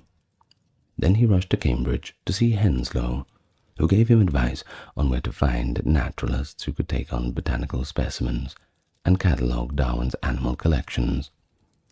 An ecstatic Darwin then visited London institutions, being honoured and sought specialists to describe the collections after his father arranged investments that allowed his son to become a self-funded gentleman scientist. What a title, a gentleman scientist. I love that.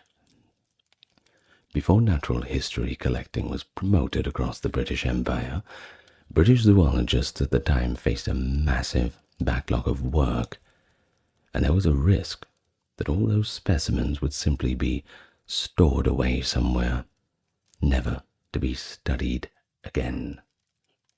I'm sure there's probably still quite a few of them that are locked up in some little basement under some university. Now, on October the 29th, Charles Lyell excitedly met Darwin and quickly introduced him to Richard Owen, a young anatomist who had access to the Royal College of Surgeons' facilities to work on the fossil bones Darwin had gathered. A near-complete skeleton of the unidentified Scelidotherium, a hippopotamus-sized, rodent-like skull creature called Toxodon that resembled a giant capybara, and the other enormous extinct ground sloths, in addition to the Megatherium Darwin had identified, were among Owen's startling discoveries. As Darwin had first believed, the pieces of armor came from a giant armadillo-like creature called Glyptodon. These extinct animals share ancestries with extant South American species. Darwin then studied in Cambridge in the middle of December in order to have his collections expertly classified and to get his own research ready for publication. At the end of the month, Fitzroy agreed with Broderick's suggestion to make his diary a separate volume, and Darwin started writing his journal and remarks, which settled the question of how to incorporate it into the narrative. So according to Darwin's first paper, the South American landmass was gradually rising and rising. On the 4th of January 1837, he read it to the Geological Society of London with the enthusiastic support of Lyell. He showed the Zoological Society his specimens of birds and mammals the same day. The Galapagos birds that Darwin had believed to be a hybrid of finches, blackbirds, and grosbeaks were soon revealed to be 12 distinct species of finches by ornithologist John Gould. Owen's findings on Darwin's fossils were presented in Lyell's presidential address, which emphasized geographical continuity of species as bolstering Darwin's uniformitarian views. On February 17th, Darwin was elected to the Council of the Geological Society. Congratulations. He then joined Lyell's Society of experts and scientists, including Charles Babbage, who referred to God as a programmer of laws when he relocated to London in early March to be close to this work. The author, Harriet Martineau, who supported the Malthusianism that served as the foundation for the contentious Whig Poor Law reforms to prevent welfare from leading to overpopulation and further poverty, was close to Darwin's free-thinking brother Erasmus, who also belonged to this Whig circle. He supported the radical implications of species transmutation, which Grant and the younger surgeons, influenced by Jeffrey, advocated as Unitarian. Anglicans who upheld social order opposed transmutation, but respectable scientists freely debated the topic. and John Herschel's letter endorsing Lyell's method as a means of determining a natural cause for the emergence of new species attracted even more attention. When Gould had met Darwin, he informed him that the Galapagos mockingbirds from various islands were distinct species, rather than merely varieties of existing ones, and that the finch group included what Darwin had mistakenly believed to be wren. Darwin assigned species to islands based on Fitzroy's and other shipmates' notes, but he had not labelled the finches by island. He declared on March 14th that the two rheas were separate species and that their range shifted southward. Just 6 months after his return to England, in March of 1837, Darwin was speculating in his red notebook about the possibility that one species does change into another. In order to explain this geographic distribution of extinct species like the odd extinct mammal Macrauchenia, which actually resembled a giant guanaco, a llama relative, and the living ones like the rheas. He wrote down his ideas on lifespan and generational variation in his B notebook around the middle of July, elucidating the differences that he had personally observed in the rheas mockingbirds and, of course, the Galapagos tortoises. In his sketch of branding descent, he rejected Lamarck's theory of independent lineages evolving into higher forms by stating that, I quote, "It is absurd to talk of one animal being higher than another before presenting a genealogical branching of every single evolutionary tree." But he got bogged down in more work while he was creating this through investigation of transmutation. He continued to revise his journal, took on the task of editing and publishing the expert reports on his collection, and with Henslow's assistance, secured a £1,000 Treasury grant to support his multi-volume zoology of the voyage of HMS Beagle. In 2021, that amount would be roughly £115,000. That's a lot of money. He agreed to impractical deadlines with the publisher and stretched the funds to cover his intended geology books. Darwin continued to write in his journal as the Victorian era got underway, and in August of 1837 he started fixing printers' proofs.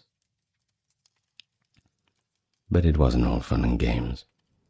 Under all this pressure, all the deadlines, Darwin's health began to deteriorate. His doctors advised him to take time off, spend a few weeks in the country after he experienced a uncomfortable palpitation of the heart on September 20. "Yeah, that's not good. You should probably rest a little bit, Charles." Following his visit to Shrewsbury, he stayed with his Wedgwood relatives at Maryhill in Staffordshire, but he couldn't rest too much. His mind was on other things, and so were theirs. He didn't get much sleep because they were all too eager to hear about his adventures. Now his invalid aunt was being nursed by his affable, bright, and sophisticated cousin, Emma Wedgwood, who was 9 months Darwin's senior. Darwin presented a new and important theory on earthworms' role in soil formation to the Geological Society on November 1st, 1837, after his uncle Josiah pointed out a section of ground where cinders had vanished under loam and suggested that this might have been the work of earthworms. By the end of February 1838, both his journal and the first volume of the narrative were printed and prepared for publication, but Fitzroy was still putting a lot of effort into finishing his own volume. Darwin was encouraged to accept the position of Secretary of the Geological Society by William Whewell. In March of 1838, he accepted the position, after first turning it down. Darwin made significant strides on transmutation despite the arduous task of writing and editing the Beagle reports. He did this by challenging knowledgeable naturalists, and in an unusual move, those with hands-on experience in selective breeding, such as farmers and pigeon enthusiasts. He eventually used information from his children and family, also the family's butler, neighbors, colonists, and former shipmates in his research too. Every little bit counts. From the beginning, he included humanity in his conjectures. On March 28, 1838, he observed an orangutan in the zoo and observed its infantile behavior. By June, he was being bedridden for days on end due to heart symptoms, headaches, and stomach issues as a result of the strain. He suffered from severe boils, trembling, palpitations, vomiting, stomach pains, and all other symptoms. It kept him incapacitated for the rest of his life, especially when he was under stress, like when he was attending meetings or visiting people. But Darwin's illness had no known cause. Despite being surrounded by the best scientific minds of the era, treatment attempts were only partially successful. It didn't help that he just wanted to keep working. But he did take a vacation on June the 23rd and traveled to Scotland to engage in geologizing in beautiful weather. He traveled to Glen Roy to observe the 3 height parallel roads carved into the hillsides. After publishing his theory that these beaches were raised by the sea, he was forced to concede that they were actually the shores of a lake that had been formed before the glacial era. In July of 1838, fully recovered, he went back to Shrewsbury. He scribbled rambling thoughts about marriage, career, and prospects on 2 scraps of paper, with columns headed "Marry" and "Not Marry." He was used to taking daily notes on animal breeding, since they're all a little bit strange. Benefits under "Marry" included a friend and constant companion in old age, better than a dog anyhow, while drawbacks included a terrible loss of time and less money for books. He's certainly done a lot of thinking about this. After talking to his father about his decision to get married, he visited Emma on July 29th. But he didn't get around to proposing at this point, though he did share his thoughts on transmutation against his father's advice. On January 29th, 1839, he finally got married to Emma, and the 2 of them had 10 children. 7 lived to adulthood. 10 children. Wow. Darwin continued his studies in London, and the 6th edition of Malthus's An Essay on the Principle of Population was now part of his extensive reading. It's claimed that human population, when unchecked, goes on doubling itself every 25 years, or increases in geometrical ratio, was noted by him on September 28, 1838. This geometric progression causes the population to eventually surpass the food supply, a phenomenon known as a Malthusian catastrophe. Darwin was ready to explain how a species' numbers remained relatively constant by drawing comparisons between this and Augustine de Candole's warring of the species of plants and of the struggle for survival among wildlife. Favorable variations would increase, and organisms' chances of surviving and passing variations on to their progeny, while unfavorable variations would be eliminated, because species always breed beyond the resources that are available. He stated that the final cause of all this wedging must be to sort out proper structure and adapt it to changes in order to create new species. He also went on to say that one may say that there is a force, like 100,000 wedges trying to force into every kind of adapted structure into the gaps in the economy of nature. or rather by forming gaps by thrusting out weaker ones. By mid-December, Darwin viewed the analogy between a Malthusian nature selecting from chance variants to ensure that every part of newly acquired structure is fully practical and perfected, and farmers selecting the best stock in selective breeding as a beautiful part of my theory. In contrast to what he called the artificial selection of selective breeding, he later dubbed his theory natural selection, and that's where we get the name from. He told Emma his ideas again and went back to Mare on November 11th.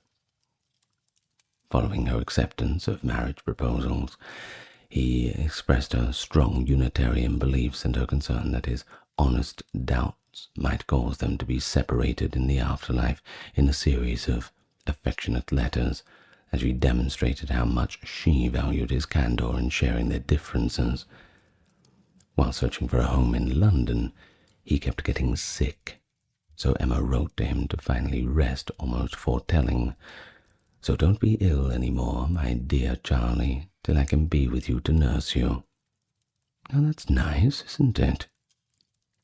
He discovered what they called Macaw Cottage, due to its garish interiors in Gower Street, over the Christmas.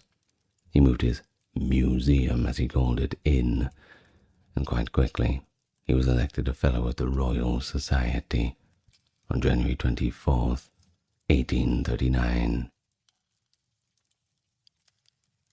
In an Anglican ceremony tailored to the Unitarians' preferences, Darwin and Emma Wedgwood were married at Mare on January 29, 1839. They then immediately boarded the train to London to their new residence.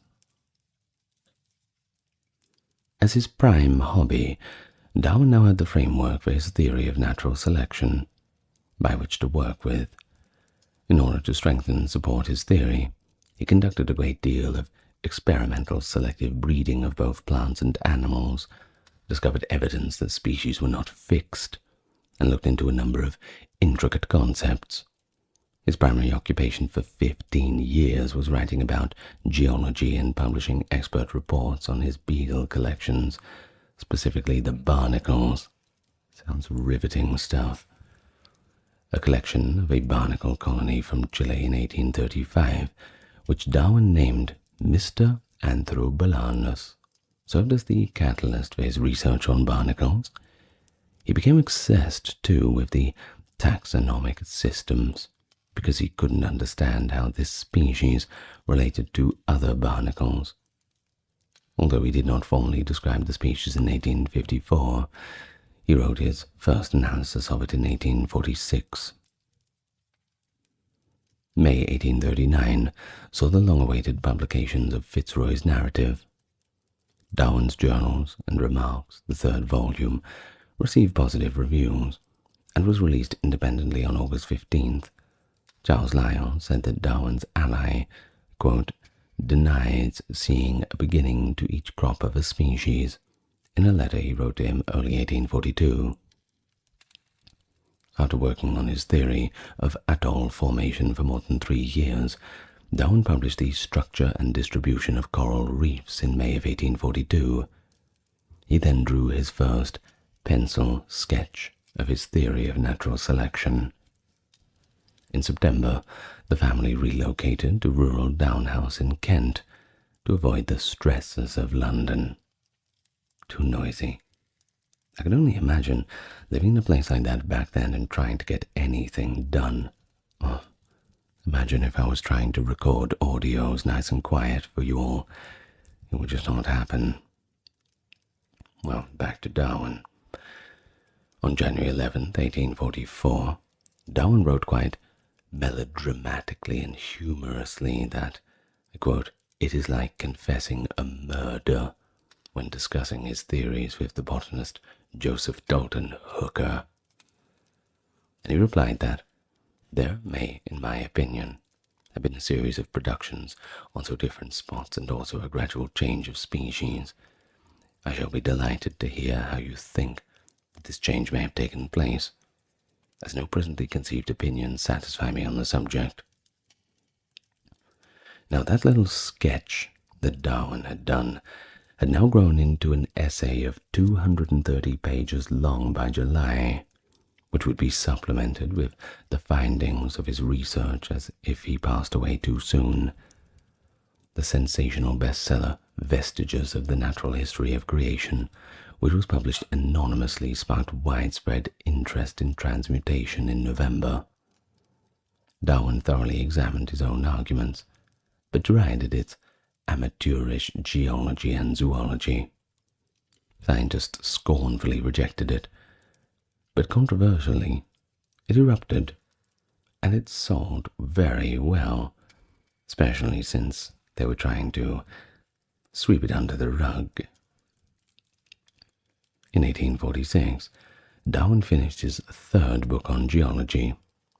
He now rekindled his interest in and knowledge of marine invertebrates from his time as a student with Grant by analyzing and categorizing the barnacles he had gathered during the journey, taking pleasure in admiring exquisite structures and considering analogies with related structures. Although Hooker refused to commit himself and questioned Darwin's opposition to ongoing acts of creation, he read the essay in 1847 and sent notes that gave Darwin the critical feedback that he needed, constructive even.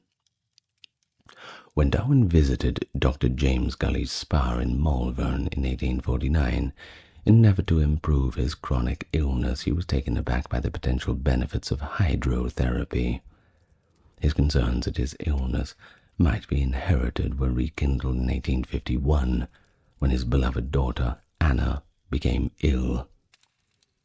After a protracted string of crises, she passed away that same year. Darwin's theory enabled him to discover homologies in his 8 years of research on barnacles, which demonstrated that slightly altered body parts served various purposes to adapt to novel circumstances. He also discovered tiny males parasitizing hermaphrodites in certain genera, indicating an intermediate stage in the evolution of distinct sexes. It helped him establish his reputation as a biologist and earned him the Royal Society's Royal Medal in 1853. After completing his studies, Darwin proclaimed, quote, "I hate a barnacle as no man ever did before." In 1854, he was invited to join the Linnean Society of London as a fellow, which gave him postal access to the Society's library. After beginning a significant re-examination of his theory of species, he realized in November that the adaptation of descendants to diversified places in the economy of nature could account for the divergence in their character. He was also researching whether seeds and eggs could survive and spread species across oceans by the beginning of 1856.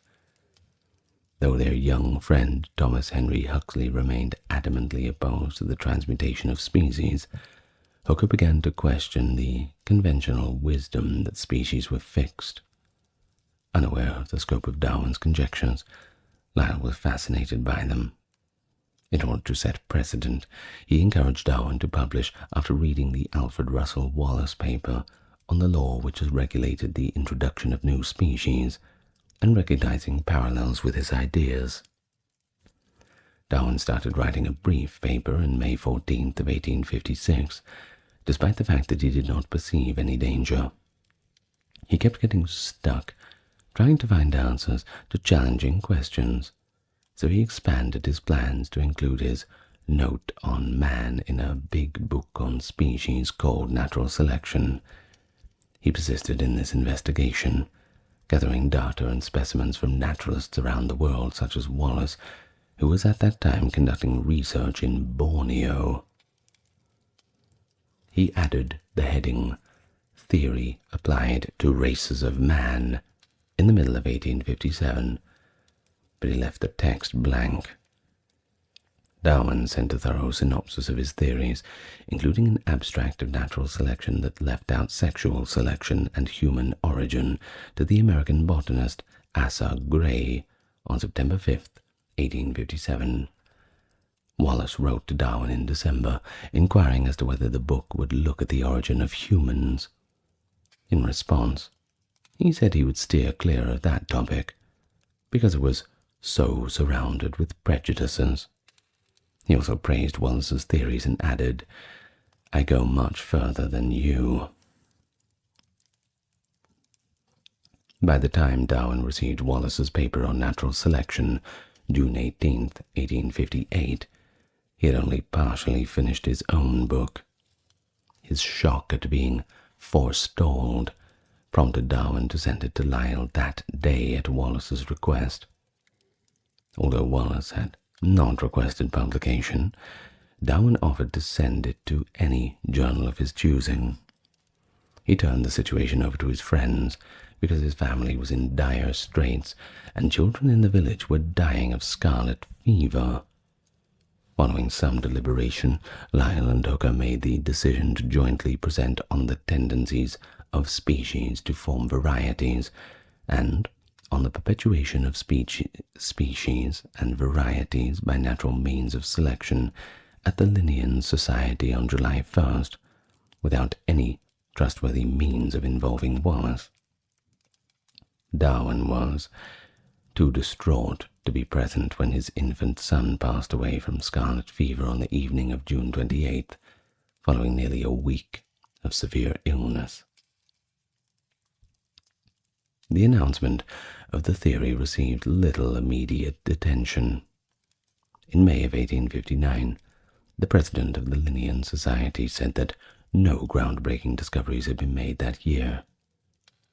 Professor Samuel Horton of Dublin asserted that all that was new in them was false, and all that was true was old. In the only review that sufficiently offended Darwin to remember it later. Yeah, no wonder it offended him. It's definitely a shot, that's for sure. Under the constant support of his scientific friends, Darwin battled for 13 months to produce an abstract of his big book, despite his poor health. Lyell made arrangements for John Murray to publish it.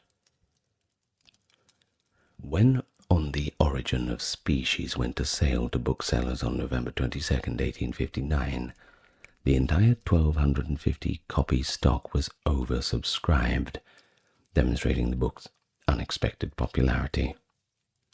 Darwin's analysis of potential objections Darwin presented one long argument in the book that included thorough observations, deductions, and analysis of potential objections. He used evidence of human and other mammal homologies to support the idea of common descent. He ascribed sexual selection and suggested that it might account for the distinctions among human races. Although he refrained from discussing human origins directly, he used the phrase, "Light will be thrown on the origin of man and his history," to allude to the importance of his work.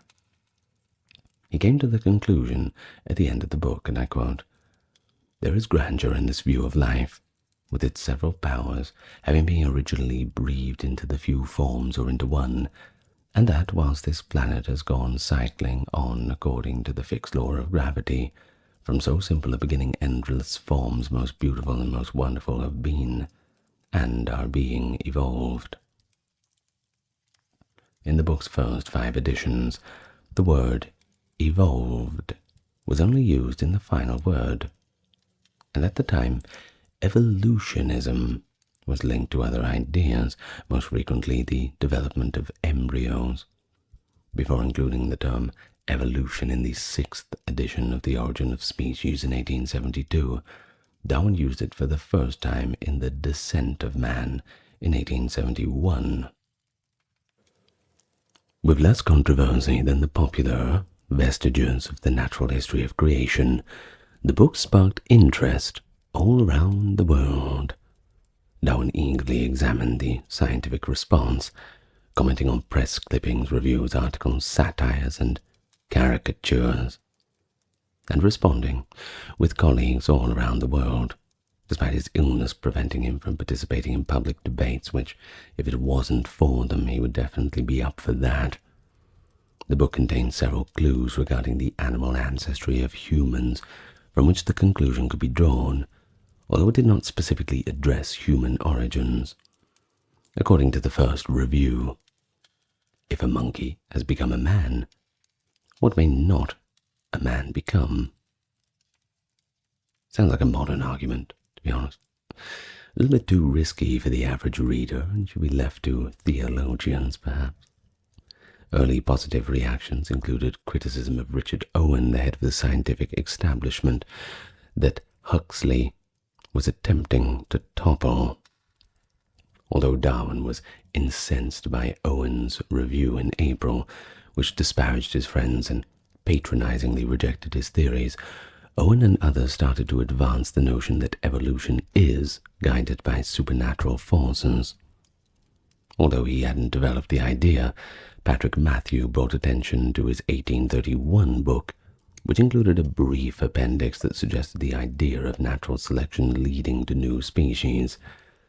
Nice try, but not as fleshed out as Darwin's observations, I'm afraid. Trying to take credit a little bit there, I think. There was a mixed reaction from the Church of England, of course. Sedgwick and Henslow, Darwin's former Cambridge tutors, rejected the theories, but more liberal clergymen saw natural selection as a tool of God's design, seeing it as just as noble a conception of deity as the cleric Charles Kingsley.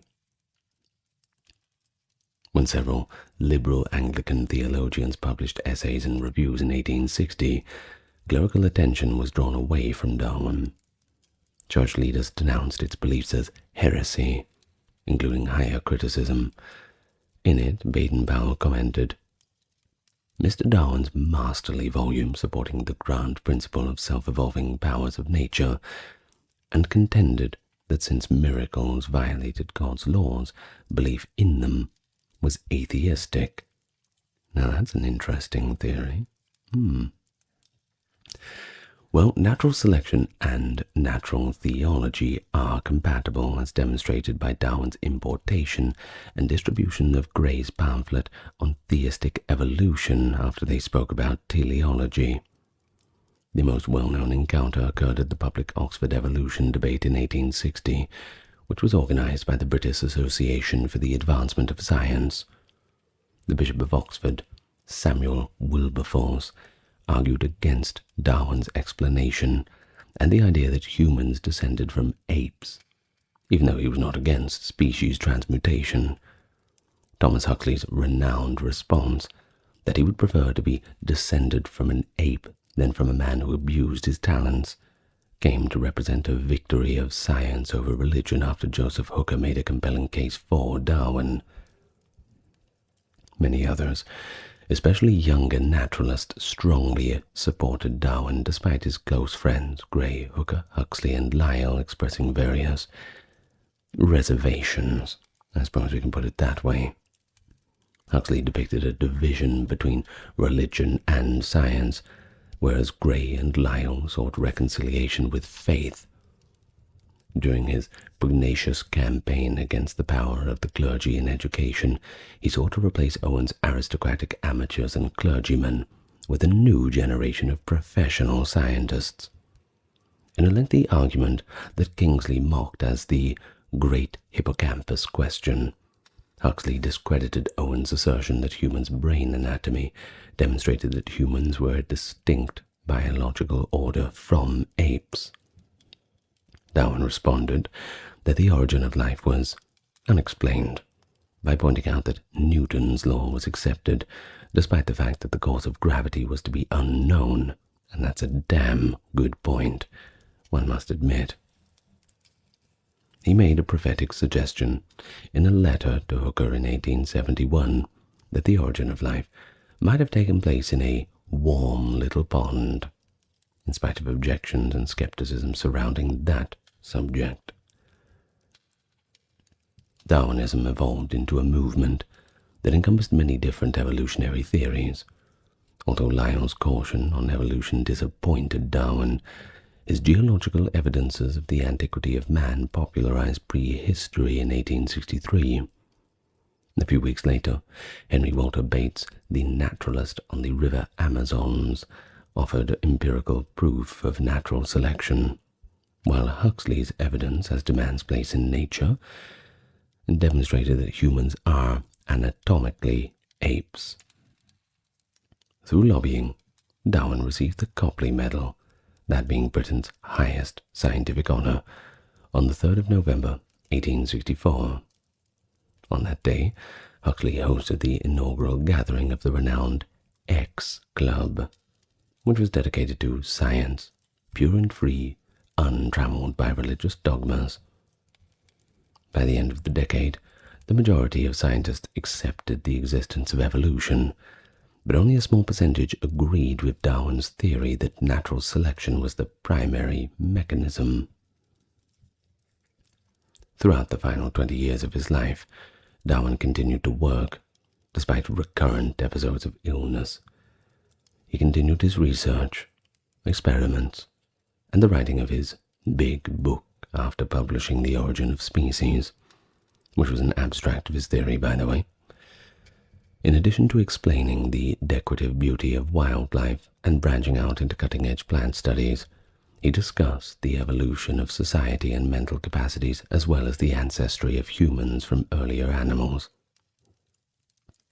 In 1861, new research on wild orchids revealed that their flowers had been modified to draw in particular moths to each species and guarantee cross-fertilization as a result of inquiries into insect pollination.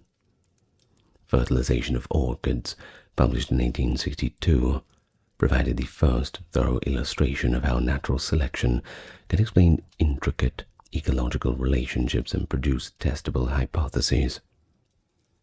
He lay on his sickbed in a room full of creative experiments to track the movements of climbing plants as his health deteriorated. Ernest Haeckel, an enthusiastic supporter of Darwinism that combined Lamarckism with Goethe's idealism, was among the admiring guests. Wallace continued to be encouraging, but he became more and more spiritualist.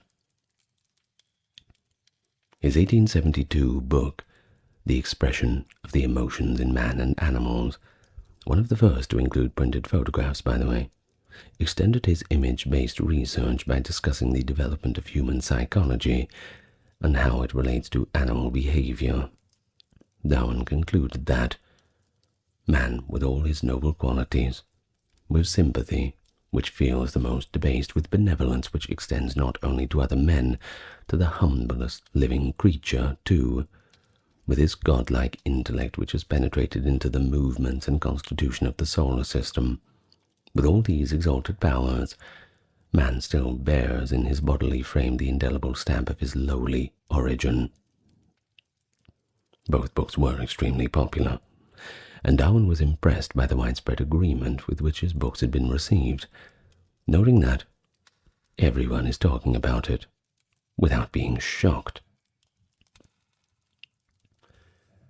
But then he was diagnosed with angina pectoris in 1882, which at the time meant coronary thrombosis, and heart disease. On April 19, 1882, he passed away at Down House. His last words were, "I am not at all afraid of death. Remember what a good wife you have been to me. Tell all my children to remember how good they have been to me," he said to Emma and his family surrounding him in his last moments. He constantly reminded Henrietta and Frances that it's almost worthwhile to be sick, to be nursed by you. Oscar Wilde, a prominent figure of the late Victorian era, acclaimed for his incisive wit, ostentatious style, and significant contributions to literature and drama. A master of epigrammatic dialogue and satirical prose, writing enduring works such as The Picture of Dorian Gray and The Importance of Being Earnest, along with An Ideal Husband, skillfully critiquing the societal norms of his time and examining those theories of identity. His promotion of art for art's sake contested the dominant moral and artistic norms of the era. A rebel in true fashion, garnering him both praise and dispute.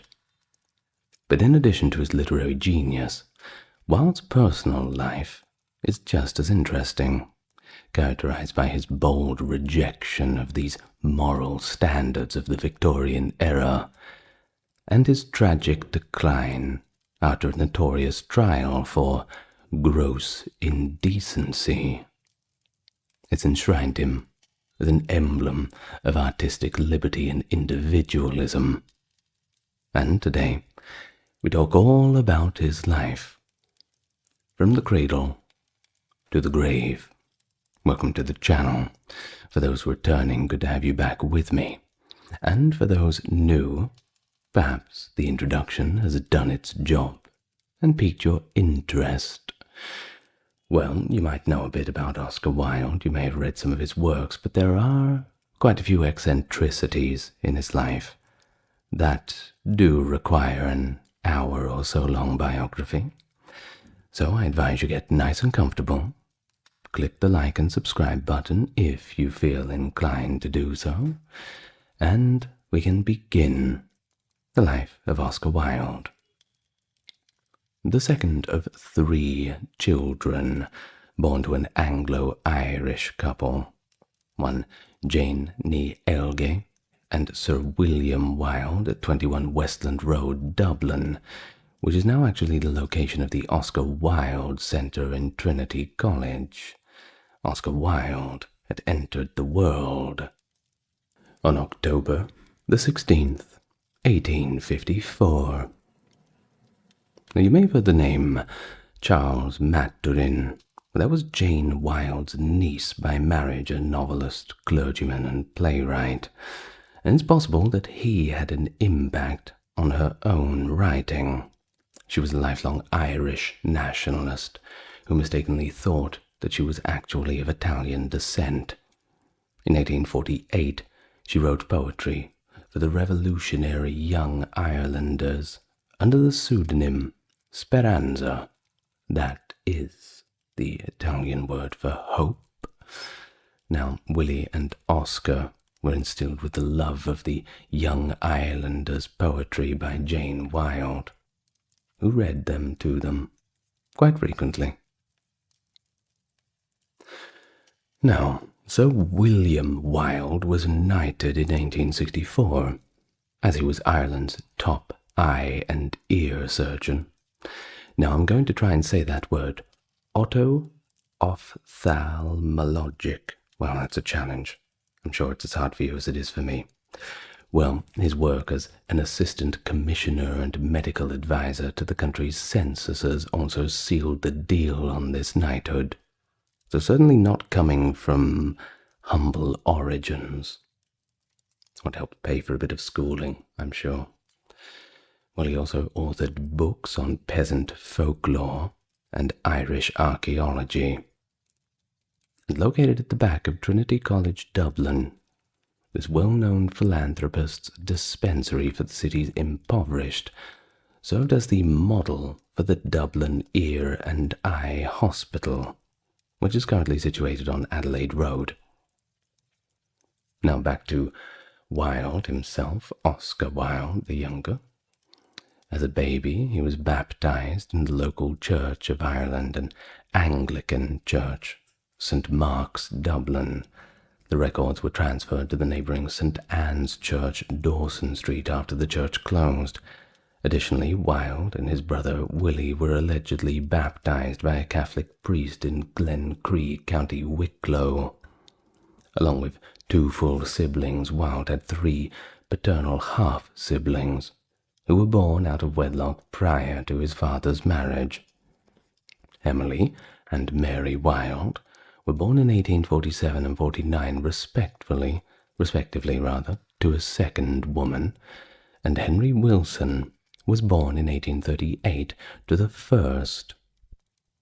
Sir William recognized his children's paternity, funded their education, and made arrangements for his family to raise them. In 1855, the family relocated to number 1 Merrion Square. The house quickly developed a unique medical and cultural milieu as a result of Sir William and Lady Wilde's prosperity and their reported enjoyment of a grandiose social life. Sheridan Le Fanu, Charles Lever, George Petrie, Isaac Booth, William Rowan Hamilton, and Samuel Ferguson were among the people who visited their salon. Isola Francesca Emily Wilde, Wilde's sister, was born on April 2nd, 1857. She was given her name in honour of Iseult of Ireland, who was the lover of Sir Tristan from the old Cornish tales, and the wife of Mark of Cornwall. A maternal aunt's name was Emily, and she and her mother both had the same name, Francesca. Oscar would subsequently remark that his sister was like a golden ray of sunshine dancing about our home, and that he was devastated when she passed away from a feverish illness at the age of 9. Yeah, that would have been rough on anybody. That's terrible. Well, Wilde was educated at home until he was 9 years old. He received language instruction from a German governess and a French nursemaid. From 1864 to 1871, he attended Portora Royal School in Enniskillen, County Fermanagh, alongside his brother Willie. Despite not being as well liked as his older brother at Portora, Wilde's creative and humorous school stories won over his peers. Almost a class clown, maybe, if we're going to use the modern vernacular. He later stated that his classmates had considered him a prodigy for his speed-reading skills, saying he could read 2 facing pages at once and finish a 3-volume book in 30 minutes, while still remembering enough details to provide a basic plot summary. Well, as you can imagine, he did exceptionally well in school, especially in the courses on the classics, where he placed 4th in 1869. He received numerous honors, including the Carpenter Prize for Greek Testament, for his skill in performing oral translations of Greek and Latin texts. In 1871, he was one of the just 3 Portora students to be awarded a scholarship to Trinity through the Royal School. Well, 1871, Wilde was 17 years old. His half-sisters, Mary and Emily, who were 22 and 24 years old respectively, were burned to death at a dance in their Drumacon, County Cavan home. According to different versions, either her sister ran down the stairs and rolled her in the snow, causing her own muslin dress to catch fire, or the man she was dancing with carried her down to douse the flames in the snow after one of the sisters had brushed against the flames of a fire or a candelabra, causing her dress to catch fire as well. Ugh, not a good way to go. Not at all. Well, from 1871 to 1874, Wilde, who shared rooms with his older brother Willie Wilde, attended Trinity College, Dublin, on a royal scholarship to read classics. And this interest in Greek literature was, well, more of an obsession than it was an interest, mainly sparked by Wyatt Tyrrell, Arthur Palmer, and Edward Dowden, along with Professor J.P. Maffei, his tutor. You see, Wilde and Maffei had collaborated on the latter's book, Social Life in Greece, when he was a student. Maffei was referred to by Wilde as my first and best teacher, and the scholar who showed me how to love things Greek. Well, despite this, he had some later misgivings, but it seems that he looked at his time under his tutelage as quite a good one. Well, later, Maffei claimed that Wilde was the only blot on my tutorship, and boasted about having created the character. In addition to offering education, the University Philosophical Society's members held weekly discussions on artistic and intellectual topics, like Dante, Gabriele Rossetti, and the Algernon Charles Swinburne's writings. Wilde gained popularity as a member very quickly. In fact, 2 pages of banter sportly ridiculing Wilde's emerging asceticism can be found in the 1874 members' suggestion book. Ascetic Morality was the title given to the paper he presented. Wilde made a name for himself as an exceptional student at Trinity, winning the Berkeley Gold Medal in Greek. And that was good because that was the university's top academic honor. In his finals, after placing first in his class in his first year, and winning a scholarship through a competitive exam in his second. At Oxford's Magdalen College, he was invited to compete for a demyship, a half-scholarship, worth about £95,000 annually, or just about $11,000 in 2023 money, which he won with ease. Now Wilde petitioned the Apollo Masonic Lodge at Oxford after being drawn to its attire, secrecy, and ritual. It just looked really mysterious and cool, and he was quickly promoted to the sublime degree of Master Mason. He said he would be awfully sorry to give it up if I succeed from the Protestant heresy during a resurgence of interest in Freemasonry during his 3rd year. Wilde's active participation in Freemasonry was limited to his time in Oxford. He let his membership in the Apollo University Lodge expire due to the non-payment of dues. And that's right, you do have to pay dues in the Freemasons. As far as I know, at least back then you did. I'm not sure if they still have that. I'm not sure of the rules now. Well, he was greatly drawn to Catholicism, particularly its rich liturgy, and he spoke with clergy members about becoming a Catholic on multiple occasions. After meeting with Pope Pius IX in Rome in 1877, Wilde was rendered mute. Cardinal Newman, a well-known Anglican priest who had become a Catholic and advanced in church hierarchy, had read books that he eagerly read, When he met Reverend Sebastian Bowden in 1878, a priest at the Brompton Oratory who had converted some well-known people, he became quite a bit more serious. The plan was not well received by either Sir William, who threatened to stop his son's funding, or Professor Maffei. However, Wilde, the ultimate individualist, refused to sign any formal creed at the last minute, and instead sent Father Bowden a bunch of altar lilies on the day of his baptism into Catholicism. Wilde did continue to be interested in Catholic liturgy and theology throughout his life. He also gained notoriety for his involvement in the decadent and artistic movements that were promulgating at Magdalen College.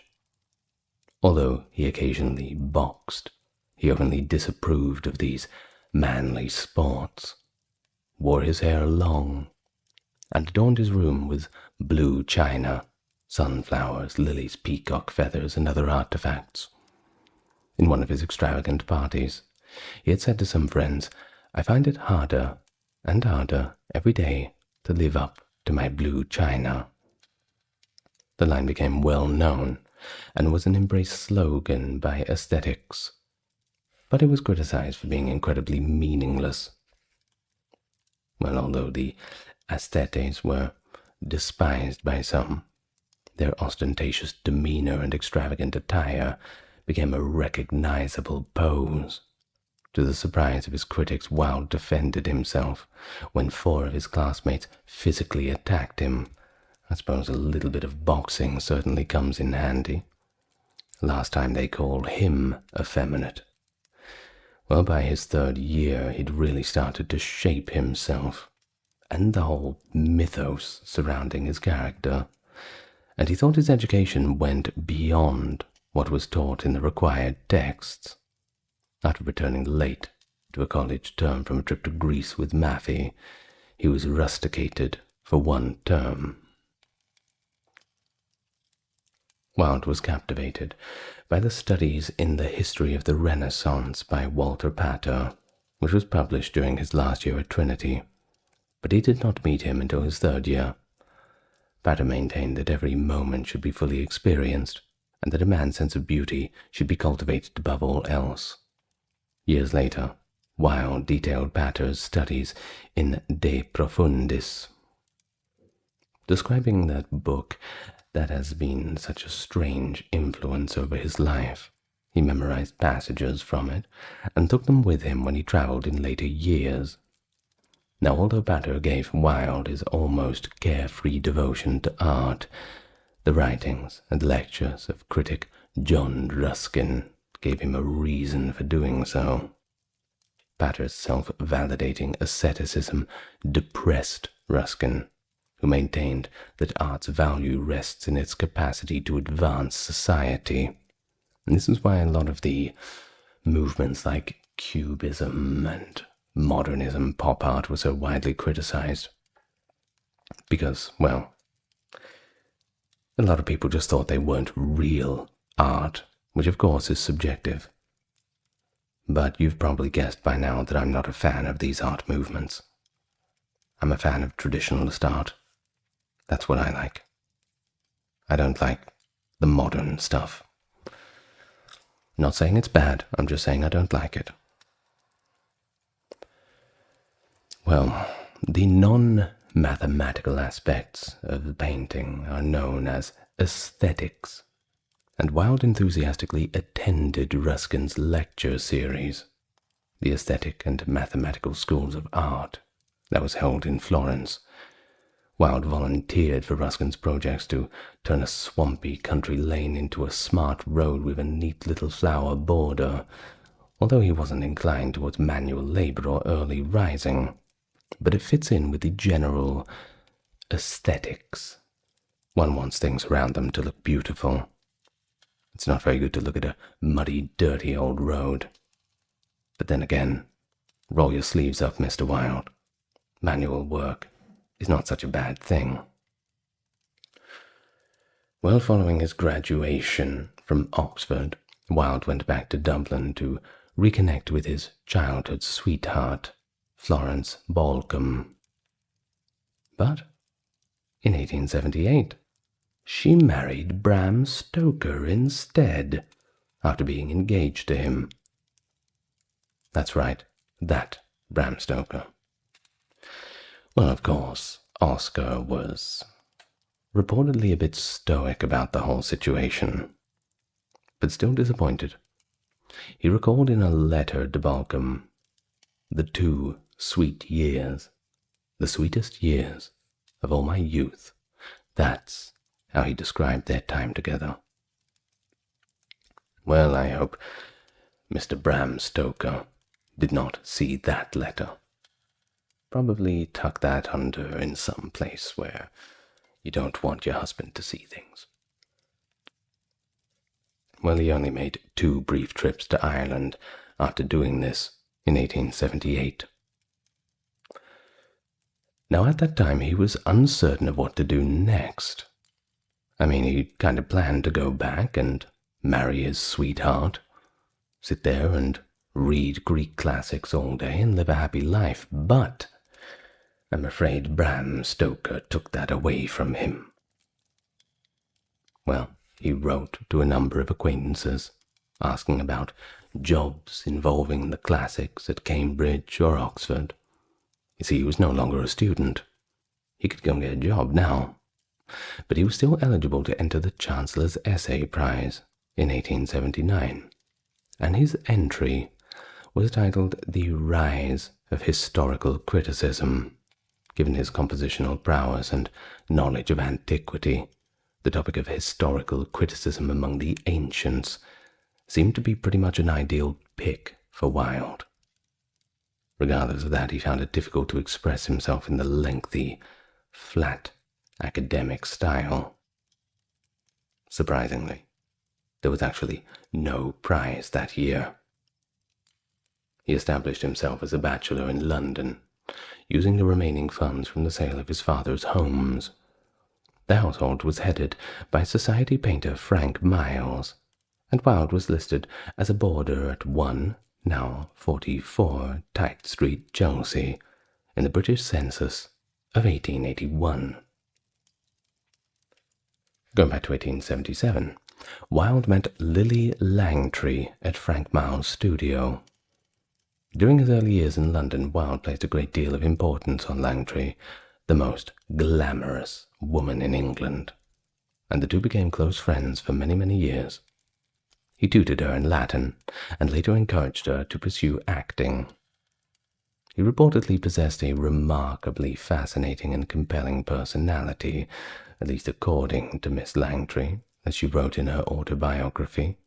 Also writing, the cleverness of his remarks received additional value from his manner of delivering them. He frequently went to the theatre, and was particularly enamored with the famous actresses like Sarah Bernhardt and Ellen Terry. He finished his first play, Vera, or The Nihilists, a tragic melodrama about Russian nihilism in 1880.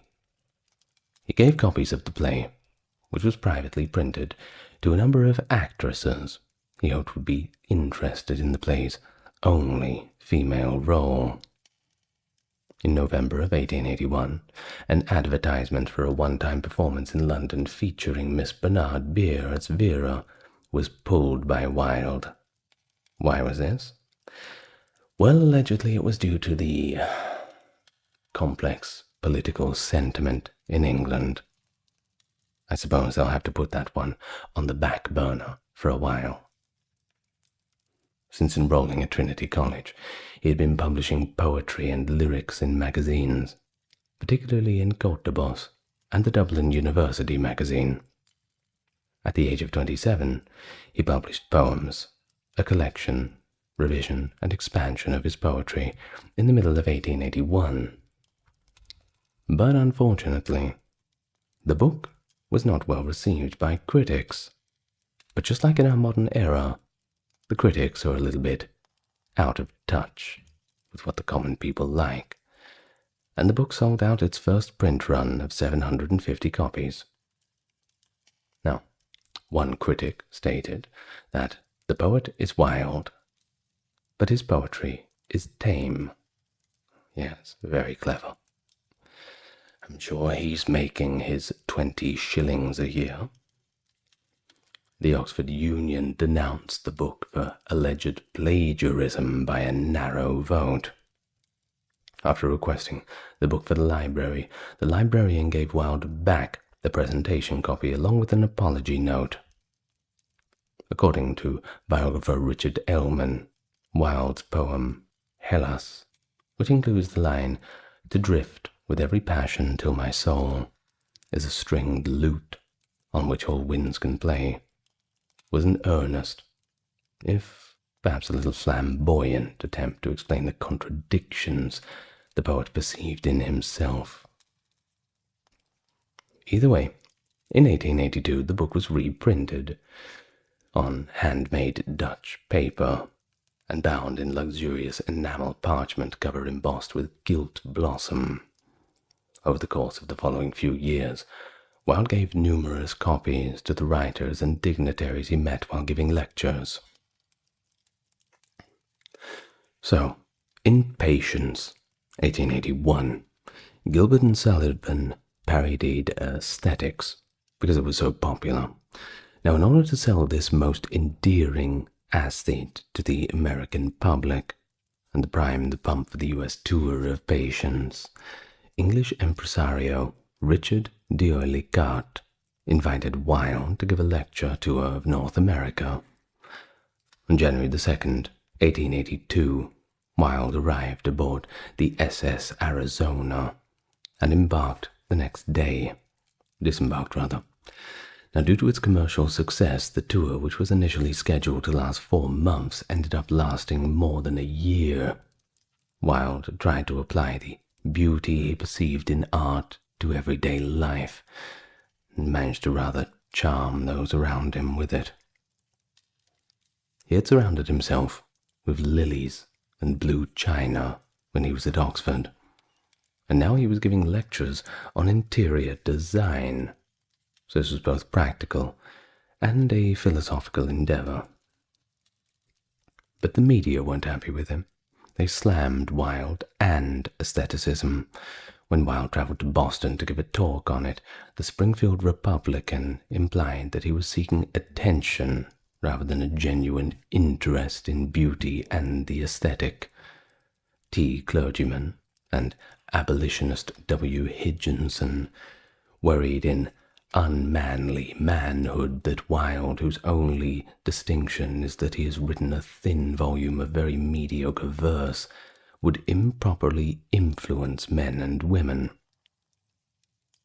And he was also portrayed as a Christie's minstrel, a blackface performer, and a monkey throughout his career, according to the biographer Michel Mendelssohn.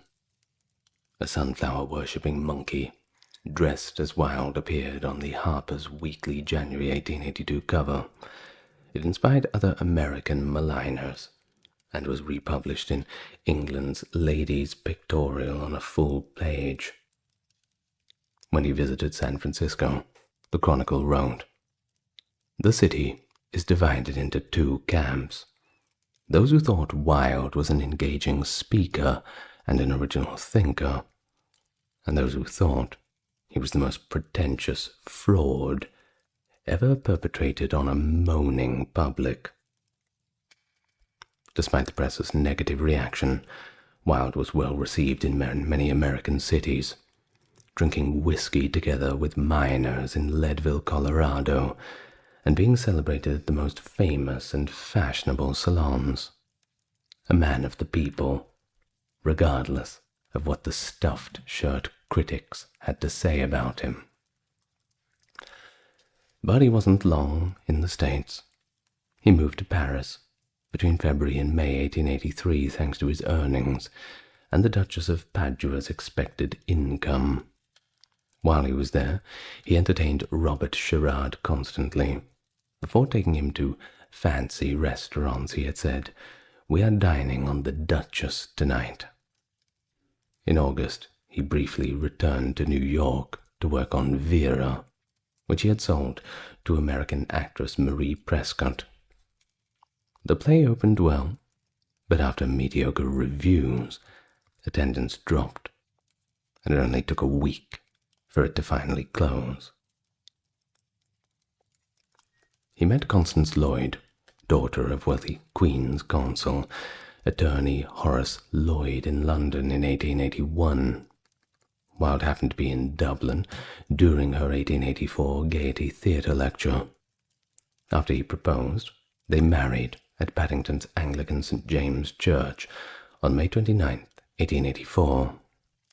Even though Constance's £250 annual allowance was generous for a young woman, about $33,000 in today's money, Wilde's were still quite opulent.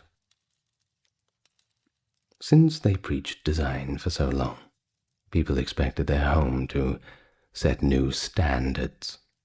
Number 16 Tite Street was extensively renovated in 7 months and at a very high cost.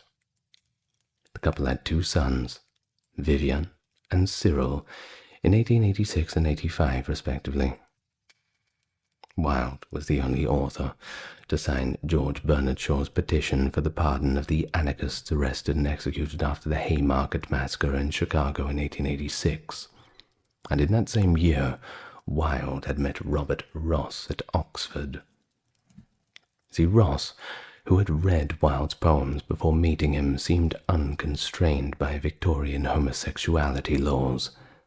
At 17, he was so young and yet so knowing, was determined to seduce Wilde, at least according to Richard Ellman, the biographer. Daniel Mendelssohn, wrote that Wilde's marriage had begun to unravel after his wife's second pregnancy, which left him physically repelled. And then Ross initiated him into homosexuality, after he had long mentioned Greek love. Wilde frequented several London spots. Liberty & Co. on Great Marlborough Street, Harrods in Knightsbridge, and Café Royal in Piccadilly were examples. He was among Harrods' first customers that were given extended credit. And at this time he had also become very famous for his journalism skills, which he had previously used for socializing. With his youth almost over and a family to support, Wilde became the editor of the Ladies' World magazine in mid-1887. He even had his name on the cover. He quickly changed its name to The Woman's World and added sobering political, cultural, and parenting articles, while keeping up with the fashion and arts discussions. There were usually 2 fiction books, one for kids and one for adults. His literary and other notes were well received and humorous, but Wilde worked hard to get good contributions from his extensive artistic network, including Lady Wilde and his wife Constance. He lost interest in work as office life, commuting and administration became too routine. Even at 1 shilling, sales were poor. So publishers naturally worried about circulation, while Wilde's interest began to wane. He sent the magazine more letters with instructions as he entered a new creative phase, and his column appeared less often. After finding his prose voice in October of 1889, Wilde left The Woman's World after the 2nd volume. 1 year separated him from the magazine. Wilde's time as the magazine's editor helped him become a famous writer. Wilde and Whistler were close friends in the 1880s, and they often went out and had dinner together. Wilde said that he wished that he had said Whistler's clever bon mot at one of these dinners. Wilde and Whistler's friend Herbert Vivian attended the dinner and wrote The Reminiscence of a Short Life in the Sun in 1889. Well, according to his article, Wilde often misattributed Whistler's witticisms to himself. Wilde believed Vivian's article was slanderous and a betrayal, and this ended his friendship with Whistler. After the Reminiscence, Wilde accused Vivian of the inaccuracy of an eavesdropper with the method of a blackmailer, and, well, Vivian was then expelled. Now, her accusations didn't really affect Wilde's epigrammatism. His famous quotes include, "He had no enemies, but was greatly despised by his friends." He wrote at the top of his voice. He revealed life by splendid flashes of vulgarity. He wrote fiction as if it were a painful duty. He wrote by Hall Caine. He immolated himself on the altar of colour. He revealed life by Rudyard Kipling. Well, Wilde regularly wrote fairy tales for magazines too. He published The Happy Prince and Other Tales in 1888, Crime and Other Stories by Lord Arthur Savile, and A House of Pomegranates dedicated to Constance Mary Wilde in September of 1891 were his next collections. Blackwood's Edinburgh magazine published Wilde's The Portrait of Mr. W. H. in July of 1889. This conversational short story advances, retracts, and revives the idea that Shakespeare's sonnets were inspired by his love for Willie Hughes, the boy actor. The sonnet's 2 puns are the only evidence. Now, despite no biographical evidence, Arthur Ransom believes that Wilde read something of himself into Shakespeare's sonnets under the Willie Hughes theory. Wilde's early masterwork combined literature, conversation, and the idea that to let go of an idea, one must first persuade another of its veracity. Instead of writing a brief but somber essay on the subject, he threw the theory to the 3 characters in the story. Ransom concludes that Wilde succeeds because literary criticism is all well revealed. And then, of course, together with 5 other versions, the first edition of The Picture of Dorian Gray was featured as the main story in Lippincott's monthly magazine's July 1890 issue. A man paints a picture of Gray at the start of the story, the face like ivory and rose leaves, he claims. Gray breaks down when he sees the completed portrait. He unintentionally strikes a Faustian deal in which he remains young and attractive, while the painted image ages, because he's upset that his beauty will wane when the portrait remains lovely. Interesting story, right? You can tell that there's so much influence from that old classical sort of fables coming in. Definitely a fable in the classic style of our modern era. Now, according to Wilde, art should serve as a guide for life, as though beauty were its sole goal. Wilde aimed to contrast the beauty he perceived in art with everyday life, as Gray's portrait enables him to escape the physical devastation of his hedonism. The novel's decadence and homosexual references were of course immediately criticized by the toffee-nosed critics. The Daily Chronicle, for instance, described it as unclean, poisonous, and heavy with the mephitic odors of moral and spiritual putrefaction. So, 1 out of 5 stars, I suppose. Well, in a vigorous response, Wilde wrote to the editor of the Scots Observer, outlining his position on ethics and aesthetics in art. He wrote, "If a work of art is rich and vital and complete, those who have artistic instincts will see its beauty, and to those whom ethics appeal more strongly will see its moral lesson." Well, despite this, Wilde made significant revisions for the book's 1891 publication, including adding 6 new chapters, removing some overtly decadent passages and homoeroticism, and adding a preface that contained 22 epigrams, including "Books are well written, or badly written, that is all." The 1891 census found Oscar, Constance, and their 2 sons at 16 Tite Street. In October 1891, dissatisfied with his London fame, he returned to Paris, where he was more of a respected author. They were a little bit more open-minded over there. The symbolist poet Stéphane Mallarmé's Martis and other salons littéraires hosted him. Vera, or The Nihilists, and The Duchess of Padua, Wilde's 1880s plays, all seem to have failed.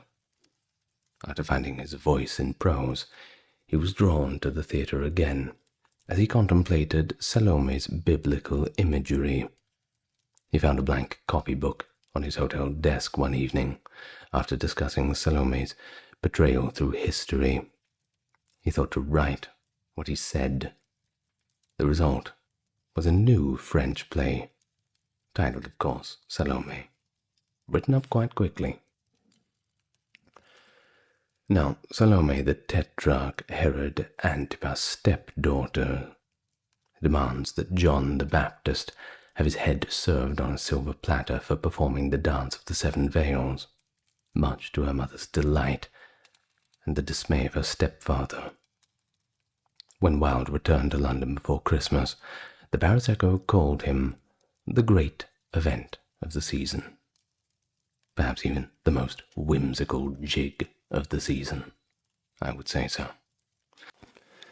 The Sarah Bernhardt starring play was rehearsed, but Lord Chamberlain denied a license because it featured biblical characters.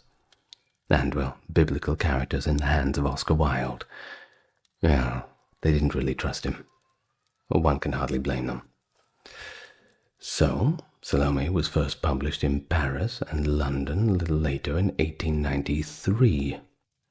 And in 1894 in London it was published in English, in Lord Alfred Douglas's English translation with Aubrey Beardsley's illustrations. It was then performed in Paris in 1896. At this time, Wilde was in prison, but, well, we'll get to that in a moment. Well, Lionel Johnson introduced Wilde to Johnson's cousin, Lord Alfred Douglas, an Oxford undergraduate in mid-1891. His loved ones called him Bosie, a charming and pampered young man. Wilde fell in love with Douglas in 1893 after a close friendship. Their relationship, however, was tumultuous. You see, Douglas was reckless in public, while Wilde was quite discreet, but still flamboyant. Wilde, who earned up to £100 a week from his plays, and he was also paid £6 at the Woman's World, so, well, he certainly more than doubled his salary, satisfied Douglas's sexual, artistic, and material needs. After Douglas introduced Wilde to the Victorian gay night work underground, Alfred Taylor introduced him to several young, working-class male rent boys in 1892. Wilde usually met the boy, gave him gifts, had a private dinner with him, and, then, Wilde romanticized his relationships with Ross, John Gray, and Douglas, all whom remained in his aesthetic circle. But these consorts were illiterate, and, well, literal, in terms of literature, well, they really couldn't keep up a good conversation about it. It was like feasting with panthers, Oscar Wilde had said. The danger was half the excitement. He wrote Douglas in De Profundis. He also said that I had no idea they would strike me at another's piping and pay. His private and public lives soon began to diverge.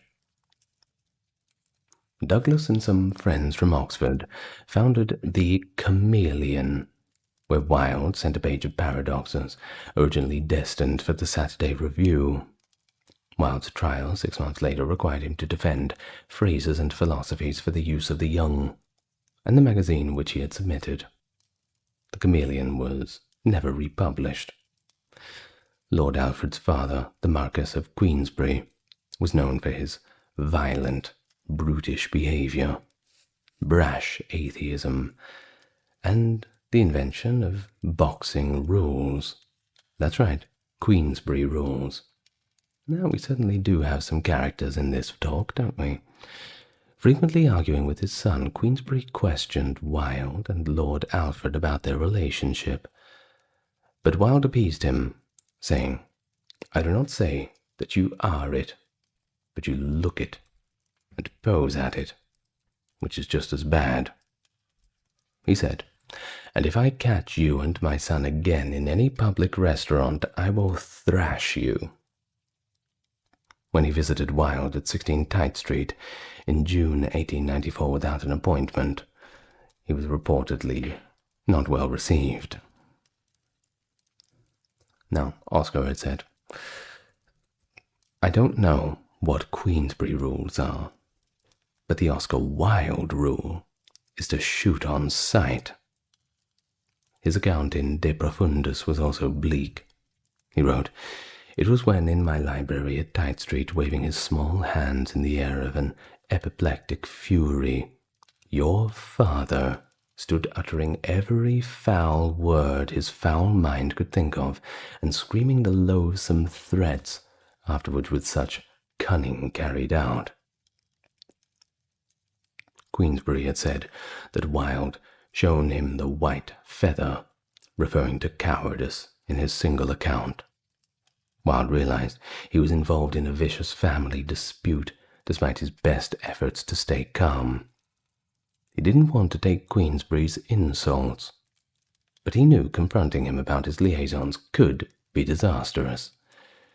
Well, I mean, if he invented the rules of boxing, it's probably best not to make him angry. So, Wilde's final play features the two main characters, bun-burying, maintaining different identities in town and country to escape Victorian social norms. Ernest is even lighter than Wilde's previous comedies, and it lacks the Wildean characters, even though they often take on serious themes during crises. There is no woman with a past. The principals aren't clever or evil. They're just idle cultivates. And the idealistic young women aren't entirely innocent. Ernest, set in drawing rooms and lacking action and violence, lacks the self-confidence or decadence of the picture of Dorian Gray and Salome. Well, of course, then we get to what I believe to be the climax of his life. That would be the trials that happen. Now, February 18th, 1895, the Marquess of Queensberry left Wilde's Albemarle Club a calling card reading, "For Oscar Wilde, posing sodomite." Douglas advised Wilde to sue Queensberry for the defamatory libel despite his friend's advice, because the note implied it implied that he had committed sodomy. Queensberry was arrested for criminal libel, which actually carried a 2-year sentence back then. Queensberry could only avoid libel under the Libel Act of 1843 by proving his accusation was true, and that it had public benefit to be made public. Queensberry's attorneys hired private investigators to prove Wilde's extramarital affairs. At Wilde's Saturday Review meeting of the Café Royal on March 24th, 1895, Frank Harris advised him to flee to France because they were going to prove the sodomy against him. Wilde had said, "It is at such moments as these that one sees who are one's true friends," as he and Douglas left. A day or so before Arthur Ransom's 1913 trial for libeling Douglas, George Bernard Shaw saw the scene and told Ransom. It confirmed Ransom's 1912 book that Douglas's competition for Wilde with Robbie Ross and his disputes with his father, as Wilde wrote in De Profundis, caused Wilde's public disaster. Douglas's case? It failed. Shaw introduced the dark lady of the sonnets by describing Harris, Douglas, and Wilde's disputes. Well, regardless, as scandalous details about Wilde's relationship with Taylor and Douglas surfaced, the libel trial gained attention. Not the kind of attention that you want. Queensberry's solicitors, led by Edward Carson, were introduced to the Victorian underground by private investigators. Wilde's connection to male night workers, blackmailers, cross-dressers, and homosexual brothels were documented, and several were interviewed. Some were forced to testify as witnesses because they were also accused of the crimes. The trial before fellow Dubliner Justice Richard Hen Collins began at the Old Bailey in central London, April 3rd, 1895, amid near hysteria in the public galleries and press. Of course, due to the overwhelming evidence against him, Wilde had to docilely declare the following: "I am the prosecutor in this case." In the case, Wilde's attorney, Sir Edward Clarke, asked about 2 suggestive letters, Wilde wrote to Douglas that the defense had. The court might find the poetic language odd, and the first prose sonnet, but the intent was completely innocent, he said. After all, these are just two poets talking. Unusual for a prose piece of that length, Wilde said. The letters were obtained by blackmailers who tried to extort him. He refused and suggested they take £60. He said that the letters were art and nothing shameful. Carson, a Dublin native who attended Trinity College Dublin with Wilde, asked him about his writing's morality. He replied with his trademark wit and flippancy that only brutes and illiterates with incalculably stupid opinions about art could determine whether art is moral or immoral.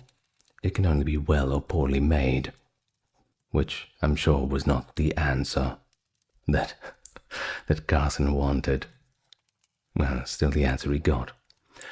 Renowned barrister, Carson avoided the close-ended questions. By pressing Wilde on every subject from every angle, Carson extracted subtleties of meaning, stripped his responses of artistic context, and portrayed him as evasive and decadent. Carson got more legal points, but Wilde got more laughs from the jury.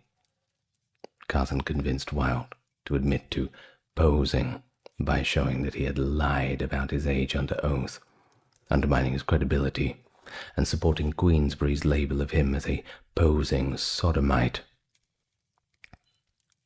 He repeatedly mentioned this during his cross-examination. Carson used Wilde's work, The Picture of Dorian Gray, specifically the second chapter scene where Lord Henry Wotton explains his decadent philosophy to Dorian, an innocent young man, to defend Queensberry's character development. Carson then turned to facts to investigate Wilde's friendships with lower-class males, some of whom were 16 when they met him. Even though he knew the men by first name and gave them gifts, Wilde insisted that nothing bad had happened and they were all just his good friends. No one really believed that, though. Carson often implied that the young men were actually charging by the hour, and emphasized the altogether strangeness of their relationships. Wilde replied that he liked young men and did not see any social barriers to simply hanging around with them. Carson then had asked Wilde if he had kissed one of the servants' boy. Wilde had replied, "No, he was a plain and ugly boy. I pitied him." Carson insisted on knowing why the boy's ugliness mattered.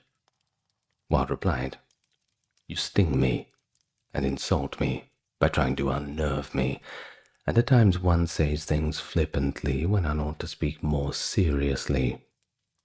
Wilde paused before becoming flustered.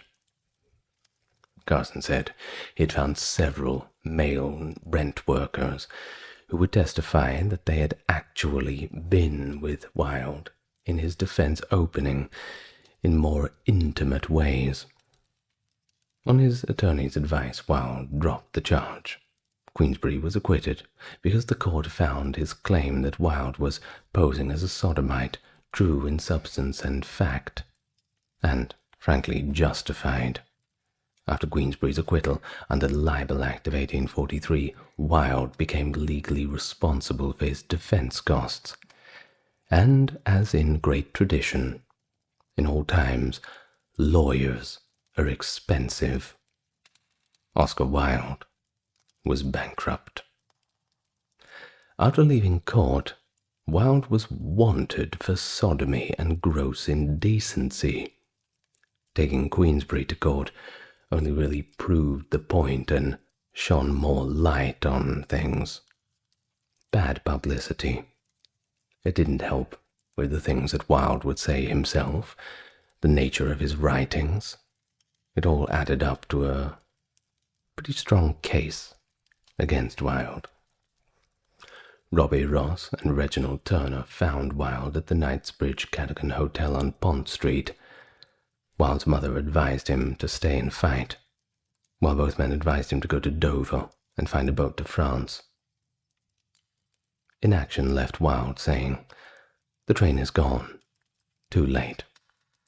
And it didn't take long for Wilde to be arrested under the charge of gross indecency, Section 11 of the Criminal Law Amendment of 1885, on April 6, 1895. Of course, this sodomy was illegal. Now, Ross and Wilde's butler took some personal belongings, manuscripts and letters, into 16 Tite Street's library and bedrooms at Wilde's command. Douglas then visited Wilde daily, while on remand at Holloway. His prosecution began before Mr. Justice Charles on April 26, 1895, and it progressed quickly. Wilde pleaded not guilty. Douglas resisted leaving London for Paris, and even wanted to testify that he was forced to leave and took refuge at the Hôtel du Monde.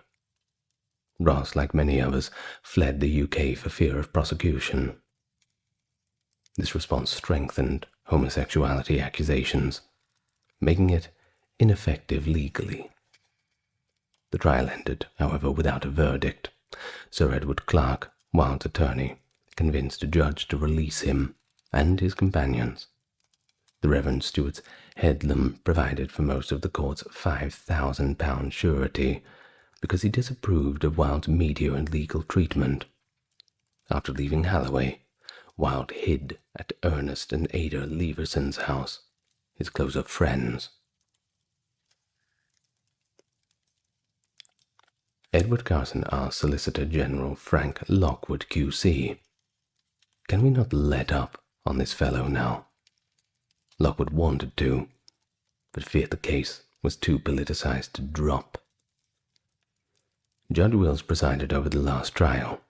Wilde and Alfred Taylor received a 2-year hard labor sentence for gross indecency on the 25th of May, 1895.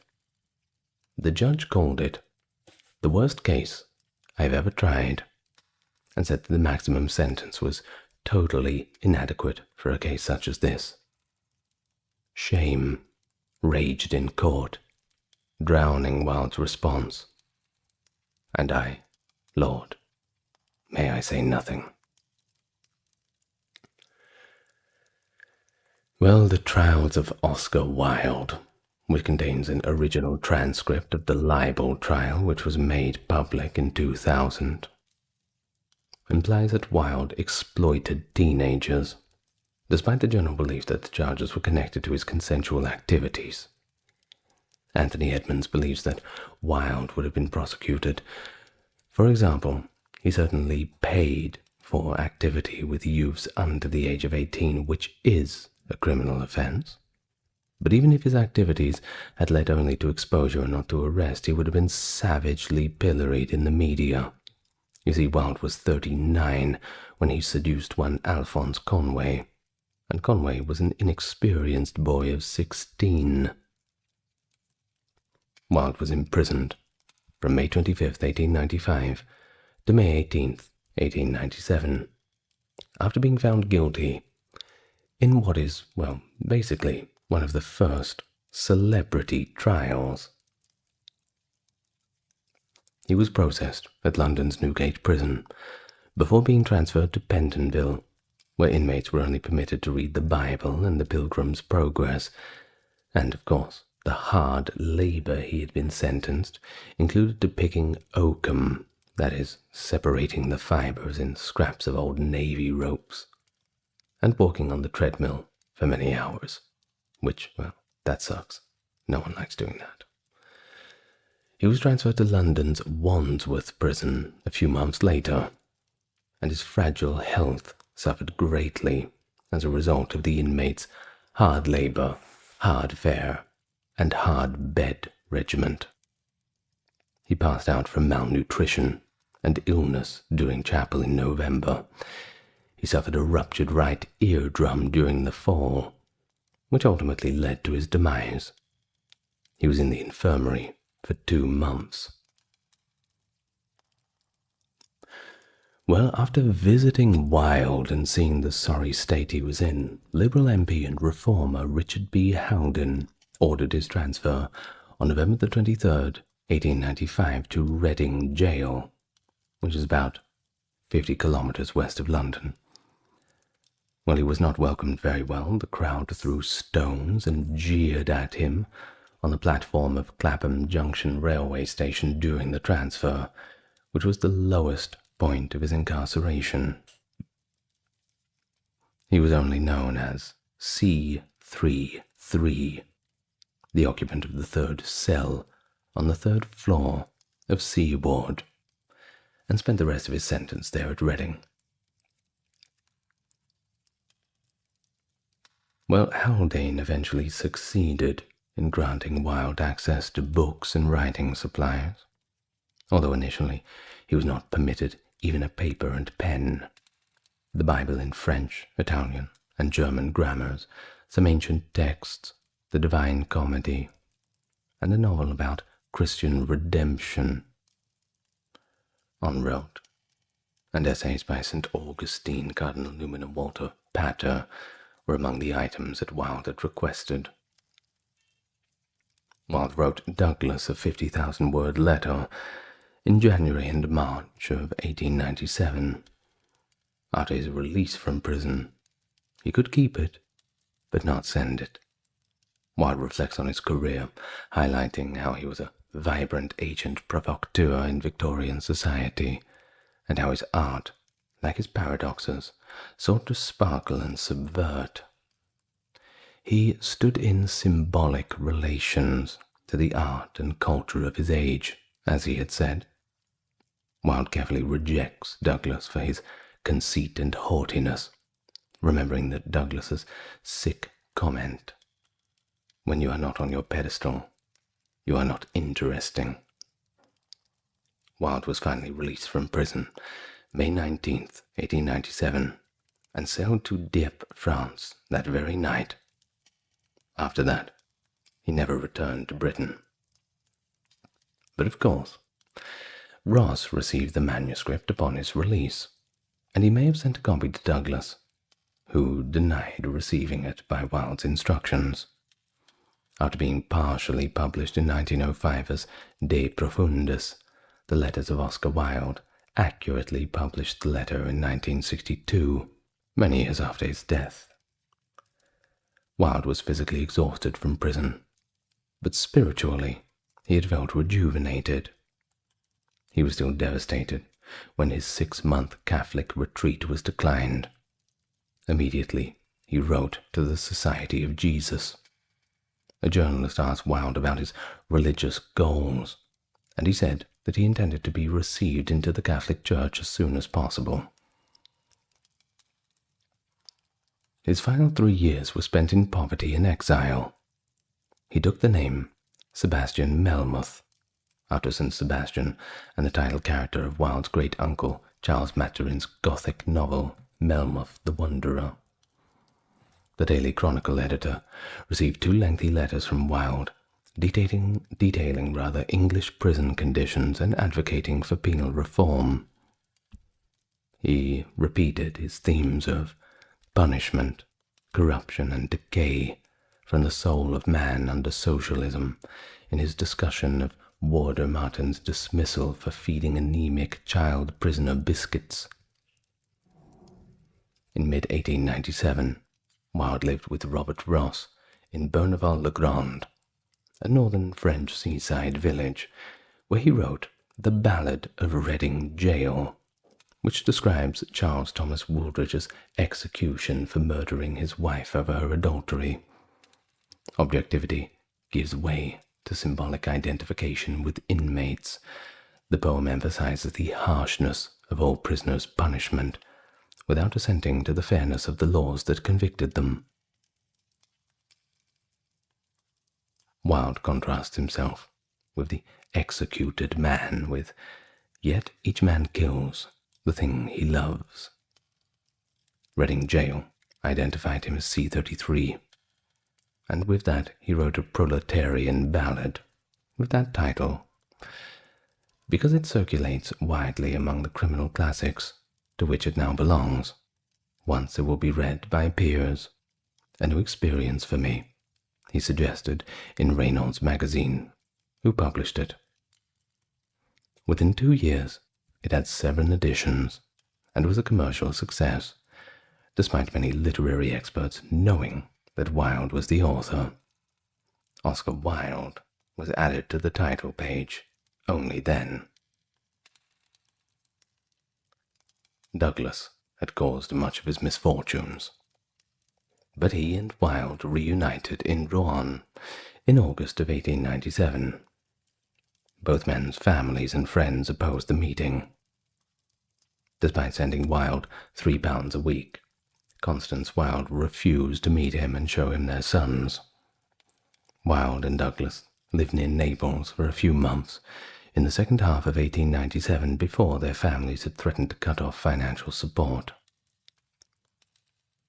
And with that, Wilde said goodbye at the gloomy Hotel d'Alsace on the Rue des Beaux-Arts in Saint-Germain-des-Prés, Paris. He had said, "This poverty is so filthy, depressing, and hopeless that it breaks one's heart. Pray and try," he wrote to his publisher. He refused to write any more, saying, "I can write, but I have lost the joy of writing." He revised and published An Ideal Husband and The Importance of Being Earnest, which Ellman says show a man very much in command of himself in the play. He walked the streets alone, drinking whatever he could get his hands on. A series of awkward encounters with hostile English guests or Frenchmen that he had known in his youth crushed his spirits. Wilde had joked in these final years, "My wallpaper and I are fighting to the death while confined to his hotel. One of us must go," during his last outdoor excursion. On October the 12th, 1900, he telegraphed Ross, "I am weak. Please visit." It is said that Wilde's moods were erratic. After a nightmare, their mutual friend Reginald Turner found him depressed.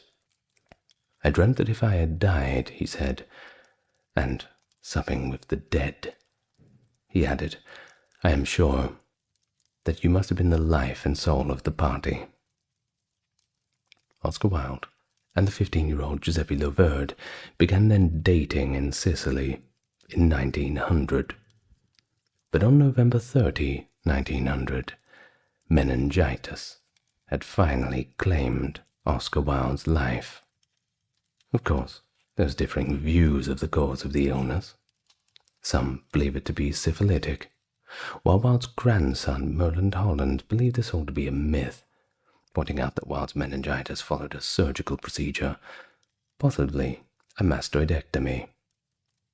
As for Wilde's doctors, Bulkeley and Akua Tucker stated that the illness was caused by an old suppuration of the right ear.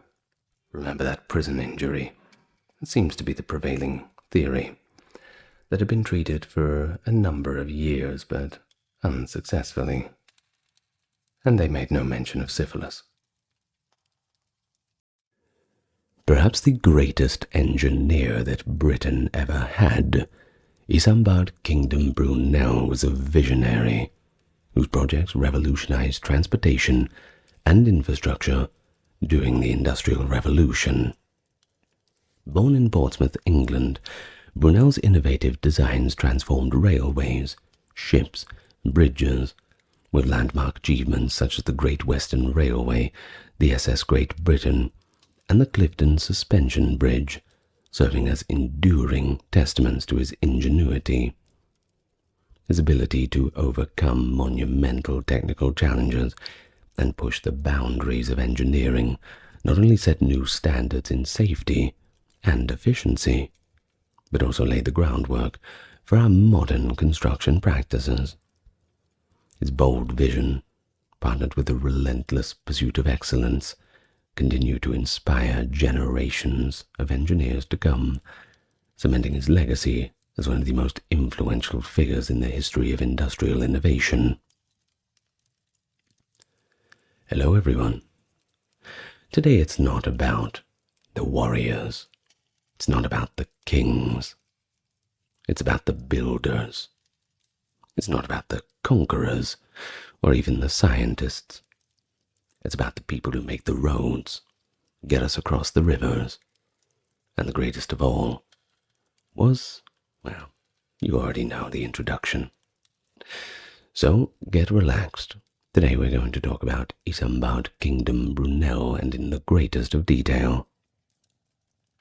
Oh, and like and subscribe if you want to as well, or I'll see you on the Patreon. Let us begin. Isambard Kingdom Brunel, born in Britain Street, Portsea, April 9, 1809, within Portsmouth, Hampshire. This was the location where his father was quite busy managing the machinery used for producing pulley blocks, certainly from a background of industry, and certainly at a time when industry was booming. His mother, Sophia Kingdom, gave him the name Kingdom, while his father, Marc Isambard Brunel, a French civil engineer, gave him the name Isambard. Oh, his mother was of English stock, by the way.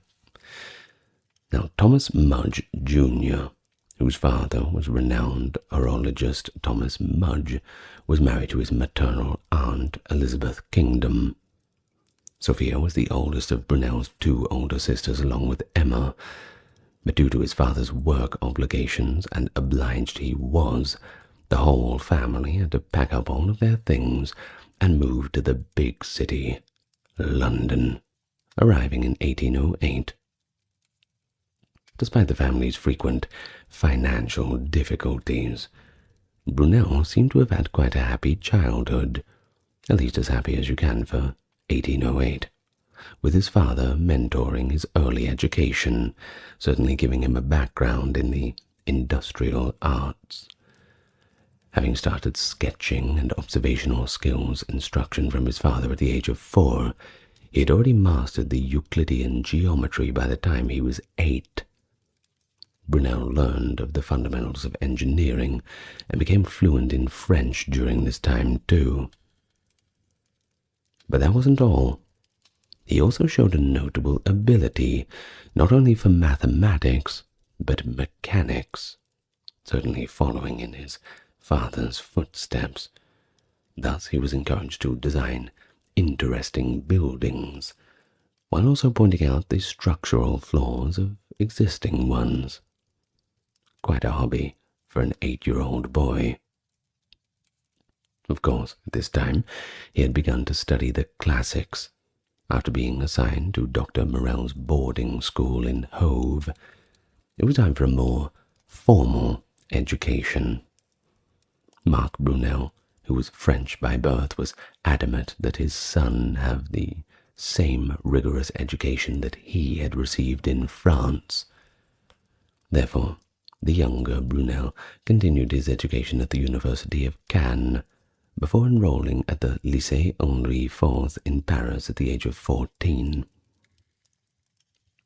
When he had turned 15 years old, Brunel witnessed his father's incarceration in a debtor's prison.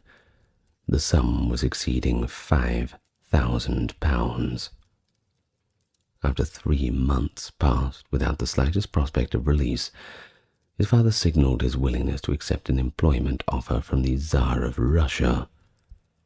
Alarmed at the thought of losing a prominent engineer, the British government relented in August of 1821, providing Marc with £5,000 to settle the debt. But there was the condition: he had to remain in Britain. After concluding his studies at Lycée Henri IV in 1822, Brunel was formally put forward by his father for admission to the renowned engineering institution École Polytechnique. However, it didn't go as planned. His application was rejected on the grounds that he was not a French citizen. Technicalities, I suppose. Subsequently, he apprenticed with the eminent clockmaker and horologist Abraham Louis Breguet, who spoke highly of Brunel's aptitude in letters to his father.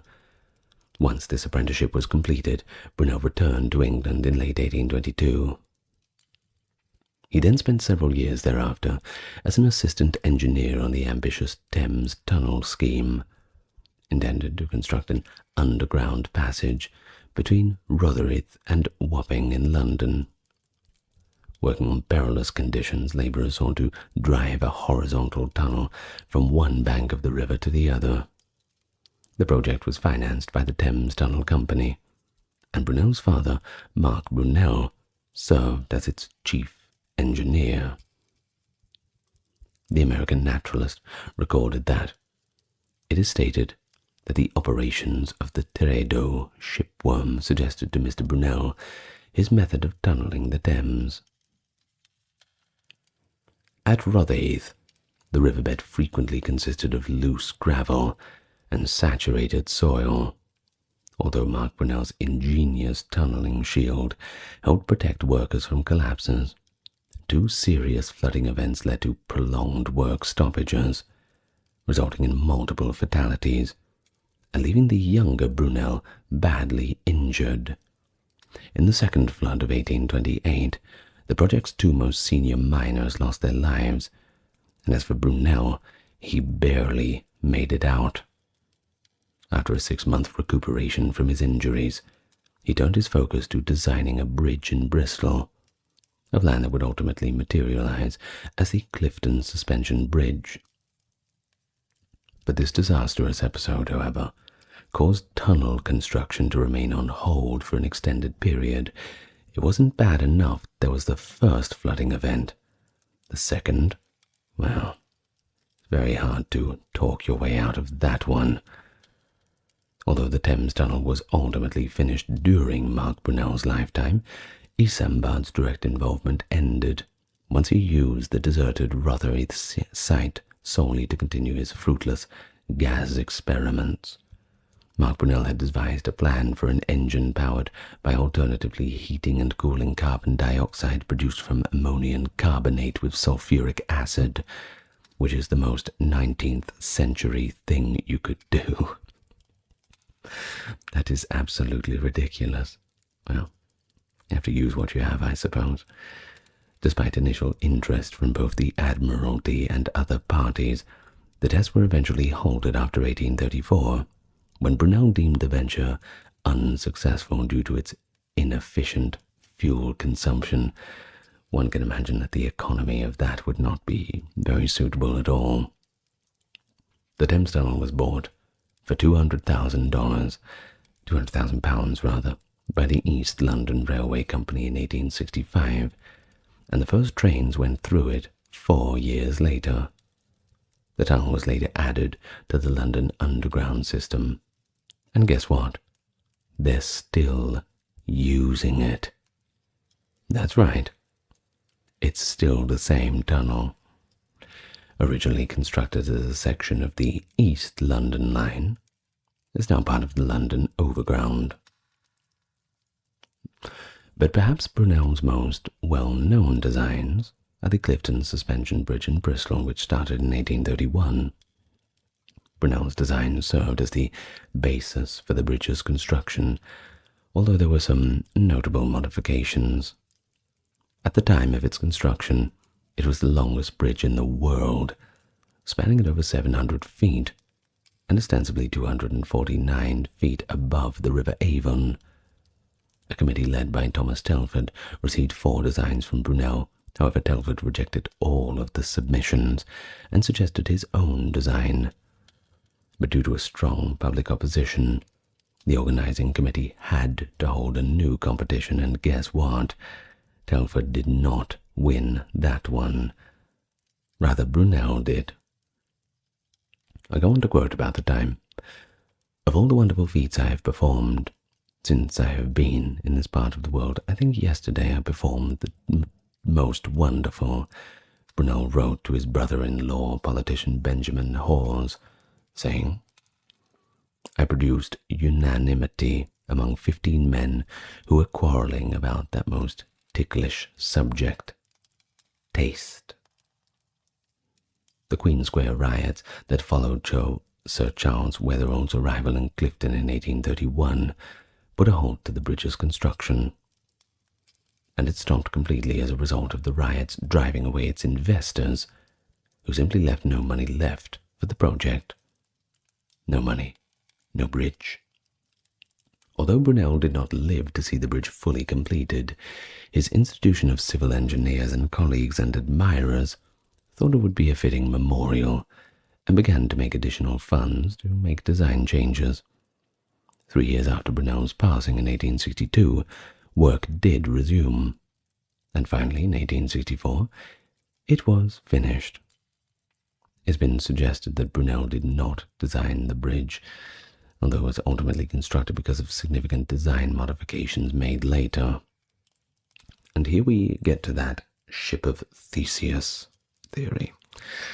Now, if we take one plank away from the ship of Theseus, is it still the ship of Theseus? If we take all of the planks away, is it still the ship of Theseus? Same goes for the bridge.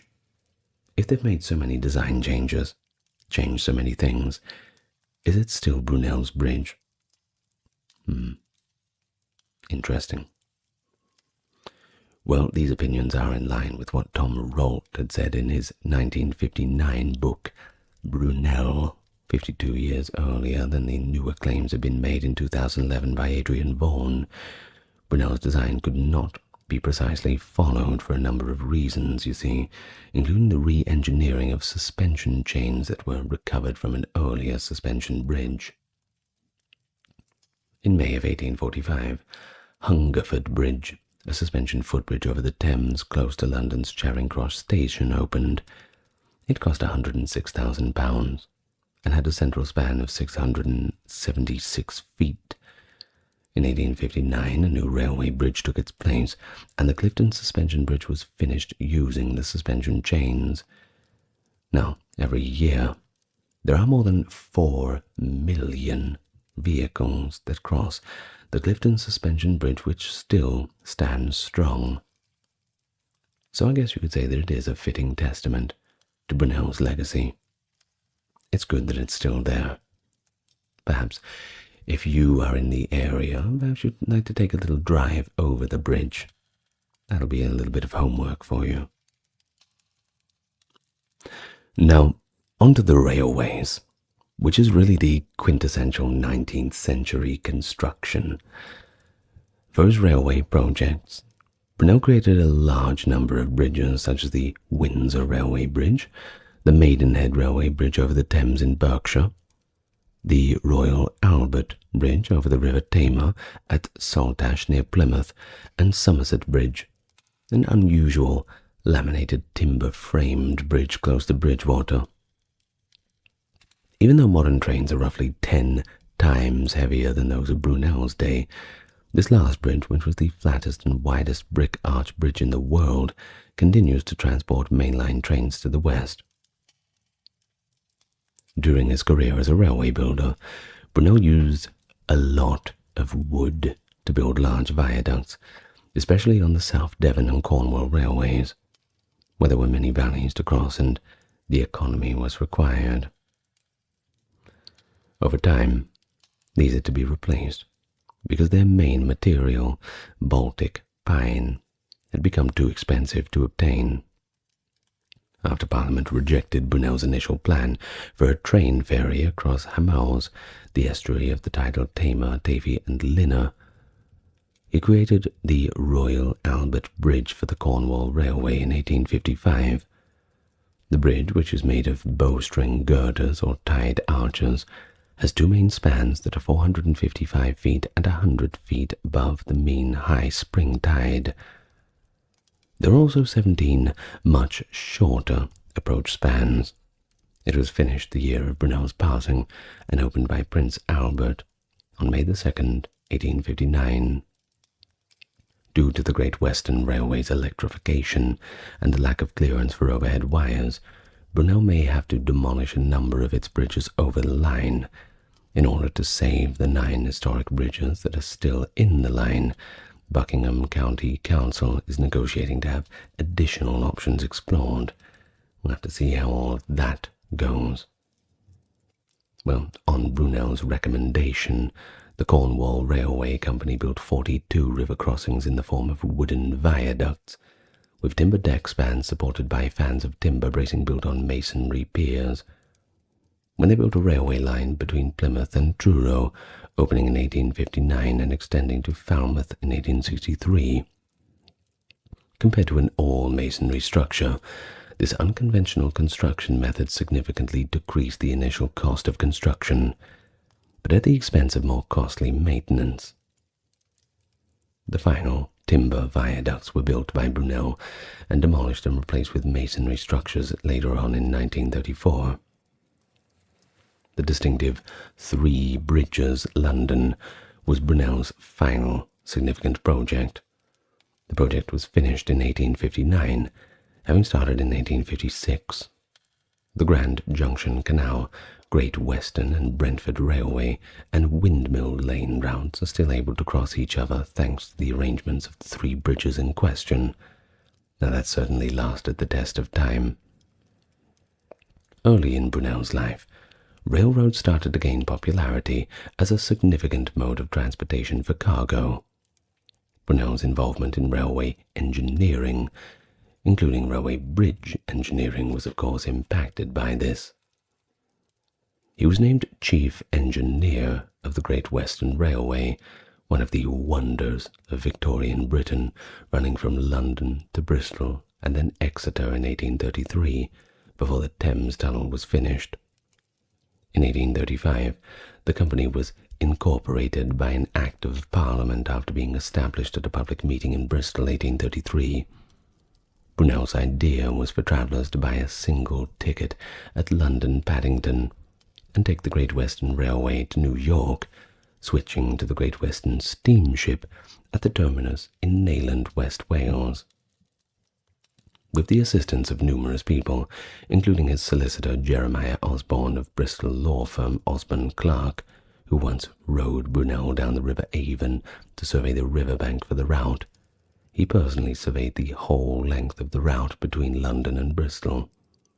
Brunel even created the design for the Bath's Royal Hotel, which debuted across from the train station in 1846. Brunel made two controversial choices. He decided to build the track with a broad gauge of 7 feet and 1/4 inch, that is 2,140 millimeter, because he thought it would provide better running at high speeds, and he chose to follow the Thames Valley into London after passing north of the Marlborough Downs, an area devoid of major towns but with possible connections to Oxford and Gloucester. Since practically all British railways up to this point had adopted standard gauge, his choice to use broad gauge for the line was controversial. According to Brunel, this was merely a holdover from the minor railways that George Stephenson had constructed before creating the first passenger railway in history. You see, within mines, of course, you have different gauges, passenger trains being a lot larger. Through calculations and a series of experiments, Brunel demonstrated that his wider gauge was the ideal size for offering passengers a stable and comfortable ride, in addition to faster speeds.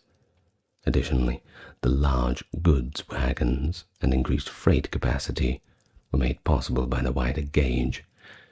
Bigger trains, bigger cargo. The Great Western featured a number of technical innovations too, including viaducts like the one at Ivy Bridge, specifically constructed stations and tunnels like the Box Tunnel, which at the time was the longest railway tunnel in the world. Just keeps smashing records in Victorian Britain. I love it. These were all based on Brunel's experience with the Thames Tunnel. On June 30th, 1841, the line from London to Bristol was finished and prepared for trains with the opening of the Box Tunnel. 28-year-old Daniel Gooch, later Sir Daniel, was appointed superintendent of locomotive engines after the first batch of locomotives Brunel ordered to his own specifications, aside from the North Star locomotive, proved to be inadequate. At the village of Swindon, where the gentle climb from London became steeper to drop to the Avon Valley at Bath, Brunel and Gooch decided to set up their locomotive works. Following Brunel's passing, it was decided that all of the nation's railroads should use standard gauge. A variety of Brunel's life is depicted on information boards at Neyland, the original Welsh terminus of the Great Western Railway, where sections of the broad gauge rail are used as handrails at the quayside. A life-size bronze statue of him, with a locomotive in one hand and a steamship in the other, is also present. Good spot for photos. But following an earlier theft, believe it or not, the statue has been replaced. Brunel created the current Paddington Station in London, which debuted in 1854. His designs for smaller stations on the Great Western and related lines, such as Culham, Mortimer, Charlbury, and Bridgend, have survived, and in very good condition at that. Frome and Kingswear have surviving examples of his style of wooden train sheds too. Numerous artifacts from Brunel's time on the Great Western Railway can be found at the Swindon Railway Museum. Brunel's 7-foot quarter-inch of track has been restored at the Didcot Railway Centre, and steam locomotives in the same gauge are in operation still. But of course the railways were seen negatively by some sections of society. Not everyone's happy. They never are. Some landowners asked for tunnels to be built on their property so that a railway would not be visible, while others believed that railways threatened amenities or property values. It seems that we're having the same problems in these days with infrastructure, the not in my backyard crowd. But you imagine just the entitlement of saying, can you build a railway tunnel so I don't hear or see the railway under my house? Do they have any idea how much money it takes to build a railway tunnel? They'd still complain about the rattling from underground, surely. Now, the atmospheric railway, which was actually the South Devon Railway but was backed by the Great Western Railway, was another one of Brunel's unsuccessful attempts to use technological advancements. It was an extension of the Great Western that ran south from Exeter to Plymouth. Clegg and Samuda's patented atmospheric vacuum traction system, which used stationary pumps to draw air from a pipe positioned in the middle of the track, moved the trains in place of locomotives. Quite a novel idea. On this basis, the section between Exeter and Newton was finished, with trains operating at about 68 miles an hour, just about 110 kilometers an hour. At intervals of 2 miles, pumping stations were positioned with recognizable square chimneys. On the level areas, 15-inch pipes were used, while the steeper gradients were designed for 22-inch pipes.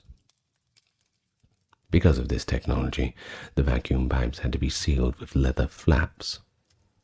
The vacuum removed the leather natural oil, leaving it susceptible to moisture, which caused it to deteriorate and break its fibers when it froze in the winter of 1847.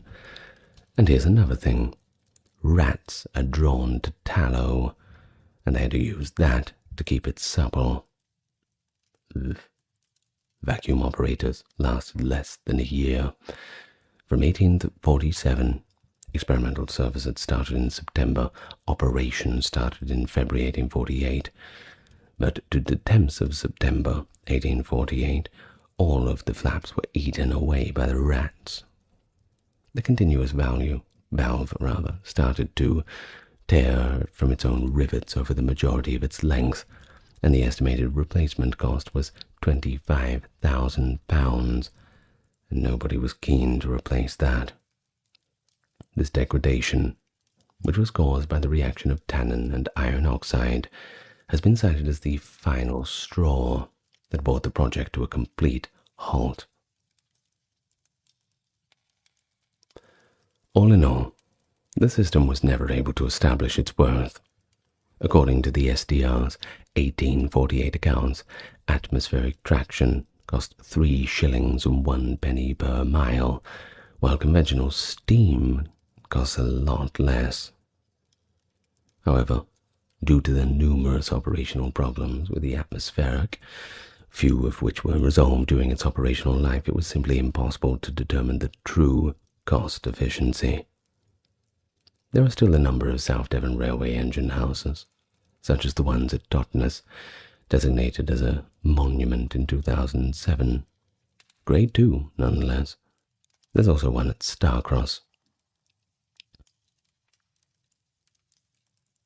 Prior to the Great Western Railway's opening in 1835, Brunel had suggested expanding its transportation system by boat from Bristol across the Atlantic Ocean to New York City. For that reason, Thomas Guppy established the Great Western Steamship Company. It was hotly debated whether a ship that ran entirely on steam could make such long voyages profitable. Longer voyages were made possible by technological advancements in the 1830s, such as the surface condenser, which enabled boilers to operate on salt water without pausing to be cleaned. As you can imagine, that makes a huge difference. However, it was widely believed that a ship would not have enough space for commercial cargo, and not enough fuel for the journey. Brunel used Beaufoy's experimental data to support his theory that a ship's carrying capacity increased as its dimensions increased by a cube, while its resistance it faced from the water during travel only increased by a square of its dimensions. Accordingly, a larger ship would require proportionately lower amounts of fuel to move a smaller ship. Brunel volunteered his services to the Great Western Steamship Company in order to test this theory. He was appointed to the company's building committee and given the task of designing the Great Western, the company's first ship. At 236 feet, with a 250-foot keel, the Great Western was the longest ship in the world when it was constructed. Although the ship was mostly made of wood, Brunel strengthened its keel by adding bolts and iron diagonal reinforcements. The ship had 4 masts for sails and paddle wheels that ran on steam.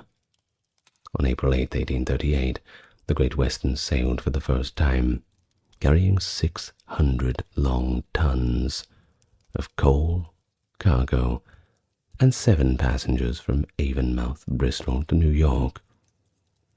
Due to injuries he sustained in a ship fire while returning from fitting out in London, Brunel himself was unable to make the first crossing. I'm sure you can imagine how disappointed he was at that. The Great Western lost the chance to become the first ship to sail the Atlantic on steam power alone, since the fire postponed the launch for a few days. The rival, Sirius, arrived just 1 day earlier, having all but depleted its coal supply despite having a 4-day lead. Brunel's calculations proved to be accurate, however, as the Great Western crossing of the Atlantic took 15 days and 5 hours, and the ship reached her destination with a third of her coal still in place. From 1838 to 1846, the Great Western Steamboat Company regularly used the Great Western between Bristol and New York after she demonstrated the feasibility of commercial transatlantic steamship service. With a crossing time of 13 days westbound and 12 days 6 hours eastbound, she completed 64 crossings and became the first ship to hold the Blue Riband. Due to the service's tremendous commercial success, Brunel was of course asked to design another sister ship. He had come to believe that ships with propellers were better than those with paddle wheels. He included a large 6-bladed propeller in his design for the 322-foot Great Britain, which was launched in 1848, following the tests on propeller-driven steamship Archimedes. Because it was constructed of metal rather than wood, propelled by an engine rather than wind or oars, propelled by a propeller Rather than a paddle wheel, Great Britain is regarded as the first real modern ship. And once again breaking more records, 322 feet. The boats just keep getting bigger, don't they? So she sailed from Liverpool to New York for the first time in August and September of 1845. But she was run aground in Dundrum, County Down in 1846. After being saved, she joined the Australian military. In Bristol, UK, she is now completely preserved and accessible to the general public. There's another tourist attraction for you. Take the trip down. Larger than her predecessors, Brunel turned to a third ship in 1852 for trips to Australia and India. At nearly 700 feet in length, equipped with the most opulent amenities, and able to accommodate more than 4,000 passengers, the Great Eastern, originally known as the Leviathan, represented state-of-the-art technology for the era. Because engineers at the time thought Australia had no coal reserves, how wrong they were. Great Eastern was built to cruise non-stop from London to Sydney and back. Until the early 1900s, she was the biggest ship ever built. Due to a number of technical issues, however, the ship quickly went over budget and behind schedule, just like many of Brunel's more ambitious projects. But like we say, you've got to risk it for the biscuit. Although the ship had been called the White Elephant, it has been argued that Brunel's failure in this instance was primarily due to economics. His ships were just years ahead of their time, according to some. Large-scale, propeller-driven, all-metal steamships could be built thanks to his engineering vision and innovation, but, well, it would take several decades for the transoceanic steamship travel to become profitable business due to the industrial and economic conditions that prevailed at the time. Built at London's Napier Yard by John Scott Russell, the Great Eastern made her first voyage from Liverpool to New York on June 17, 1860, following 2 test runs in 1859. Despite her initial failure at passenger travel, she eventually found employment as a cable layer for the Oceanic Telegraph. Gotta do something. The Great Eastern was instrumental in establishing the first long-lasting transatlantic telegraph cable, which allowed communication between Europe and North America under the command of Captain Sir James Anderson. An old Turkish barracks in Scutari became the British Army Hospital when Britain entered the Crimean War in 1854. Because of the unfavorable conditions there, injured men became ill with cholera, typhoid, malaria, you name it, they had it. Florence Nightingale was actually at this one hospital, actually. She wrote to the Thames pleading with the government to come up with a remedy. And guess who answered? In February of 1855, Brunel took on the task of designing and constructing a temporary, prefabricated hospital that could be simply transported to Crimea and set up there, despite his other projects, including the Great Eastern. And in just 5 months, the group he put together created, constructed, and shipped prefabricated buildings made of canvas and wood, along with guidance on how to move and position the facilities. But you can't always rely on the instructions. You just got to get started, right? I never read the instructions. Now, at this time, Brunel had been working on the Great Eastern's launch stage with William Easy of Gloucester Docks. The British and French armies in the Crimea, as well as the Australian gold rush, used the wooden prefabricated huts that Easy had designed and constructed.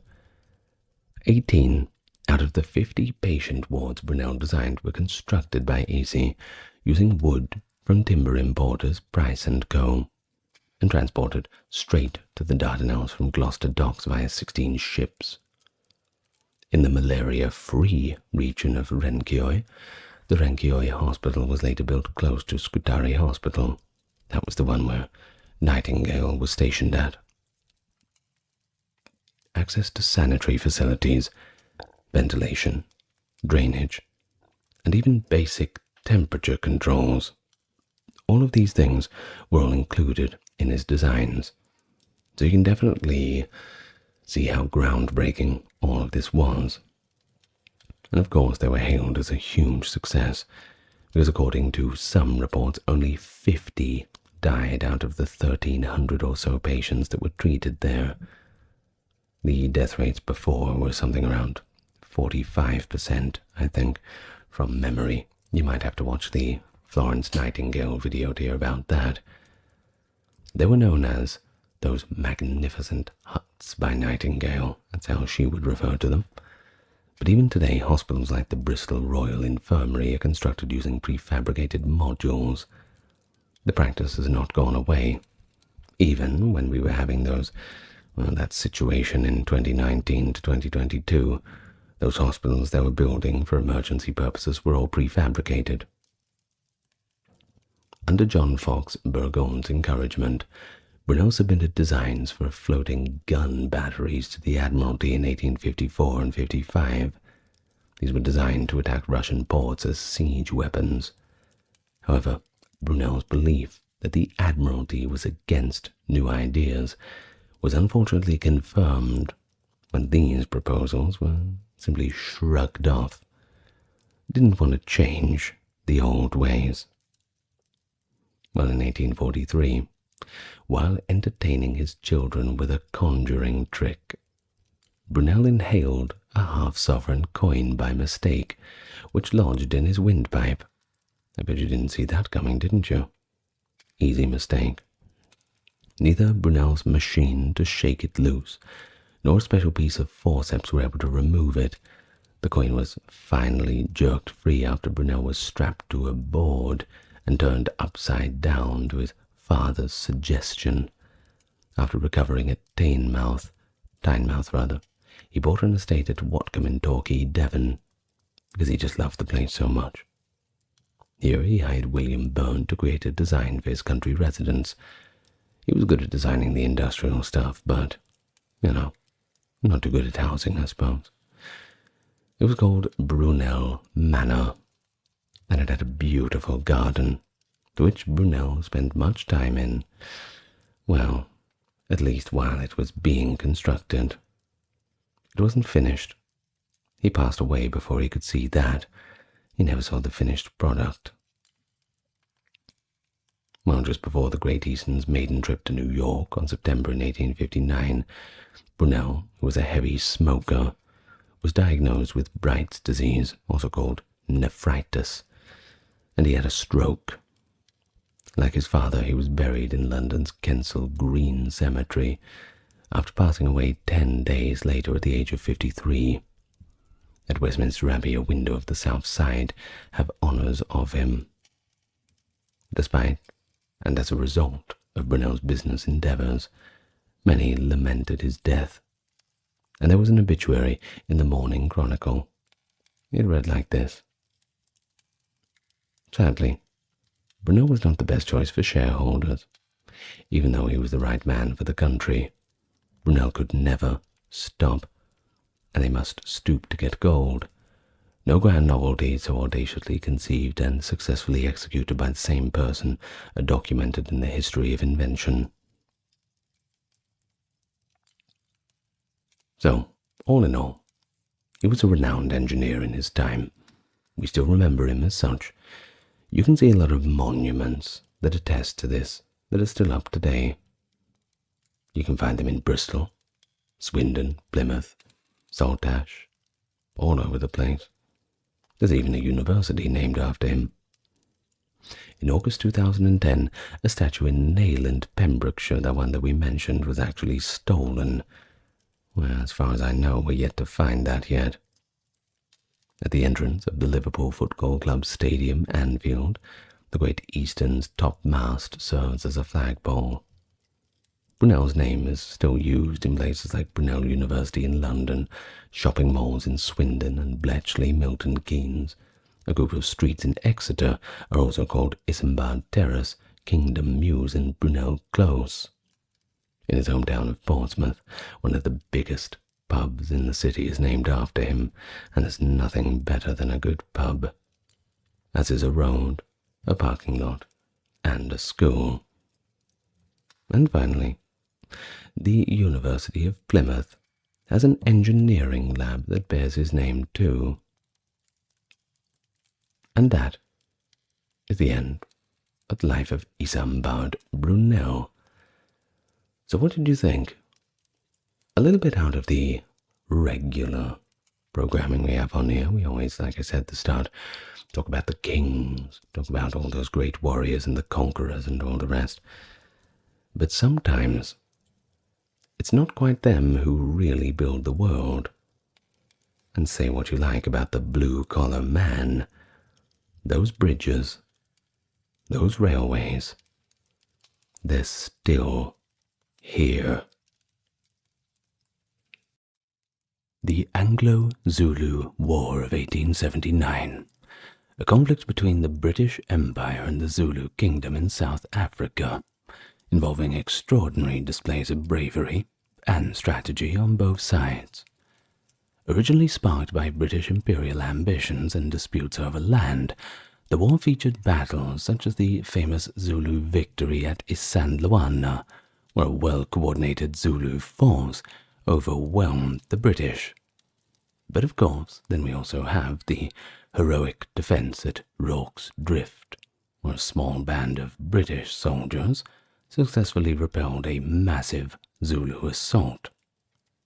Now, despite early setbacks, the British eventually prevailed through superior technology and reinforcements, leading to the eventual defeat of the Zulu Kingdom.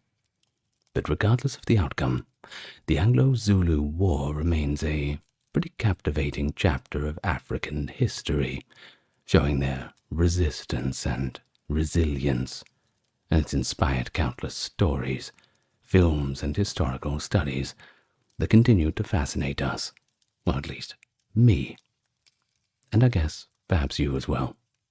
You must be here for some reason. Well, welcome to the channel. Today we're going to do a little bit more colonial history, but we're going to tell the story of the great Anglo Zulu War. Now, I have done a video on Rorke's Drift, and of course that sits within the context of all of this. And I will do a video too on Battle of Isandlwana, because that also requires quite a few more details. But since both of those battles exist within the context of the broader context of the war, we'll cover them briefly today. So, let's all get nice and comfortable. Oh yeah, like and subscribe if you want. Anyway, so we begin now in the 1850s. And this was certainly the height of British imperial attitudes, and the British Empire had maintained several colonies in southern Africa, colonies which bordered numerous indigenous territories and polities, including prominent African kingdoms such as the Zulus and the Basotho, alongside various Boer communities. Of course, everyone was taking a little slice out of Africa at that time. The poor old Africans had their borders completely withdrawn, with no real consideration to any tribal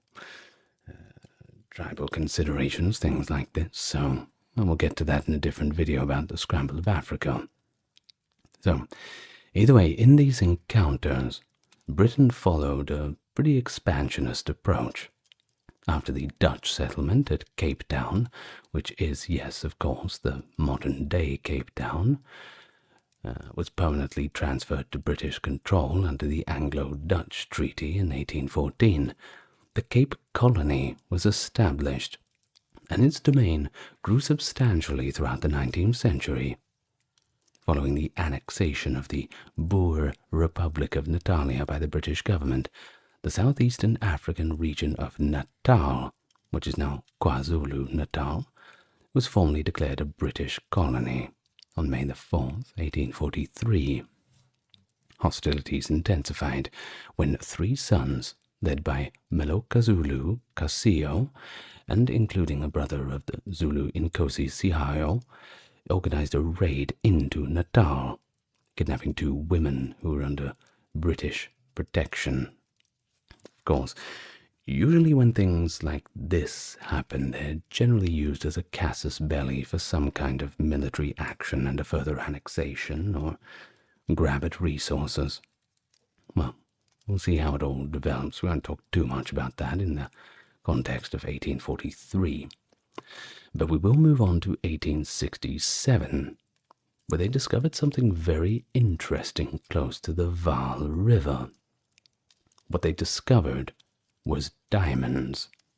Now, the Vaal River location was roughly about 900 kilometers or 550 miles northeast of Cape Town, and this was an event that drastically influenced the region and ended the Boers' isolation in the interior. It triggered a worldwide rush. Just like all the other gold rushes did, diamonds were the new thing.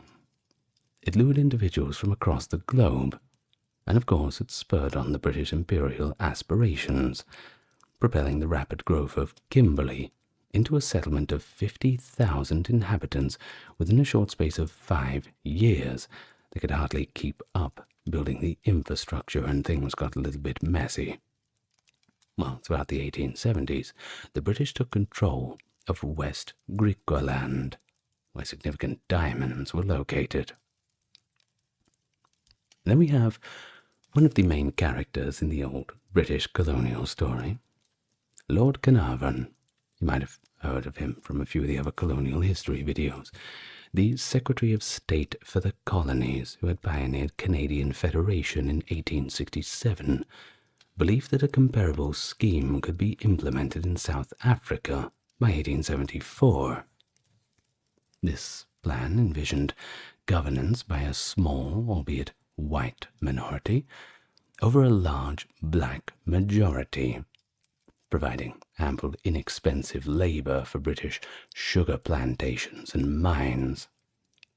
In 1875, Carnarvon tried to extend British authority by engaging with the Boer states of the Transvaal Republic, which is now kind of like near northeastern South Africa, this sort of area, and also the Orange Free State, which is now simply Free State Province, aiming to form a federation of British and Boer territories. However, the Boer leaders were not as keen on the idea as he was, and they declined the offer. In 1877, Lord Carnarvon selected Sir Bartle Frere to be High Commissioner for Southern Africa, with the agreement that Frere would enact Carnarvon's Confederation plan. In return, Frere was to become the first British governor of a unified Southern African dominion. Once in place, Frere moved swiftly to advance the scheme. Yet the independent Boer states, together with the Kingdom of Zululand and the South African Republic, widely referred to at the time as the Transvaal Republic or the Orange Free State, posed obstacles. Frere wasted no time in unveiling the plan, and heightened the significance of certain recent occurrences to justify action against the Zulu. Also, in 1877, Sir Theophilus Shepstone, which is just a brilliant name, the British Secretary for Native Affairs in Natal, employed a special warrant to incorporate the Transvaal Republic into the British Empire. Of course, once again, the Transvaal Boers opposed the move, but since the Zulu threat was still present, they found themselves confronting dangers on both sides. Certainly a rock and a hard place. They feared that the King, Tsetshweo, and his Zulu forces might strike if they took up arms against the British annexation. For the Boer republics, the series of British territorial acquisitions, particularly the occupation of West Griqualand, intensified an undercurrent of disquiet. Shepstone openly attacked the destabilizing effect of allowing Cetshwayo's regime to persist. Zulu power, he declared, is the root and real strength of all native difficulties in South Africa. In December of 1877, he wrote to Carnarvon, I quote, "Cetshwayo is the secret hope of every petty independent chief hundreds of miles from him who feels a desire that his colour shall prevail. And it will not be until this hope is destroyed that they make up their minds to submit to the rule of civilization." Earlier, in October of 1877, Shepstone had attended talks with Zulu leaders near the Blood River, I wonder how it got that name, to resolve a lingering land dispute between the Boers and the Zulus, or at least one of them.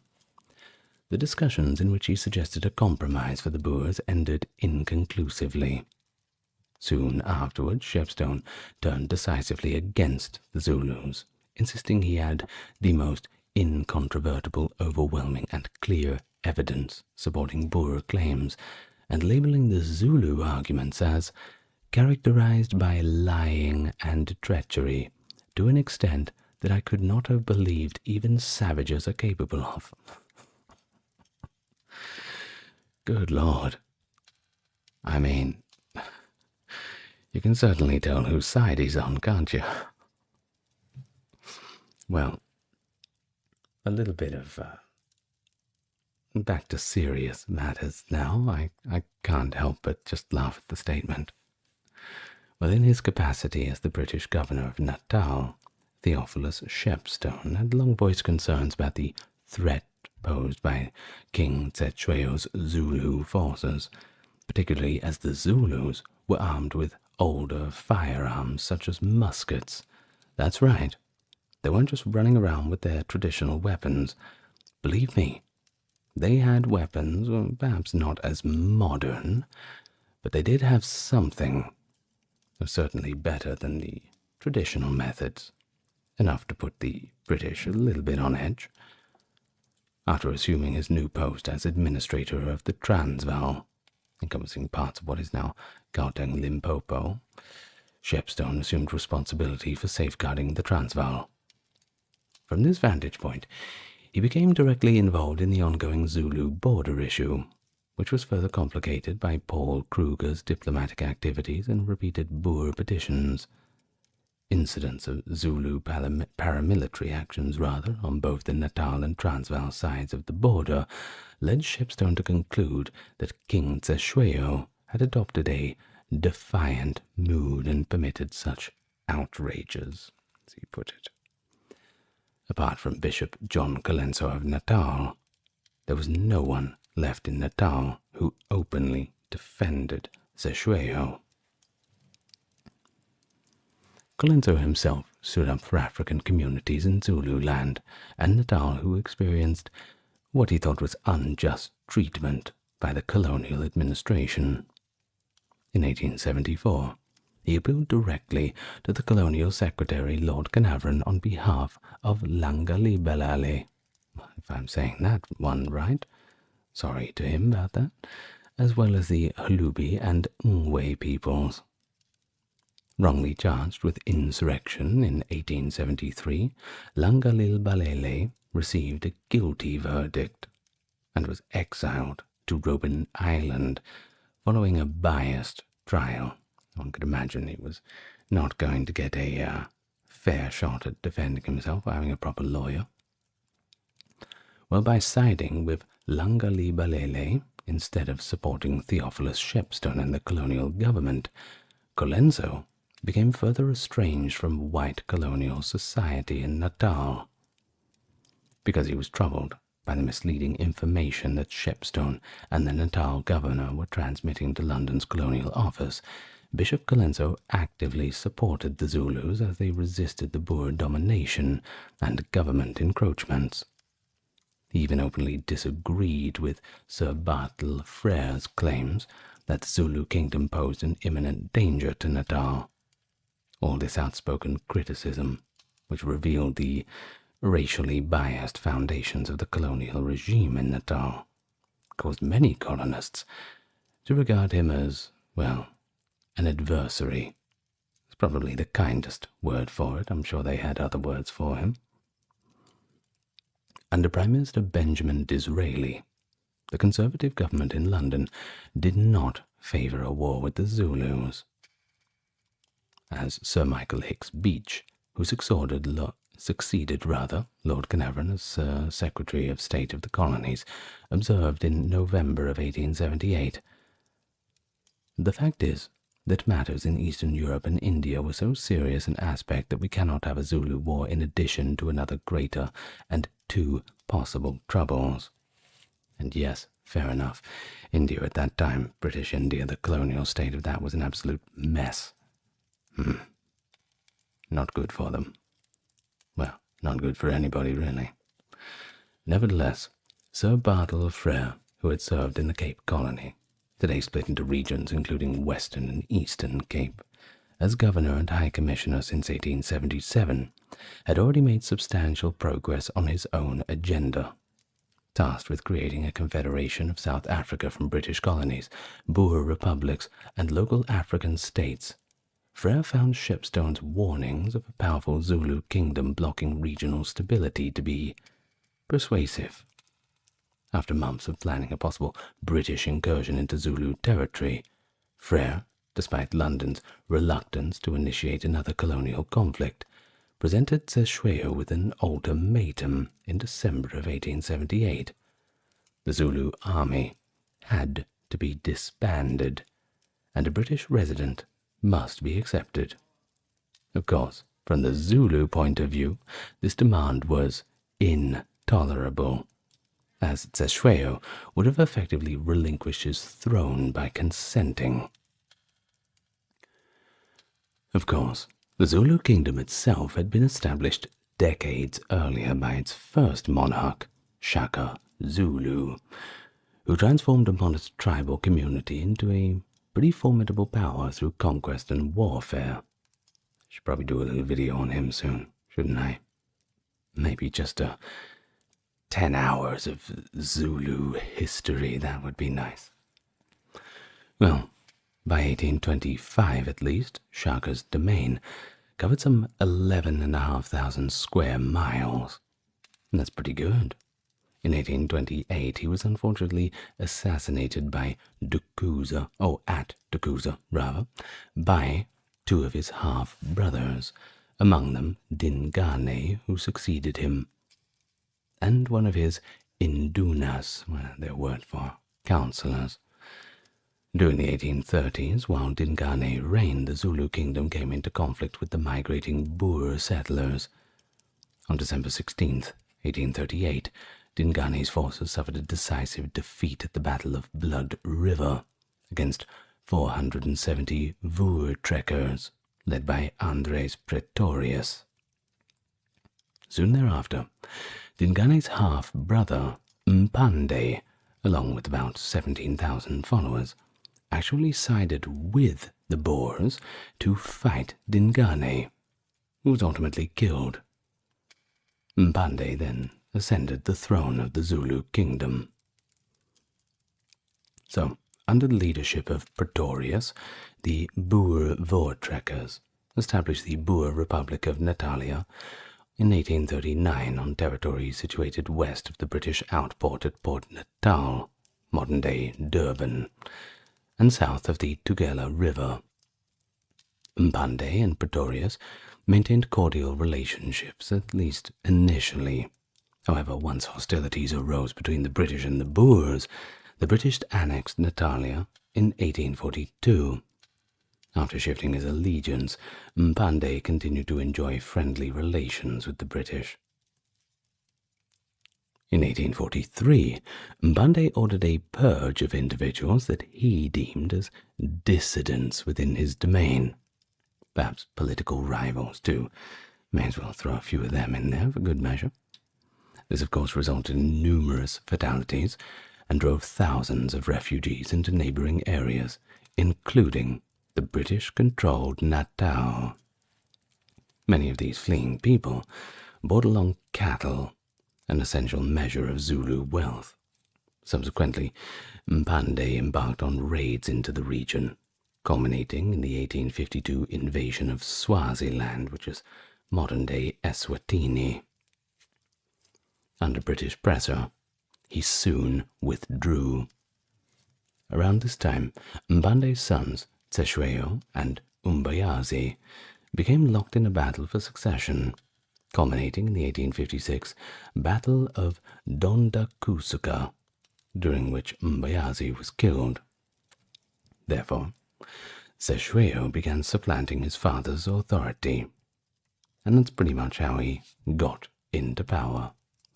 Because in 1872, following Mpande's death from old age, Tsheshweo just walked right into the role.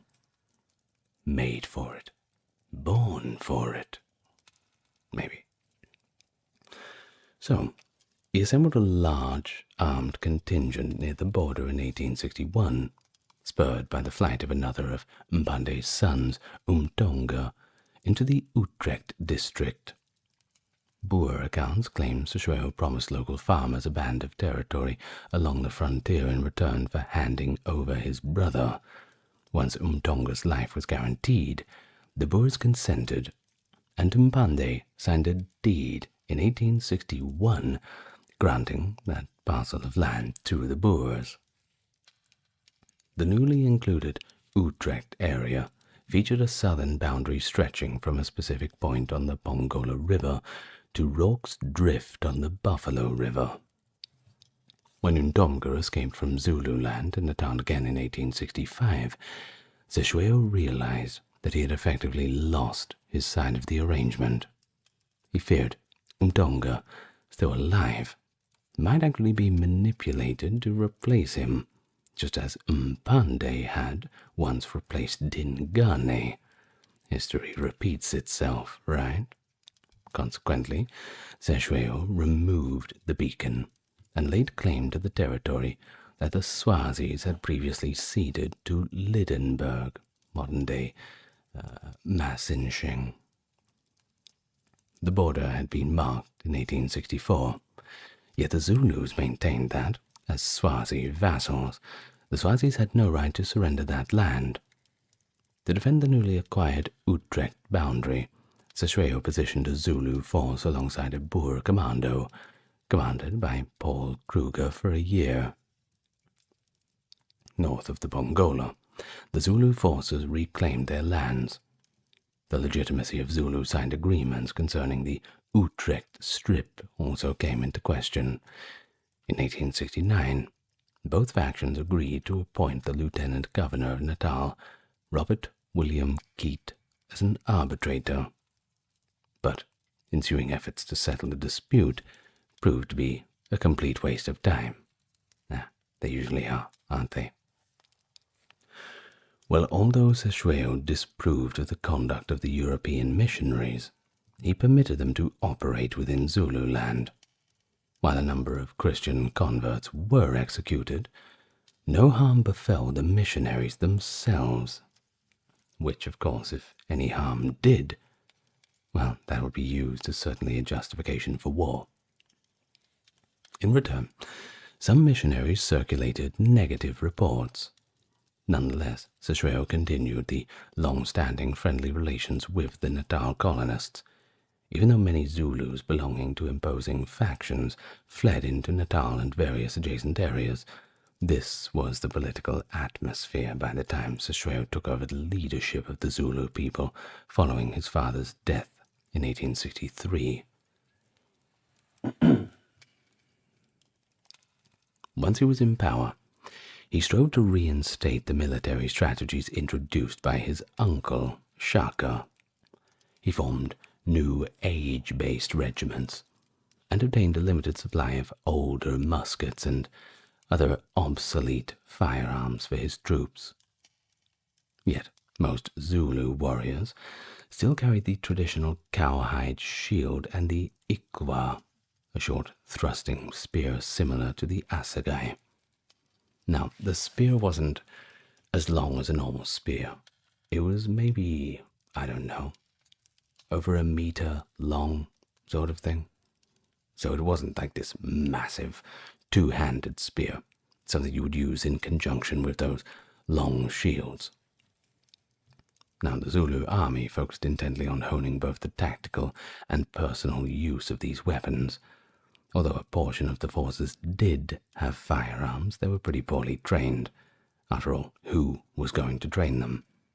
And then again, they had pretty scant stocks of gunpowder and bullets, because after all, who was going to trade with them, especially in that commodity? Now, there is one summary on the Zulus' perspectives on firearms, and it goes like this. The majority of Zulu warriors would not have firearms, the arms of a coward, as they said, because they enabled the platoon to kill the brave without waiting for his attack. Well, tensions continued over territorial disagreements between Ceshueo and the Transvaal. In 1877, Ceshueo led a small contingent into Transvaal territory and managed to persuade the Boers to relinquish their independence, although Sir Theophilus Shepstone, who Ceshueo actually regarded as an ally, had supported him in the original boundary dispute. As the Transvaal's administrator, however, Shepstone viewed the dispute from a different vantage point, and ultimately failed to present the proof he had claimed would reinforce the Boers' position. In October of 1877, during a gathering with influential Zulu figures at Blood River, Shepstone attempted to placate them with a series of paternalistic addresses. The Zulu delegates, unconvinced, charged him with treachery. While Shepstone had previously spoken highly of Ceshueo, his subsequent communications to Lord Carnarvon began to cast the Zulu leader as a hostile menace. You see how things are kind of going off the rails here. Henry Bulwer, serving as Lieutenant Governor of Natal, now part of KwaZulu-Natal since 1875, established a commission in February of 1878 to investigate the border question. By July, the commission's findings overwhelmingly endorsed the Zulu standpoint. Nonetheless, Sir Henry Bartle Frere, who remained committed to implementing Lord Carnarvon's Confederation scheme, dismissed the final statement as one-sided and unfair to the Boers. He also stipulated that any Boer families living on territories reassigned to the Zulu either received compensation if they left or protection if they stayed. At the same time, Frere planned to use the Boundary Commission meeting with Zulu representatives to unveil an ultimatum he had formulated. This would empower Lord Chelmsford's British troops, previously instructed only to defend Natal if the Zulus invaded, to instead mount an offensive into Zululand. Citing 3 separate occurrences from late July, August, and September as his justification, Frere presented conditions that he knew Ceshueo could not accept, thus setting the stage for a British attack on the Zulu kingdom. The first 2 of these incidents involved the flight of 2 Sihayo Kongshon's wives into Natal and their subsequent capture and execution by Sihayo's brother and sons. Here is an account from the time. A wife of the chief, Sihayo, had left him and escaped into Natal. She was followed by a party of Zulus under Melokazulu, the chief son of Sihayo, and his brother seized at the kraal where she had taken refuge and carried back to Zululand, where she was put to death in accordance with Zulu law. A week later, the same young man, with 2 other brothers and an uncle, captured in like manner another refugee wife of Sihayo, and in the company of a young man with whom she had fled. This woman was also carried back, and is supposed to have been put to death likewise. The young man with her, although guilty in Zulu eyes of the most heinous crime, punishable with death, was safe from them on English soil. They did not touch him. The third incident happened in September, when two men were arrested near the Middle Drift on a sandbank of the Thukhela River. These incidents alone provided pretty tenuous justifications for an invasion of Zululand. At first, Bulwer did not hold Sisweo accountable for the two women's murder and seizure, which was obviously not a political act. Additionally, Sisweo himself took the complaint lightly, replying, and these are the words of Sisweo: "Sisweo is sorry to have to acknowledge that the message brought to Umlungi is true, but he begs His Excellency will not take it in the light he sees the Natal government seem to do, as what Sirayo's sons did. He can only attribute to a rash act of boys who in the zeal for their father's house did not think of what they were doing. Sisweo acknowledges that they deserve punishing, and he sends some of his Izunduna, who will follow Umlungi with his words. Sisweo states that no acts of his subjects will make him quarrel with his fathers of the House of Shaka." The initial complaint lodged with King Sisweo concerned a request made by the Lieutenant Governor of Natal that the individuals responsible for the offences be immediately handed over. The request was later converted to a demand by Sir Bartle Frere. Despite repeated directives from Sir Michael Hicks Beach, dated October 17th and November 21st, and December 18th, emphasizing that conflict with the Zulus must be avoided, and that a British invasion of Zululand was not permitted, Frere simply moved forward with his own plans. Keen to build a legacy, I suppose. After lengthy discussions between Frere and Sir Henry Ernest Gascon Bulwer, who was then serving as Natal's Lieutenant Governor, a meeting with representatives of the Zulu king was scheduled. The purported objective of this gathering, known locally as an Indaba, was to present the long-awaited findings of the Boundary Commission to the Zulu people. However, Frere also intended to deliver an ultimatum to Sisweo at the same event. In addition to Sihayo's son's involvement in capturing and executing two of Sihayo's wives, along with the assault on Smith and Dayton, there were a few other issues that justified Frere's ultimatum. Chief among them was the accusation that since his coronation in 1872, Sisweo had failed to honor promises supposedly made to Theophilus Shepstone. And we can't have that, can't we? In reality, that ceremony had been nothing more than a gesture to appease Shepstone, carrying no real weight among the Zulus, since Sisweo's councillors had already acclaimed him several weeks before his genuine Zulu investiture. Another near post hoc addition to Frere's demands called for the surrender of Mbeleni Kamswati. Banished from his native Swaziland after contesting the throne with his brother, Mbeleni had fled to Zululand and received permission from Sisweo to settle near the Intombe River. Likely viewed by Sisweo as a buffer against the Transvaal, Mbeleni established himself atop the Tafelberg, a flat-topped mountain with views of the river, and conducted raids against both Zulus and Boers, capturing cattle and prisoners in the process. When Britain annexed the Transvaal, Frere held Mbeleni's activities as evidence that the bandit operated under Sisweo's patronage, thus adding his extradition to the ultimatum. Frere had been accused of duplicity for exploiting the time lag in postal communications between South Africa and London to keep his superiors in the dark about what was really going on, or at least insufficiently informed. Well, his true intentions were just left, told a bit too late. too late to intervene.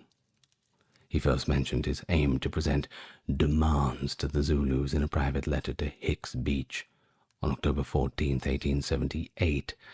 His correspondence arrived in London on November 16th, by which time the messengers had already been sent from Natal to invite Zulu representatives to the lower Tugela, as the river Tugela rather, on December 11th in order to receive the Boundary Commission's verdict. So do remember, as we said before, the British Parliament did not want another conflict. They really could not afford it. They were running out of money. Well, had Hicks responded by telegraph prohibiting any action beyond announcing the boundary statement, such a directive might have arrived in time to prevent the ultimatum. Yet since Hicks Beach had no way of perceiving the seriousness of events from Frere's vague letter, and no indications of the speed or harshness of Frere's proposed terms, it appears that really no such prohibition was issued, or perhaps could have been. Ultimately, Frere achieved his goal of provoking a conflict with the Zulus. When Seshweo failed to comply with the demands set on December 11th by the end of the year, Frere extended the deadline to January 11th, 1879. After that date, he quickly proclaimed a state of war. British troops originally stationed to protect Natal were already mobilized toward the Zulu frontier. Standing at the border on January 10th, they crossed into Zululand on January 11th, initiating the invasion.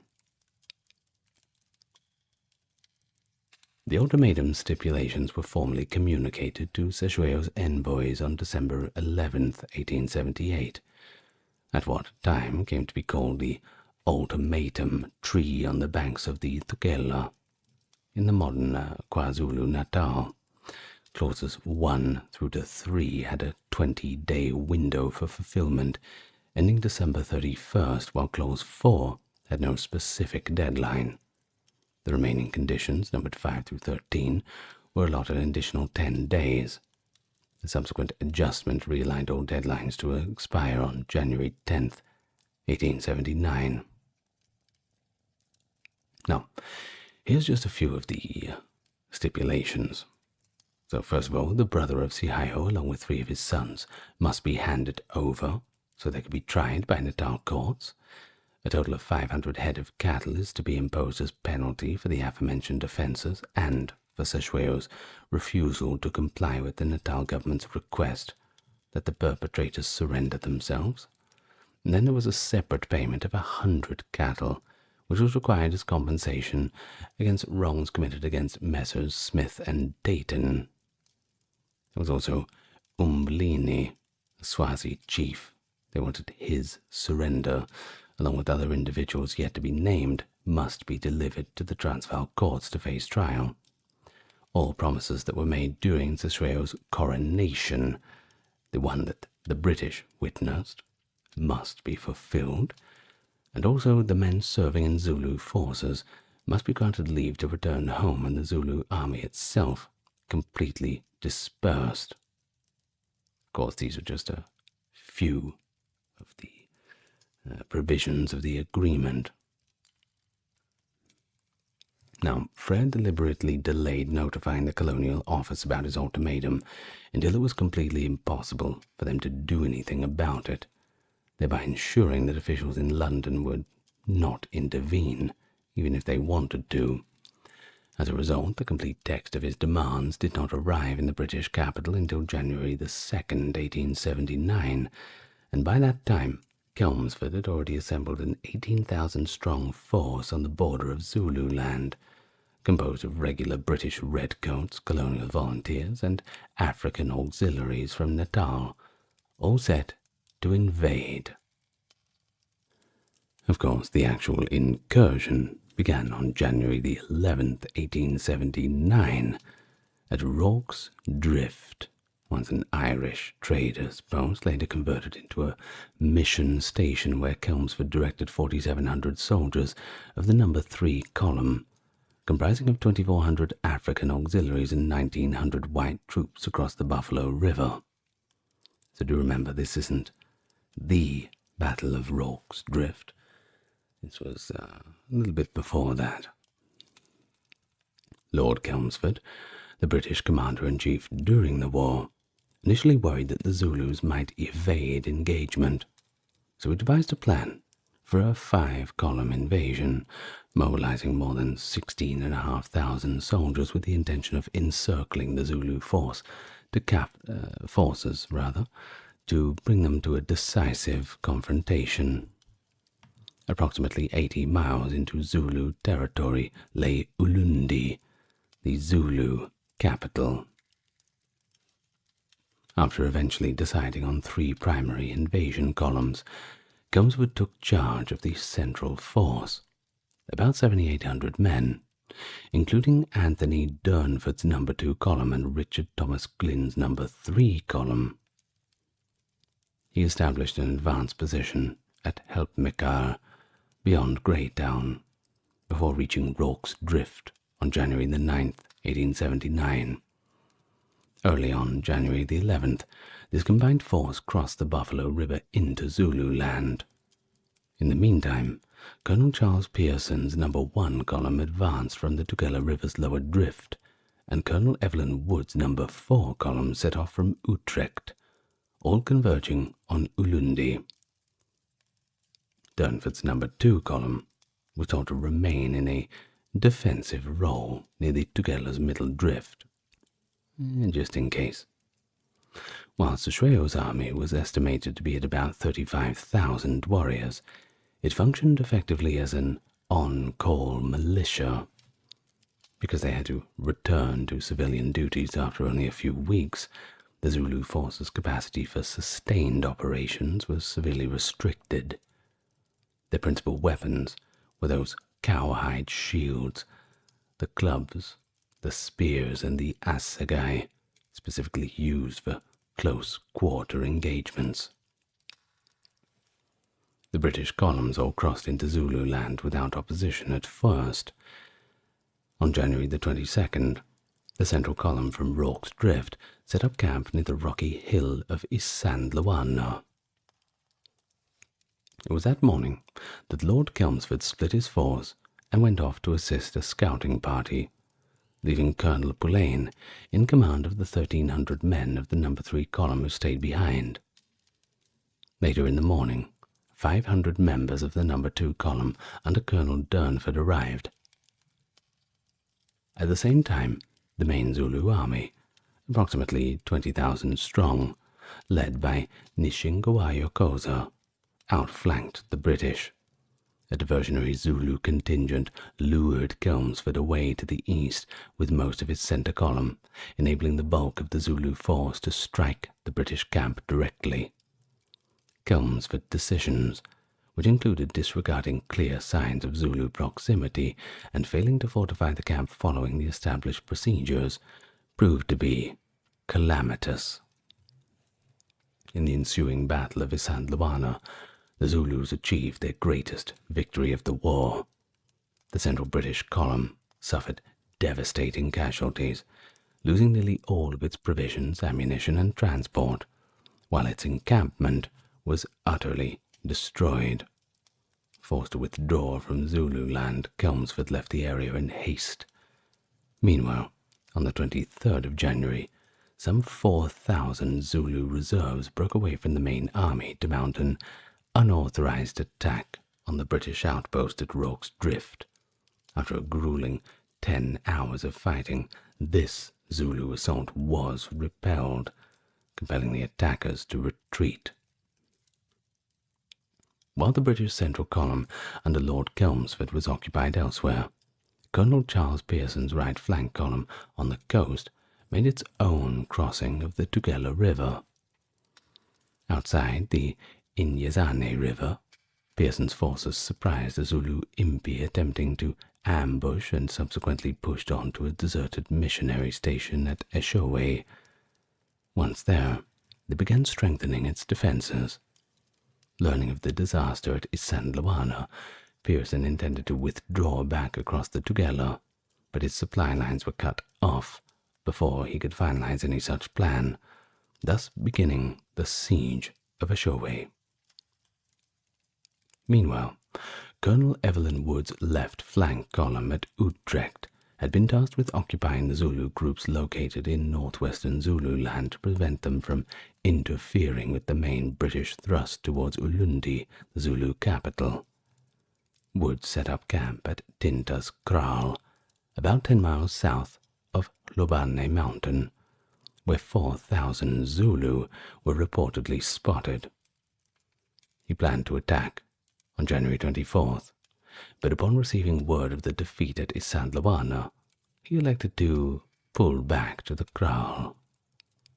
1 month into the invasion, only Wood's left flank column remained militarily viable, and it was as insufficient on its own to keep up a proper campaign. The British had pretty much failed in their first attempt to invade Zululand. And for the British, that is an embarrassment. But also think about it this way.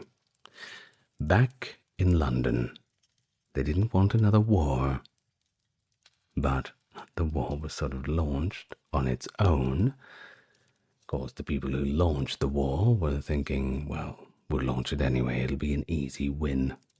Bring back some goodies for the crown and, well, everyone will be very, very happy with us. The king will be very pleased. Well, not after this embarrassing defeat. Well, serves them right, I suppose. Now, from the start, Seshwaro had intended to keep the fighting within Zulu territory, rather than invading Natal. Over the next 2 months, Chelmsford reorganized and assembled a new force, initially aiming to relieve Pearson at Ashowe. In response to the crisis, the British government dispatched 2 artillery batteries and 7 regiments of reinforcements to Natal straight away. Around March the 12th, at the Battle of Intombe, roughly 500 Zulus overwhelmed an escort protecting supplies en route to Lüneburg. The British lost all their stores, and the 80 men were killed. On March the 7th, the first reinforcements from Britain reached Durban.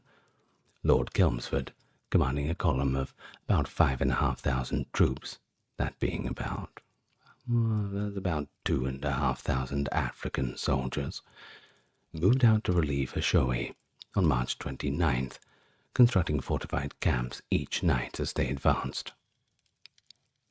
Chelmsford tasked Sir Evelyn Wood with attacking the Abacalusi Zulus entrenched at Lobane. On March 28th, Lieutenant Colonel Redvers Buller led the assault on Lobane. However, when the main Zulu force of 20,000 arrived to assist their besieged people, the British began a panicked withdrawal that became a rout. Approximately 1,000 Abacalusi warriors gave chase, causing the British about 225 casualties.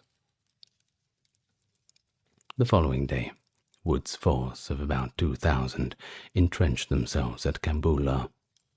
Some 20,000 Zulu warriors launched an attack, possibly without Seshwaro's approval. In the ensuing Battle of Kambula, the British held firm, and after 5 hours of intense fighting, the Zulus were forced back with heavy losses. Mounted British troops pursued them, killing many who were injured and fleeing. While the British losses amounted to 83 with 28 killed and 55 wounded, the Zulu casualties reached possibly up to 2,000. Of course, the defeat severely weakened the Zulu army, and many disheartened survivors simply returned home, despite the efforts of the commander to regroup them at Ulundi. During Wood's operations in the northwest, Chelmsford was marching on Ashowe when Zulu forces attacked his column advancing towards Gingindlovu. They were repulsed on the 2nd of April.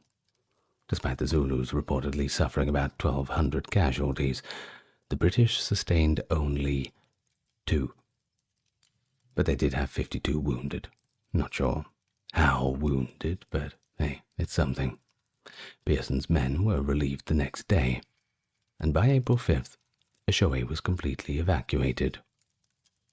And soon afterwards, the Zulu forces just set the entire thing on fire. For the British, this relaunched campaign, although now larger and better equipped, did not appear very promising at first. Even with victories at Kambula and Ashoe, the army still effectively found itself back in that same position at the beginning of January.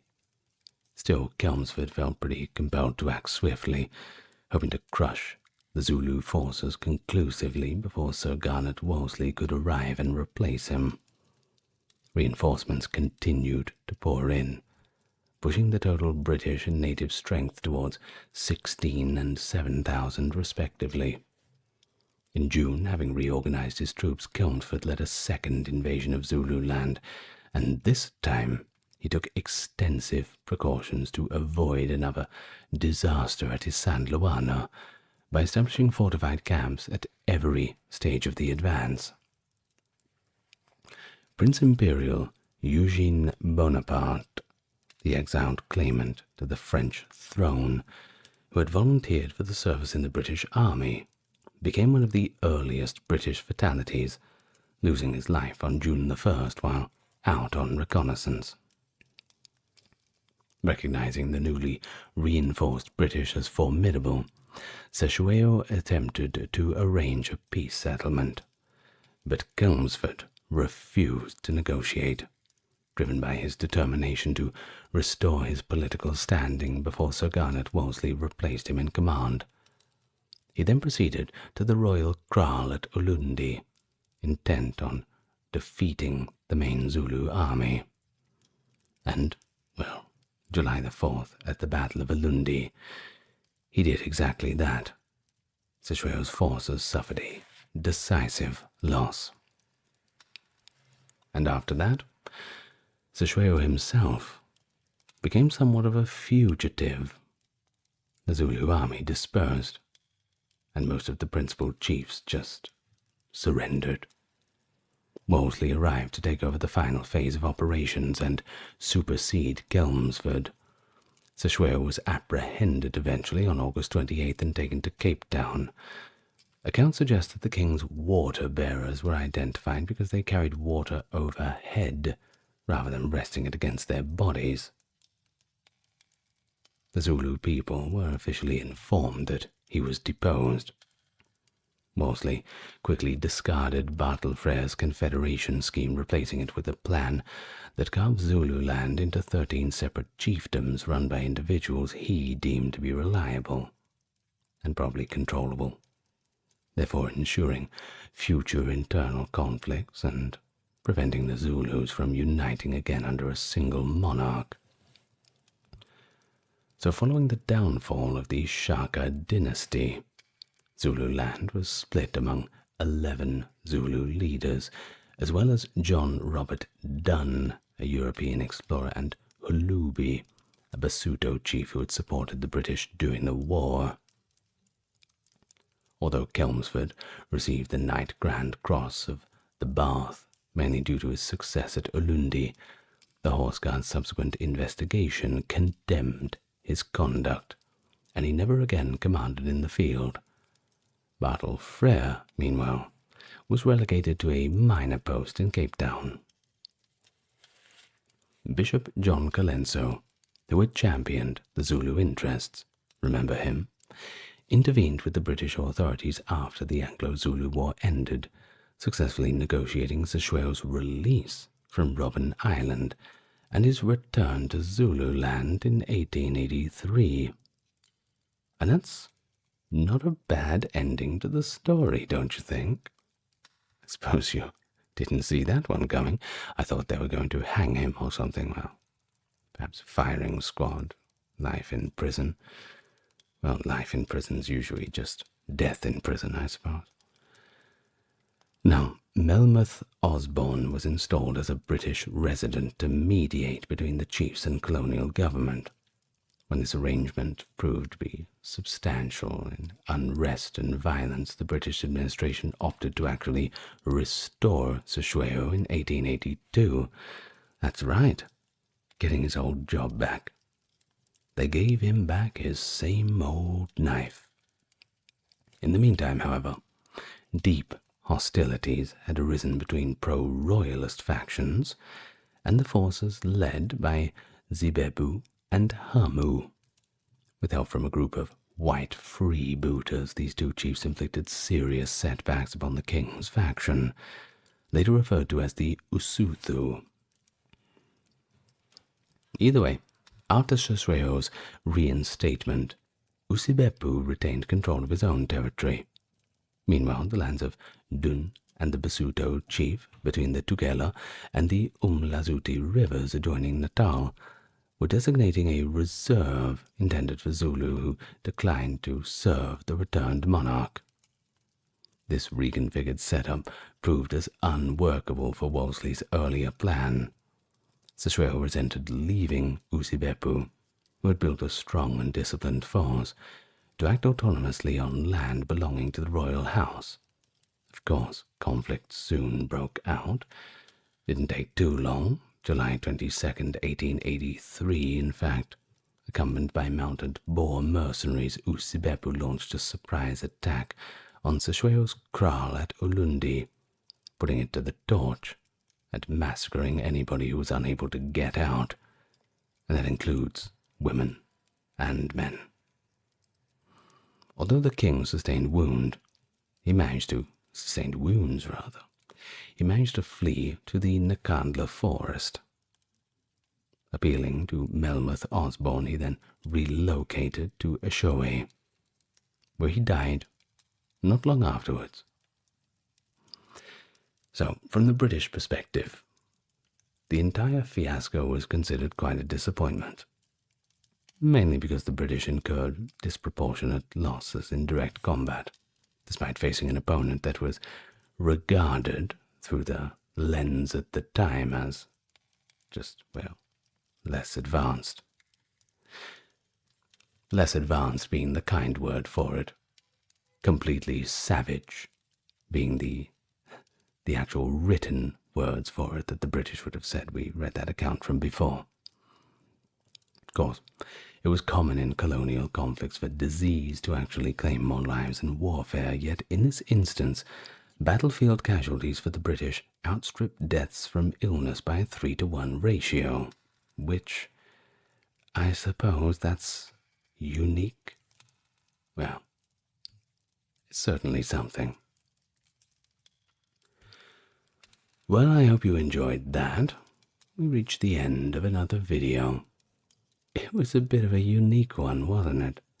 Now, poor old Seshweo, huh? He was just trying to carve out a place for his people. They were pretty hard done by the Africans at that time. Talk to some Africans today. They'll tell you about it.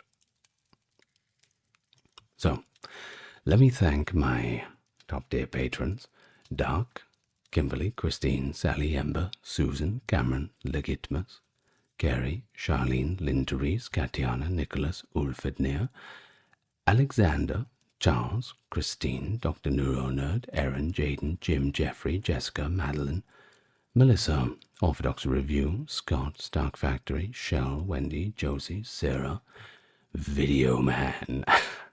I don't know why that name interests me so much. Video Man. I don't know.